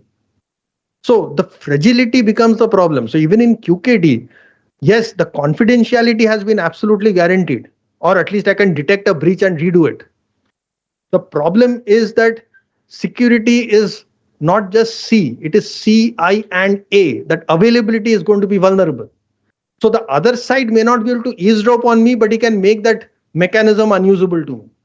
So again, if you are saying I want to do it for remote sensing or something like that, where there is no adversary, then you only have to worry about interference from that atmosphere or the saline gradients in the ocean or whatever it is.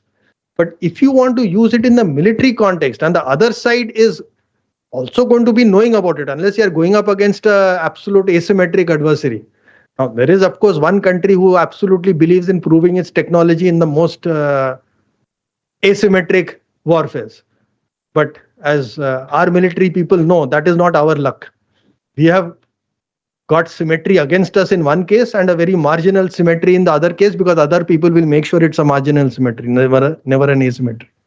Under those conditions, making sure that you are jam proof or disruption proof is still an open problem. We have not actually looked at those things yet. Can I dazzle those receptors? Can I flood it with random RF or microwave radiation? We'll have to look at that. But yes, it's a completely different thing, and this going up or down does not mean the other one has to go up or down. I mean, we should be looking at both of them separately. Absolutely.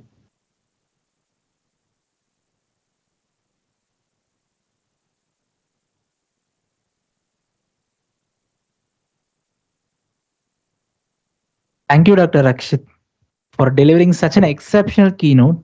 Your passion for quantum computing was evident throughout the session, and your confidence and energy kept the audience completely engaged. We are grateful for your valuable insights and for taking the time to be with us today. I kindly request. Yes. So, I mean, it's a privilege to have Dr. Rakshit here, and he's our advisory board chairman as well. So, once in 3 months, he comes to us and reviews all our work, and we get a lot of interesting insights, of which few things we pick up and try.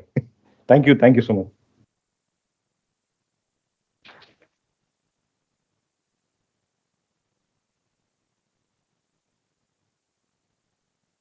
I think we can quickly wind up for lunch, and maybe in 45 minutes by 3 o'clock, the next session we can probably start, right? Yeah. Thank you.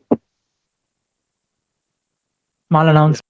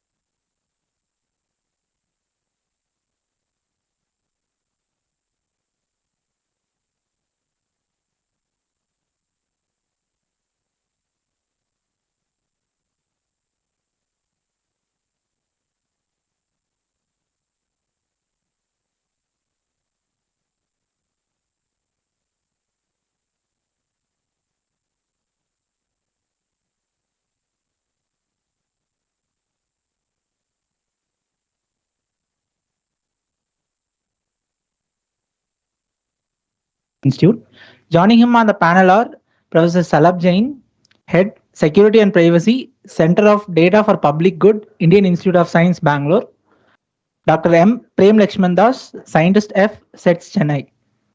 May I kindly invite our distinguished panel to the stage and hand over proceedings to Professor Mukund to lead the session.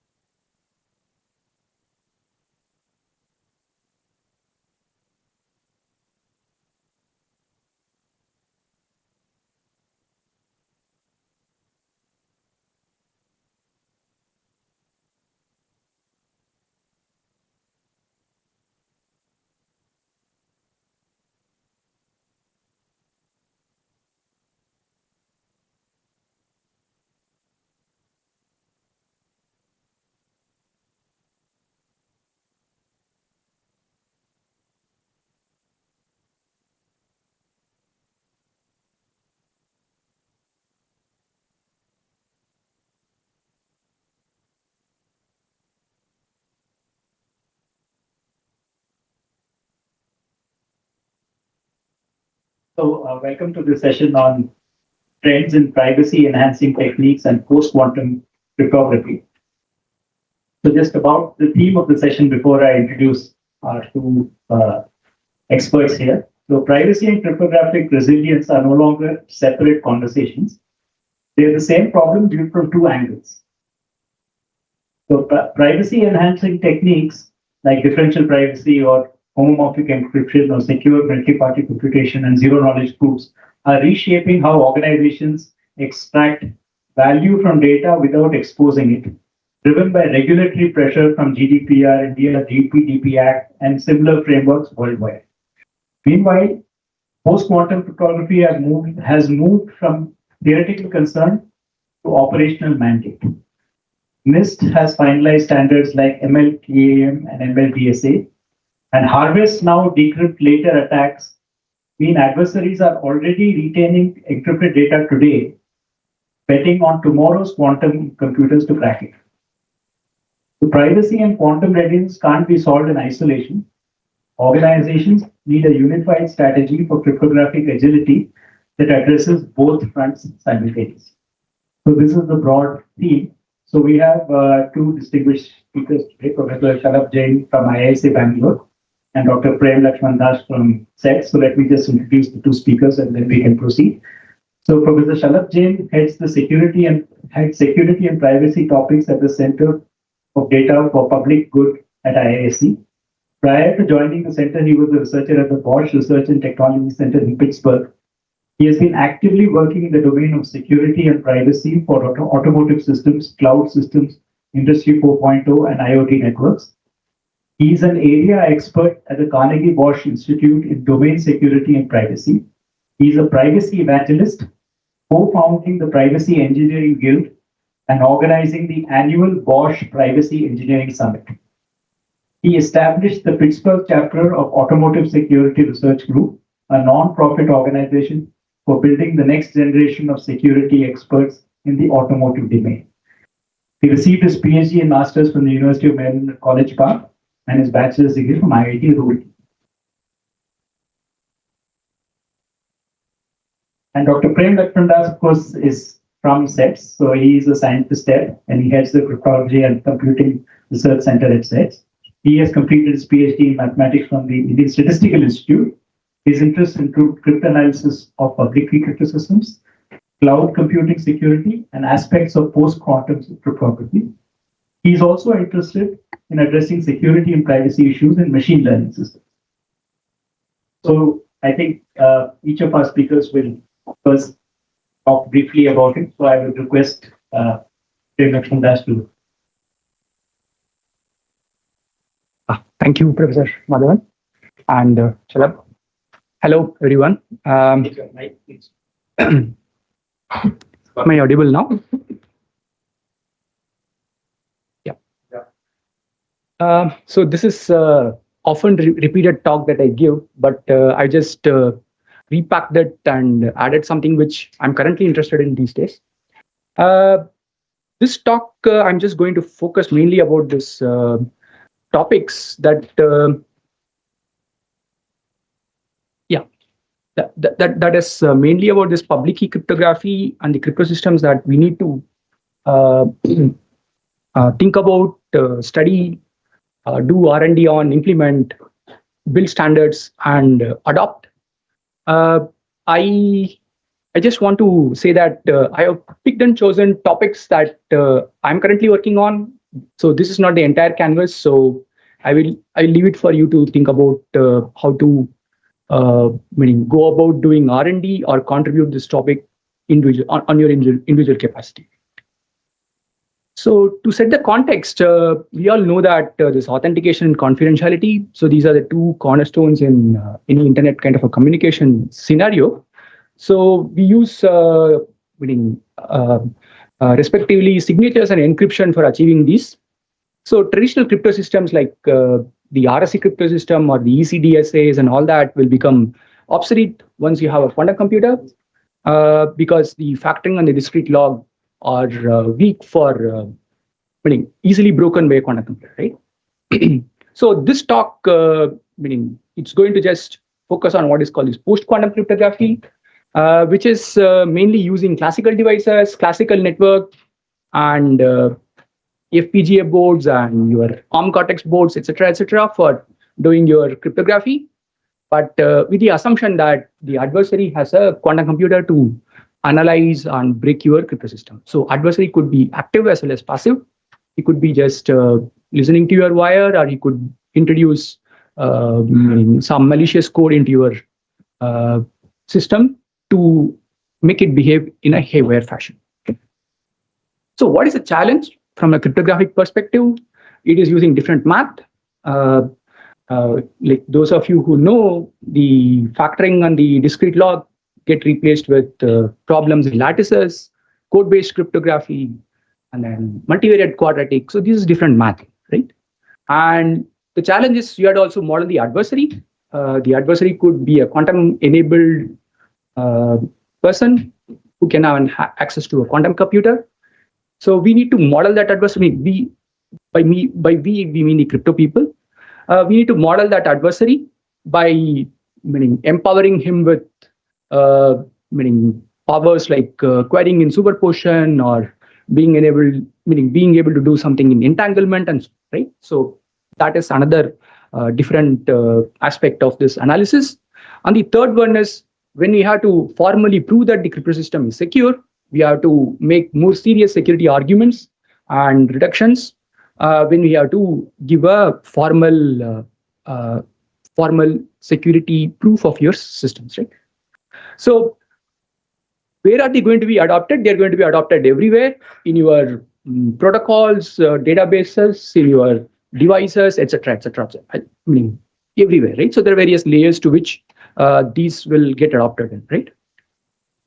Why did it become famous? Because there is this NIST which ran a competition for a very long time, and it has come up with 5 standards: Dilithium, Falcon, and Sphinx Plus for the signatures, and Kyber and HQC for your chems.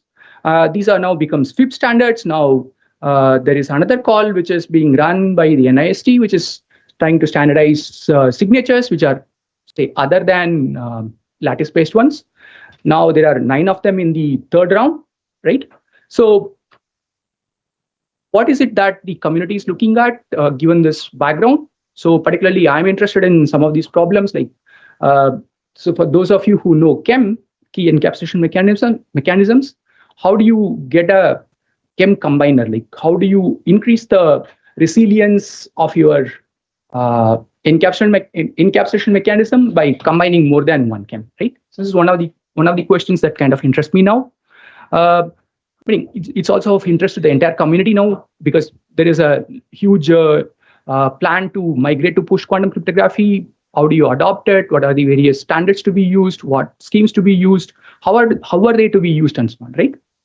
So another question that kind of intrigues me is, can you use chem in the place of signatures? Like, it would sound somewhat weird, but chem is used for key agreement, but signature is for authentication. But please go home and think about it. You can use scheme in the place of signatures, right? So that's a question that kind of intrigues me now. And then there is this question of hybridization. So what happens if one of the NIST standards gets broken tomorrow? Like, that's happened, right? So what happens when dilithium gets broken? So do we blindly migrate to a purely post-quantum? What happens if we want to add additional functionality to a perimeter? Like, can we have quantum resilient ring signature, group signature, zero knowledge proofs, and so on? So these are applications to general privacy-enabled techniques, which could be used for designing post-quantum resilient machine learning also, I think so. And I'm always interested in things like, can we prove that something that we design is secure in the quantum random oracle model, where we model the adversary as being able to query in superposition? So how do you give a proof of EOCMA, for example, in the quantum random oracle model? And I'm kind of interested in cryptanalysis. So before migration, I think all of you will agree that you have to look at these questions. We have seen that there has been a classical only attack on SIKE and SIDH, so and also Rainbow, so which was a attack which just used the math. It did not have any quantum in it. So these were, for those of you who don't know, these were submitted as NIST submissions to the NIST PQC competition. The attack was purely classical, so just a bit of math was, quite a bit of math was used to analyze and break this. Currently, I'm looking at some of the attacks like the wedge product attack, which is more of a geometric and algebraic way of representing the artifacts that arise in the UOV in a more systematic way. And meaning we have to look at also the question of how do we do a quantum resource estimation of the various hard problems on which we are building the PQC systems on. Like, how do we say with conviction that the trapdoor UOV problem is resilient to quantum attacks? So these kinds of questions kind of interest me now. So this is for the general public. So some projects that I feel are interesting. Recently, there was a document which was brought up by DST of the Department of Science and Technology of India, which came up with a plan for how do we migrate to post-quantum cryptography at various across stakeholders, like for various industries and companies. And this was done under the umbrella of NQM. So the document is up for public review and adoption now. Like this, I think it started with this NIST's PQC migration plan, which is kind of it's been made into a center of excellence under NIST itself. And various countries have their own migration plans. Like there is a very extensive kind of materials is available in ENISA's site, which has various documents. One is about the market analysis. One is on the how do we integrate it with the workflow. And then they have a separate document on what cryptographic mechanisms to use across various primitives. Like, for example, for RNG, what to use, for block cipher, what modes to use, for stream ciphers, what modes to use, and then signatures, chems, and then hybrid protocols, and how do we standardize TLS, how do we standardize various protocols, and so on. So there are lots of materials available in the ENISA site. So I just do some time pass by looking at all these things.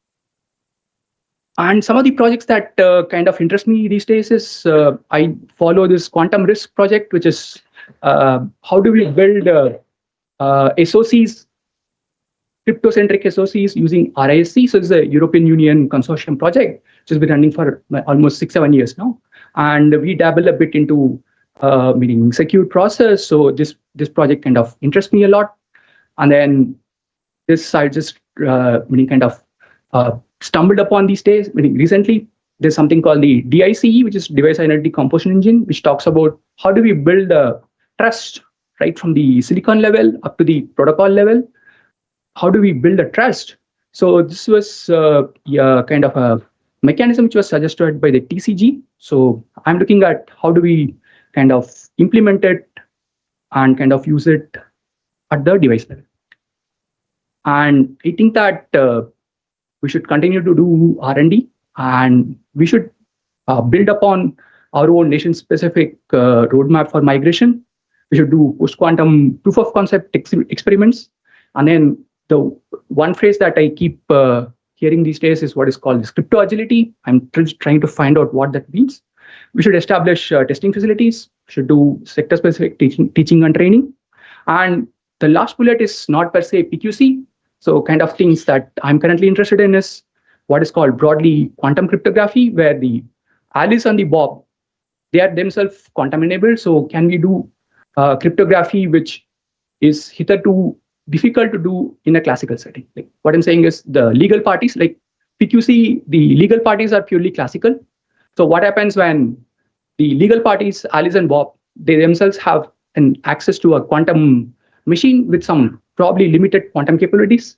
Can we do more expressive crypto using this kind of devices? So things like quantum credentials, secure key leasing, quantum money. So these are the things that I'm currently looking at. Thank you.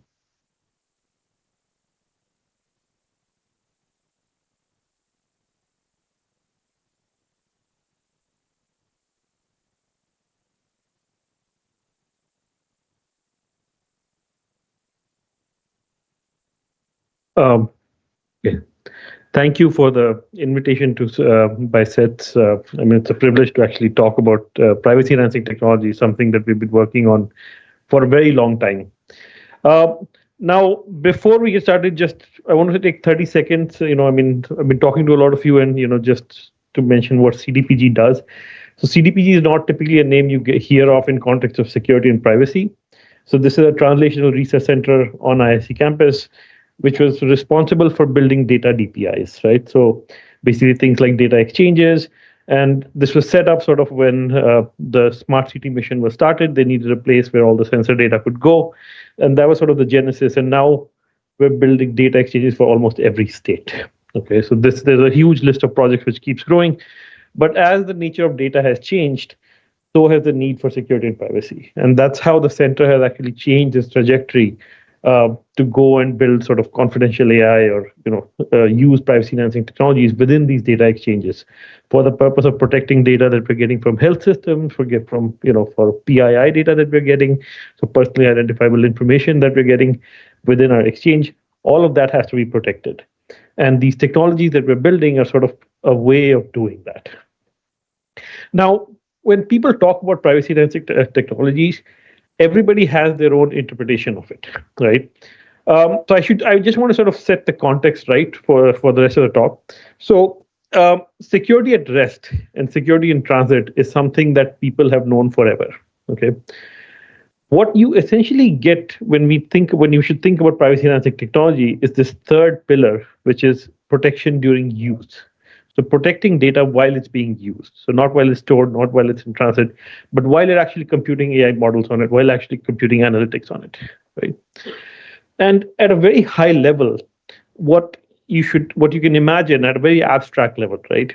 A privacy enhancing technology is the ability to create these black boxes somewhere in the computing environment, right? And these black boxes have some properties. So data can securely come into these black boxes. Data can securely go out of these black boxes, and you can do any computation within these black boxes, and it will be protected from even the most powerful adversary that you know. So most powerful adversary on a system is system administrator. So anything that happens within the black box is protected even from that. So this is at a very abstract level. This is what you can imagine a privacy enhancing technology is. Now, there's multiple ways of implementing these black boxes. So there are different flavors of privacy enhancing technologies. So first and foremost, the oldest one, one of the oldest ones, is trusted execution environments. This basically is, so all the modern processors, they have extensions which allow you to create special compute environments where the memory is encrypted and separated from the main processor. Okay. You can delegate part of your process to this. You can delegate entire VMs to this. And this stays protected from whatever is running on your main processor. Okay, so you can think of, in some abstract term, again, these extensions that these hardware processors have allow you to create these black boxes. Okay. The other side, one of the other technologies is something called secure multi-party computation, MPC, SMPC. Here, basically, what you end up doing is, so if you see the picture in the middle, let's assume that three parties want to compute something collectively on the data. They would split the data between two parties who you can guarantee will not collude. The splitting is done in a very special way. So you can do things like secret sharing, okay? And what the splitting does is it allows you to compute on that data without actually combining it ever, okay? So these two parties can basically, just using the split data, they can do things like additions, multiplications, and once you can do additions, multiplications, you can compute arbitrary circuits, which means you can have, and you can compute any function. And so this basically is another way of guaranteeing that whatever computation happens on these two servers that I have in the middle stays entirely confidential, entirely private, right? It's a way of splitting the data and doing computation. Now, the assumption in the first case, in the trusted execution environment case, was you're trusting the hardware vendor, that they've implemented their extensions correctly. Secure multi-party computation is a purely mathematical way of guaranteeing privacy, okay? Then there's a thing called federated learning, and I think this is sort of what most people, when they think about privacy and technologies, this is the first thing that comes to people's mind. This is basically where data does not leave your premise. You compute your model updates locally, and you share the model updates with a central aggregator who will aggregate the model, send the aggregated model back, and you keep repeating this process again and again and again. Okay. Over time, for a lot of cases, if your model is well behaved, you will converge over time to the absolute global best models. There's other techniques. There's techniques like homomorphic encryption. This is basically where you're encrypting your data, and you encrypt the data in a special way so that you can do computation on this encrypted data. Okay, so here you would basically encrypt the data, send it to the cloud do the computation, you get it back, you decrypt it. And then there are things like statistical disclosure control. Here, basically, you have data, you add some noise to it so that the data, the privacy factors, privacy parameters that you identify within the data can be protected. Okay, so this goes along things like differential privacy or or other forms of differential privacy basically. So, see, privacy enhancing technologies is not just a single technology. And I think there was a discussion this morning around sort of the trade-offs and how you define security and privacy. And these 5 flavors actually give you an example. So all of these systems are secure by definition, right? It's just a difference of sorry, how do I go back?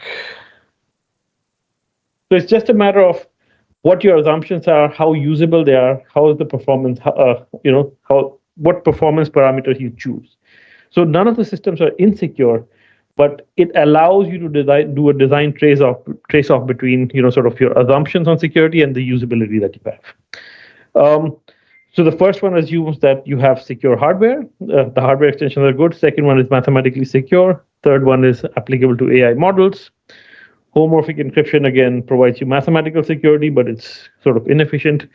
Statistical disclosure control or differential privacy is applicable only for certain use cases. So again, they have very different trade-offs. Now, why is off late there has been a tremendous amount of interest in privacy enhancing technologies? And I think this fact was sort of also highlighted in the first talk of the day today. So the way that I see this is privacy enhancing technologies essentially allow you to convert the problem of trust and protecting your business value, which is necessary for collaboration, into a technology problem. So as data grows, you really cannot solve the trust problem. You cannot really solve the business value protection problem. But if you convert it to an engineering problem, we know how to solve engineering problems in a scalable way. And that's what privacy enhancing technologies allow you to do, right? And again, at a very abstract level, you can think of privacy enhancing. So if you go to these medical labs, you have these gloves through which you can put your hands, do experiments, right? This is what privacy is. This is sort of the environment that privacy enhancing technologies allow you to create in the digital world, right? So where you can experiment on your data, do things with your data without actually leaking it. Now, just in the interest of time, I cannot So all of these technologies, if you evaluate the last 10 years, there's been tremendous progress made in actually bringing these technologies closer to something that can be used in commercial applications. Okay. Now, in fairness to time, like I cannot really talk about all of them, so we'll pick one, and which is the trusted execution environment or confidential compute, because we're at a very interesting inflection point here. If you see from 2020, almost on every month or every 2 months, there's a new company that is starting up, which is commercializing trusted execution environments of confidential computing. Okay, and now it's sort of, Y Combinator, which is the big, sort of the famous venture studio in the US. Now even they're taking bets on this technology. So this is really at the edge of some, that commercial sort of being at the edge of being commercialized at a wide scale. So we'll go a little bit. So I want to go a little bit deeper into this and sort of just walk you through the evolution and what are the interesting research problems that are there that we can address both in India and globally, what we need to address. Now, SGX is not something that just came out of the blue. It's evolved over several years of computing architecture evolution.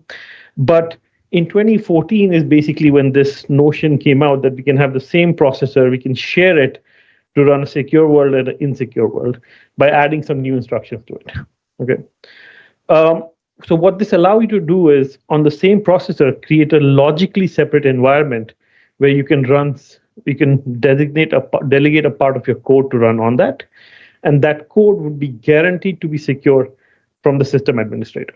So that's the guarantee that you got.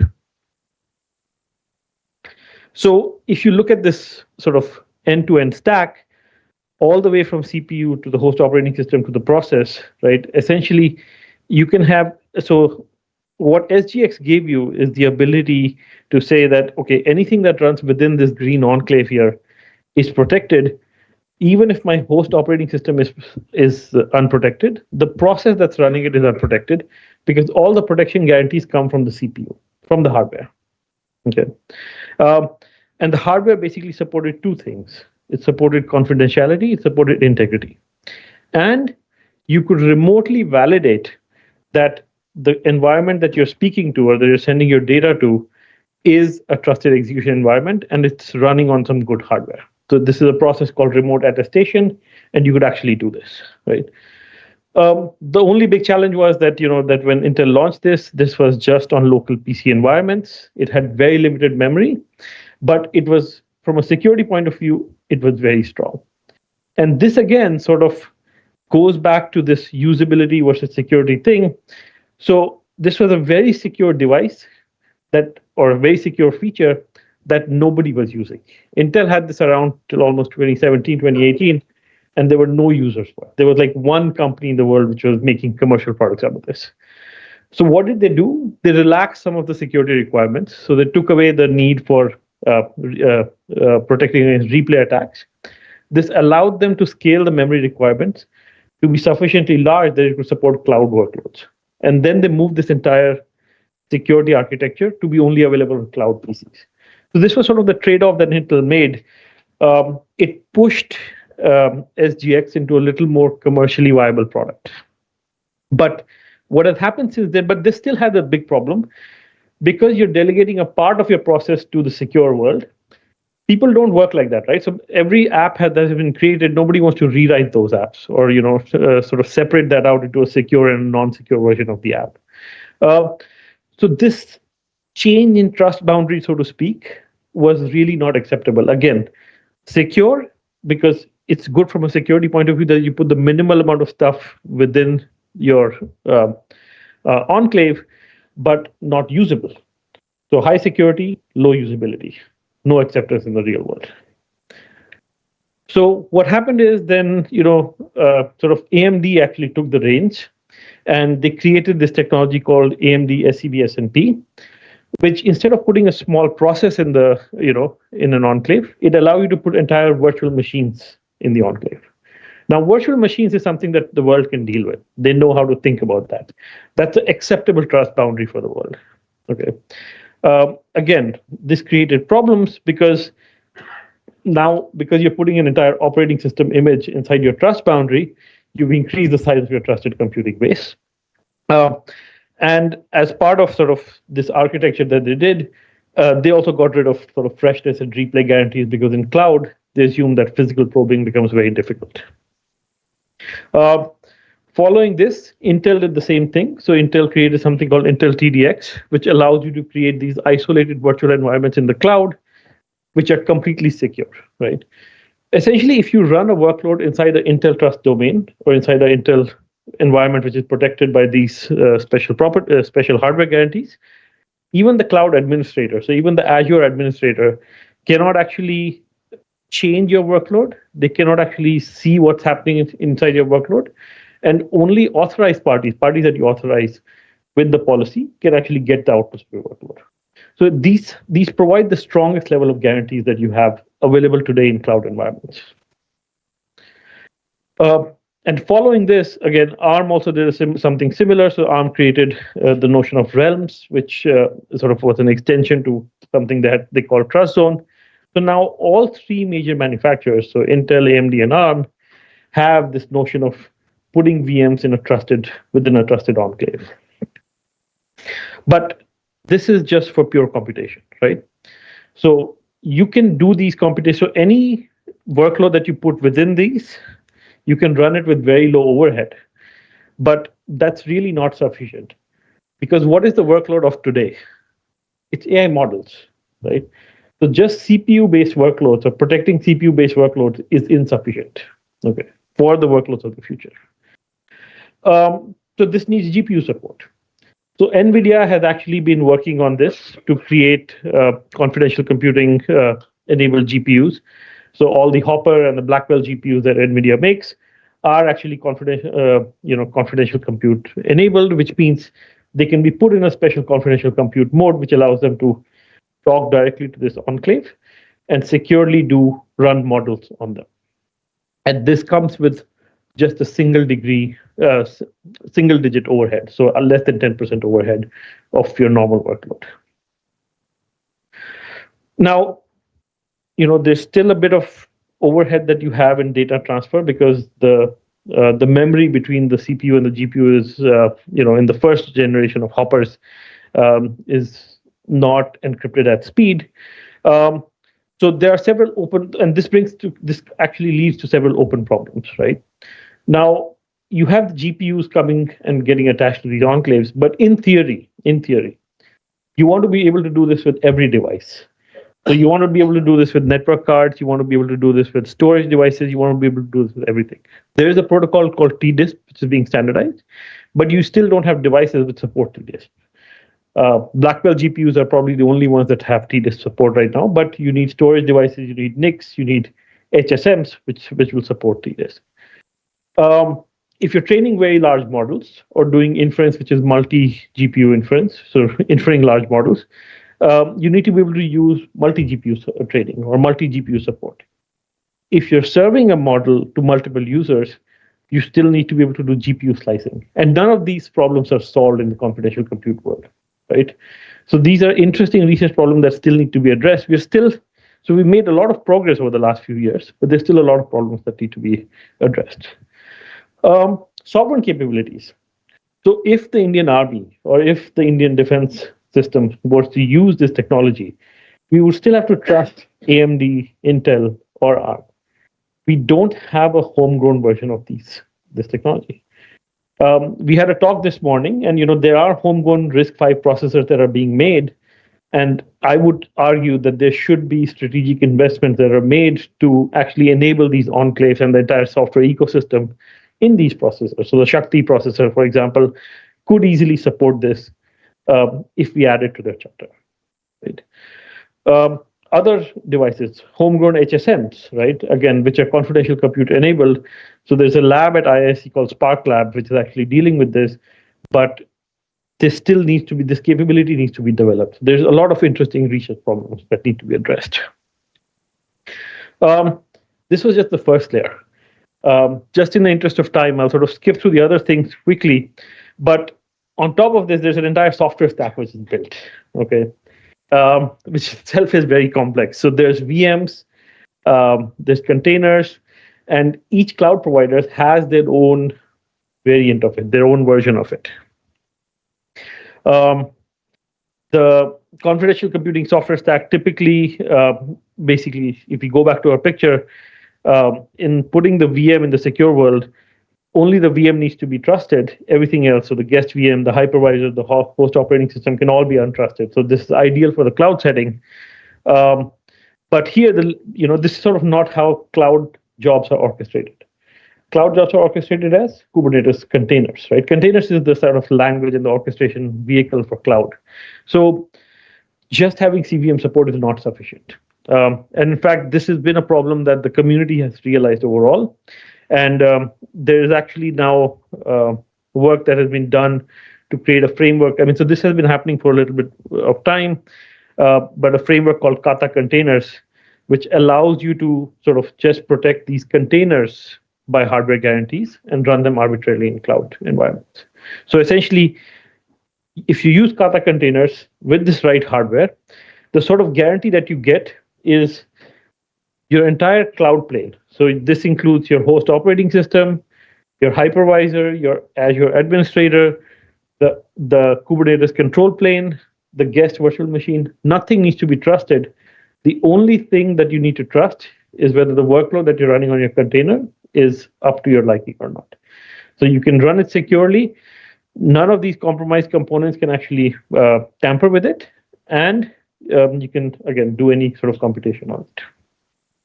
So this is sort of really getting us to a place where we can run practical workloads in the cloud. Again, many open problems in this. How do you orchestrate multiple containers? So a lot of very interesting research challenges still remain. This is just software. There's still another layer, applications, right? So what do you want to do on top of this? Model inference, training, fine-tuning, multi-party analytics, or compliance with legal standards. So we had a talk this morning about DPDP compliance in technology. You essentially want to do these applications on using these confidential compute environments. And the constraint for each of these is different.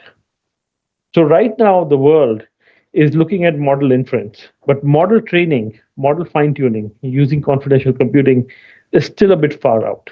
Okay, but for model inference, you have many use cases.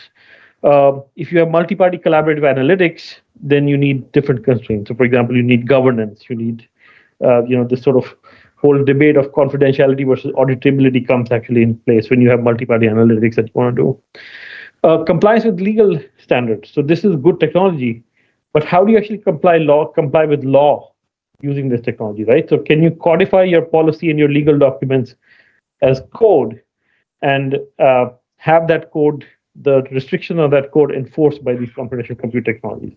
Is that feasible? Can you build pipelines which enable everybody to do this? So lots of very interesting problems. And, if you see the news, so everybody here uses WhatsApp. So when you use WhatsApp, basically, and you use an AI function of WhatsApp, your entire chat history goes to one of these confidential clean rooms. The processing happens there, and the result comes back. So WhatsApp can claim that they don't see anything, right? So this is something that's been deployed at that scale, the WhatsApp scale, right? But one thing I would want to point out on why work on this in India is important, because getting the architecture for this is very, very difficult. So a company like WhatsApp, which has a team of 150 engineers working on this, which are paid each like $2 million, right? So these are highly skilled people in the world. They went through a security audit and they found 27 security vulnerabilities in their architecture. Okay? So getting these things right is not easy. And that's why, if you want, maybe the big companies in India, maybe the Geos and the Tatas can build teams which can do this, but not every company can. And this is what we at IISc are also trying to solve. So actually, METI has given us a project to build this as a DPI and give it to the community, right? So build these privacy enhancing technologies, build the orchestration layer around them, and give it to the community so that they can integrate it within their data pipelines. This project is called P3DX. It's a multi-university project which involves IIT Bombay Trust Lab. It involves IISc. It involves CDAC Bangalore, CDAC Hyderabad, and and IIIT Bangalore. And we're basically trying to bring confidential compute, multi-party computation, homomorphic encryption, and federated learning. We're trying to create orchestration wrappers around them. We're also partnering with, so iSpert, which is the nonprofit org. They have a very nice framework around using these in real-world applications. So there's now a collaboration between PCDX and DEPA for creating training and inference workloads. And we're actually deploying this. This technology actually has real-world deployments. I'll skip the first one just in interest of time. But things like National Health Authority, so which has almost every citizen's health record data, they want to share this data with people who want to develop models on this data for things like claim adjudication or making their process more efficient. How do they do this without leaking that data? So the way NHA is looking to use this technology is the developer of a frontier model will actually send a request to them. They will see if that request aligns with their priorities. Based on that, a subset of their data will be released in these confidential compute environments. So the company will never see the data, but they can bring their model in, fine-tune it on that data, and take the model out. So it allows sort of collaboration between NHA and small research labs who are really working on frontier models to use that data without actually exposing that data. So this is sort of what the power of this technology. We are also doing these things like, so anonymization was something that was mentioned in the morning. We're also using this technology to protect an anonymization pipeline, which we run as a service. So which means basically it's a pipeline which will run on ISC servers. You can bring your data to it. It'll get anonymized. You can get the anonymized results back. And we can make sure technologically that ISC never sees your data. So you can do things like that. Sorry? Identity operator. Or the identity operator. Yes. Yep. So I'll stop here. And yeah, any questions, come grab me later.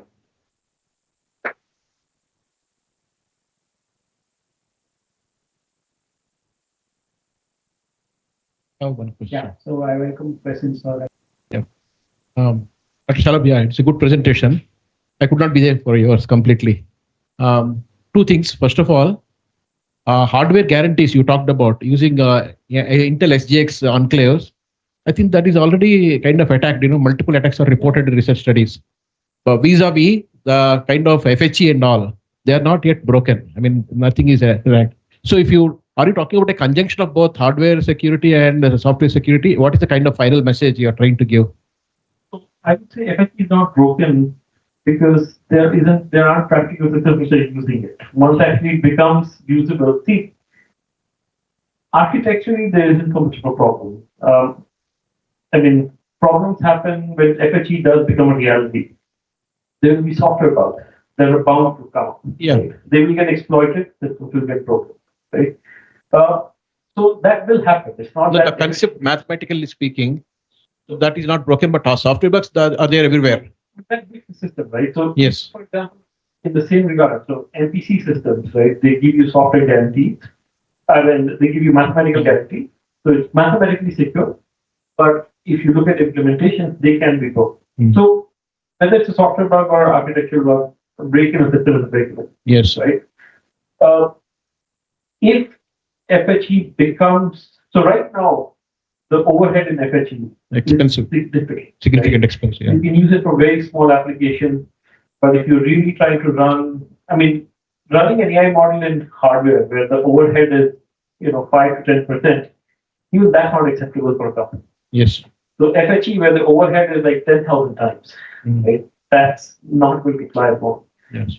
Once FHE hardware becomes a reality, so people are developing accelerators for FHE hardware. Yeah.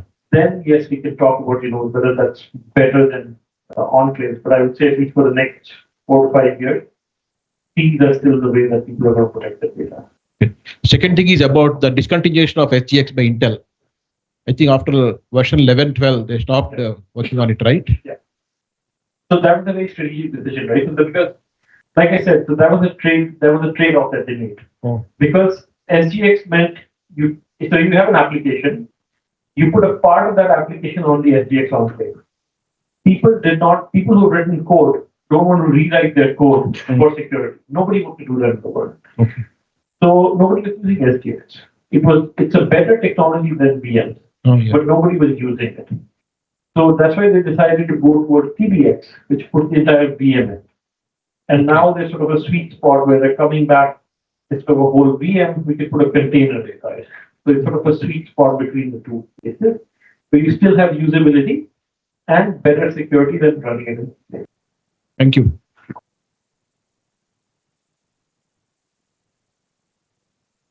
Thank you, sir. Lots of questions that are coming up in my mind because it was such a presentation. So, harvest now, decrypt later. We speak in classical terms. Now, IBM allows us to use some quantum capability, very minuscule, paid. But they have a condition that whatever I'm going to receive from you, I'm going to keep it for about few years, 3 years or so. And people still go ahead and use it. The idea is secure by design. Harvest now, decrypt later. Even they don't know whether using the quantum circuit that comes to them, are they going to be able to crack it or not? They are not aware. But still they are collecting it. Which means that if at all at some point they could crack it, means we were insecure right from the word go. That is one huge thing. This is more for our people who are going to be spending next 40 years, right? And also the policy. Then you referred to trusted. So I was in data centers about 20 years, 25 years ago. So where trusted was coming in from Sun Microsystems, we were wanting zero trust. I don't want to trust anybody. Tu mera baap hai, to bhi DNA dikha. And Aadhaar is not DNA, right? So that was the worry because we were going data centric. And now this is the year for data centric, 25 years later. The issue is, we know that everything is coming from American and Western world. We know that there are trapdoors. There is a hawa in the country that it should not be Chinese. But you are already saying okay to every software and hardware item coming from the West. So that is an inherent and organic and an intrinsic threat that comes in. We know that there are trapdoors, backdoors and everything. So despite all the subsystems being created, there are fault lines within. There are all kinds, again, Dr. Rakshit was mentioning, the evaluation matrix is being asked to be made by the person who is actually making the stuff. So he knows what is to be written to make a good, nice 200-page document for our satisfaction, but then there are trapdoors there, inadvertently or otherwise. So if this is the methodology that's happening, are we not once again stepping into the same rigmarole of looking at some standards and technology which is going to come with some vulnerability in it? So I'm not seeking answers because these are just thoughts. These are just thoughts like Prem sir was saying that this is what I'm interested in, right? And if compute for FHE and such like things is becoming a problem, if we have the quantum capabilities and quantum annealing capabilities available today, I'm not talking IBM, I'm talking the real stuff. It's available. How can it be used for all these? And since we are more worried on the sovereign stuff, 1, 2, 3. Okay? And of course, that's also principal scientific advisors. Main issue is the sovereignty stuff. Rest the industry will take care. That's what we do at SETS. So for the sovereignty, how can the quantum available with all the algorithms that we are working on with mathematics and sets be able to work out a mechanism where we are able to score a point? This is some area that we are missing out, right? So something that you may like to just say if you wish to. Prem sir ke liye alag question set hai. Yeah, so I mean, so coming to your sovereignty point, right? So I'm 100% on board with you. Like, I mean, I am surprised that we are actually not doing enough to create sovereign hardware and a sovereign AI ecosystem. Actually, so the founder of Spark Lab, Kapil was one. So he actually has a very good vision which he's been trying to push and get funded, and funding doesn't come through for it. But this is something that's needed, okay? And this is, and the good thing now is, earlier, the architectures were not stable. Now we know enough on how to do this properly. The architectures are there, the know-how is there, the skill set is there. So we can do it, right? For example, Fujitsu Labs, okay? They're launching a 2 nanometer processor called Mokana. which will have these realm capabilities. So ARM's architecture for creating realms is there. You can license that technology, you can audit it, you can add what you want to it, you can take away what you want from it, and you can tape that out. That's such a low-hanging fruit. The entire software ecosystem on top of that is open source. You can use that, you can audit it, you can verify it, you can sort of contribute to it, you can take ownership of that. So the ingredients are all there. I think there are efforts happening in some small pockets to do this. There isn't a national scale effort to do this, which I think, especially for defense and for DRDOs and for people who care about additional security, they should really be investing in this. So I think it's a topic worth investing in, right? And I'm happy to chat more, on how Now we have mathematics professor Saab, who did not introduce himself actually, such a big person we have here mentoring us. And then when Prem sir said that we have seen that most of the attacks were pure mathematics and not really quantum attacks. Of course, on a classical system, the attack would be binary some kind of an attack that is coming in. But the knowledge of how that mathematical attack should be could be an output of or a result of some quantum based activity done on what had been picked up in the past, harvested earlier, now worked upon, learned from there, and then that knowledge used by the quantum machines is now being put into the classical mathematics to be able to crack these on the fly. Is it a possibility? Something like this was coming to my mind. So if we have the quantum, so if I have the quantum, now I'm the dirty man who keeps the country safe, right? The dirty jobs come to us. So if we have to keep the country safe, we also, as part of the asymmetric warfare, the unrestricted warfare, and all that is spoken and not spoken, the Dhurandhar style, the country keeps doing a lot of things. Now, how is that capability, if we have today in some way, to be used for probably developing something more for our safety? Because attack is the best form of defense.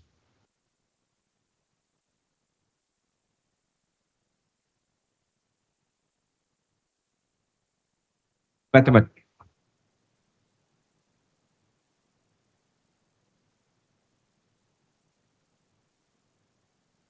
Possibly everyone is going after NIST standards candidates. Not required. So we could possibly try and leverage your idea to possibly break those schemes. Like you could just invest some time and effort into that.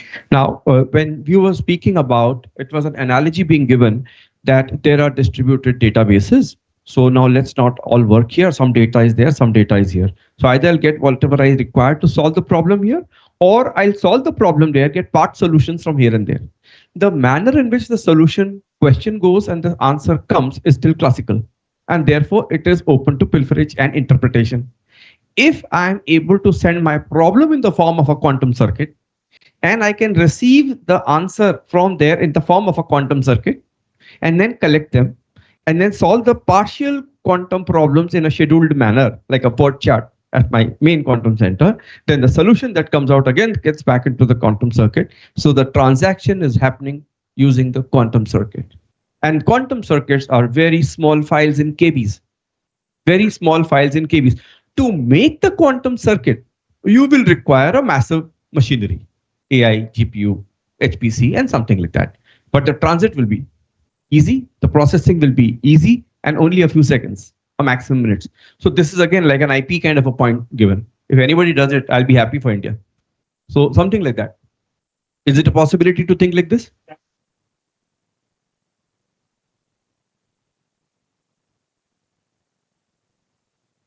Use the same motion. You're sort of doing that for quantum. So it would be a very interesting research problem. This is the first time I've said it, first time I've thought of it. Thanks to the inspiration you gave me. But even the cluster, I mean, this is definitely something that we can explore and we can talk about, yeah, I mean, I'd have to think a little more about IP mera hoga. On the lighter side. But even in the classical sense of it, when you actually share this, so even classical noise, there are methods. So you can add differentially private noise in the classical sense. which will protect these results which come back. So even that is possible today. You can combine federated learning with differential privacy and trusted environment to make a very nice All point. We are not talking. No one is talking. We are worried about data, but we also want federated learning, etc., to happen. Without that, AI is just a gimmick. But we are not talking of synthetic data. We are spending so much time on anonymization of data. In that, the metadata will get lost and the inferences will get lost. The subset, the minute you make it, you don't know which part of the subset is going to create a disturbance or turbulence in the analysis and the inference that is going to be drawn. So instead of doing a subset or an anonymization, is it not possible to generate from the same some synthetic data also, which people are not doing? People are. Huh? So there's Ramya sitting at the back. Few are. It's costs. So we can get synthetic data, which is provably synthetic with differential privacy guarantee for the state of Telangana. So this is a big problem. ANRF has this problem. A lot of states we talk to have this problem. There are solutions being developed. So actually, we are collaborating with the University of California, Berkeley on this. So she actually the anonymization and synthetic data expert. So yeah, so there is work happening in that. I just because of time, so I couldn't touch on all of this, but we are. But that is something that actually a part of this. So this 3-year WAITI project, we're covering a lot of topics, and that's one of the. Sir, I'm Brigadier Muthukumar with IITM Pravartak as a strategic advisor. So far as this mathematics is concerned, sir is aware, we were doing that Sanjog through Director Kamakoti so that out of the box thinking classes, which is now a big time. So I will. Hello. Yeah. So if you remember, sir, the Sanjog program, which Director Kamakoti sir has been doing. So, and the out of the box mathematical models and thinking. So I understand, not because he is referring to you as a mathematics professor, but otherwise also you'll appreciate that everything goes back to mathematics. So whether it is elliptic cryptography or whether you're going into lattice-based cryptography or whether you're going to code-based cryptography, because I was preparing all this because I was going to Monday to New Delhi. So I was going through cryptography. So there, when you look at small little events like unusual login, unusual data exfiltration, sudden abnormalities in signal pattern. No, they are all mathematically analyzed. They are all mathematically analyzed. And what I understand is that one little point which I just wanted to lay emphasis on, it is synchronous to what he said initially, that the danger today is not the non-presence of practical quantum computers today, but the danger is possible presence of high fidelity quantum computers tomorrow, because if for 30 years the operational transactions and communications of today are preserved, whatever happened in Sindoor can be decoded 20 years later by just preserving it as a package. So maybe there is a need for, like the moment he was talking into synthetic data, I was talking to the professor about deep fakes in the positive sense and in the negative sense. Maybe there is a need for aggressive anti-cyber security measures by introducing deliberate. So what I was trying to say was, could be taken up as a project. Like, so what I am trying to say, sir, what you people in extension Kamakoti sir is you. So what you people use people like us is for coming into real-time application, so that nobody has seen day after tomorrow. So today, what is there in hand today? So I just wanted to kind of ask the feedback from this exercise, because you are an advisory body. As a feedback from this exercise, this can be a project by itself. Thank you.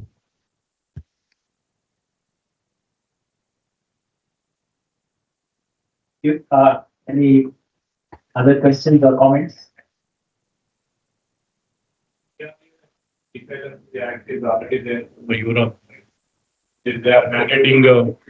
They are already mandating PQC implementation by 2027. So from India government also we will be implementing that, or right now from the companies wise, because to mandate is coming from Europe, we are all adding the PQC in our silicons.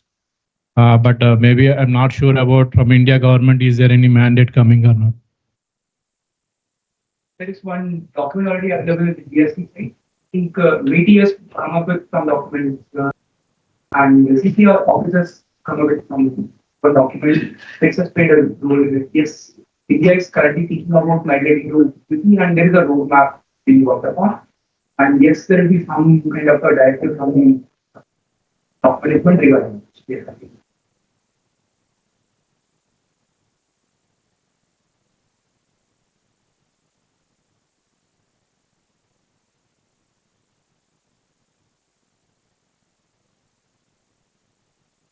As we conclude this engaging panel discussion, I would like to extend our sincere thanks to our esteemed panelists. Your insights in the confidential computing, the practical applications of trusted execution environment, highlighting the critical R&D hurdles in post-quantum migration and the vital role of cryptanalysis, has given us valuable takeaways as we look toward the future of privacy and security technologies. We are honored to have here Professor Rajiv Lakshman Karandikar, former director and professor emeritus, Chennai Mathematical Institute. I kindly request Professor Rajiv Lakshman Karandikar to felicitate the distinguished panelists and session chair. Welcome, sir.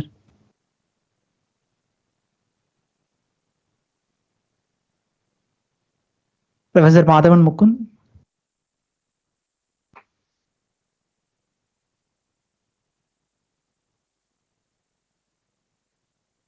Professor Shalabh Jain.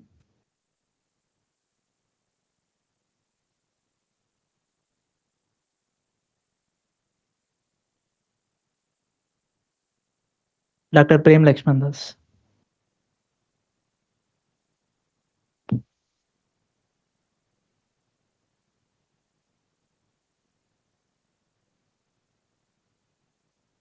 Thank you, Professor.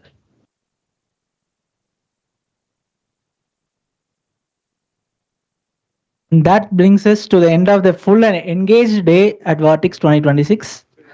Our sincere thanks to all our speakers, session chairs, panelists, and each one of you for your participation and energy throughout the day. Please join us for high tea and kindly explore the stalls outside. Thank you.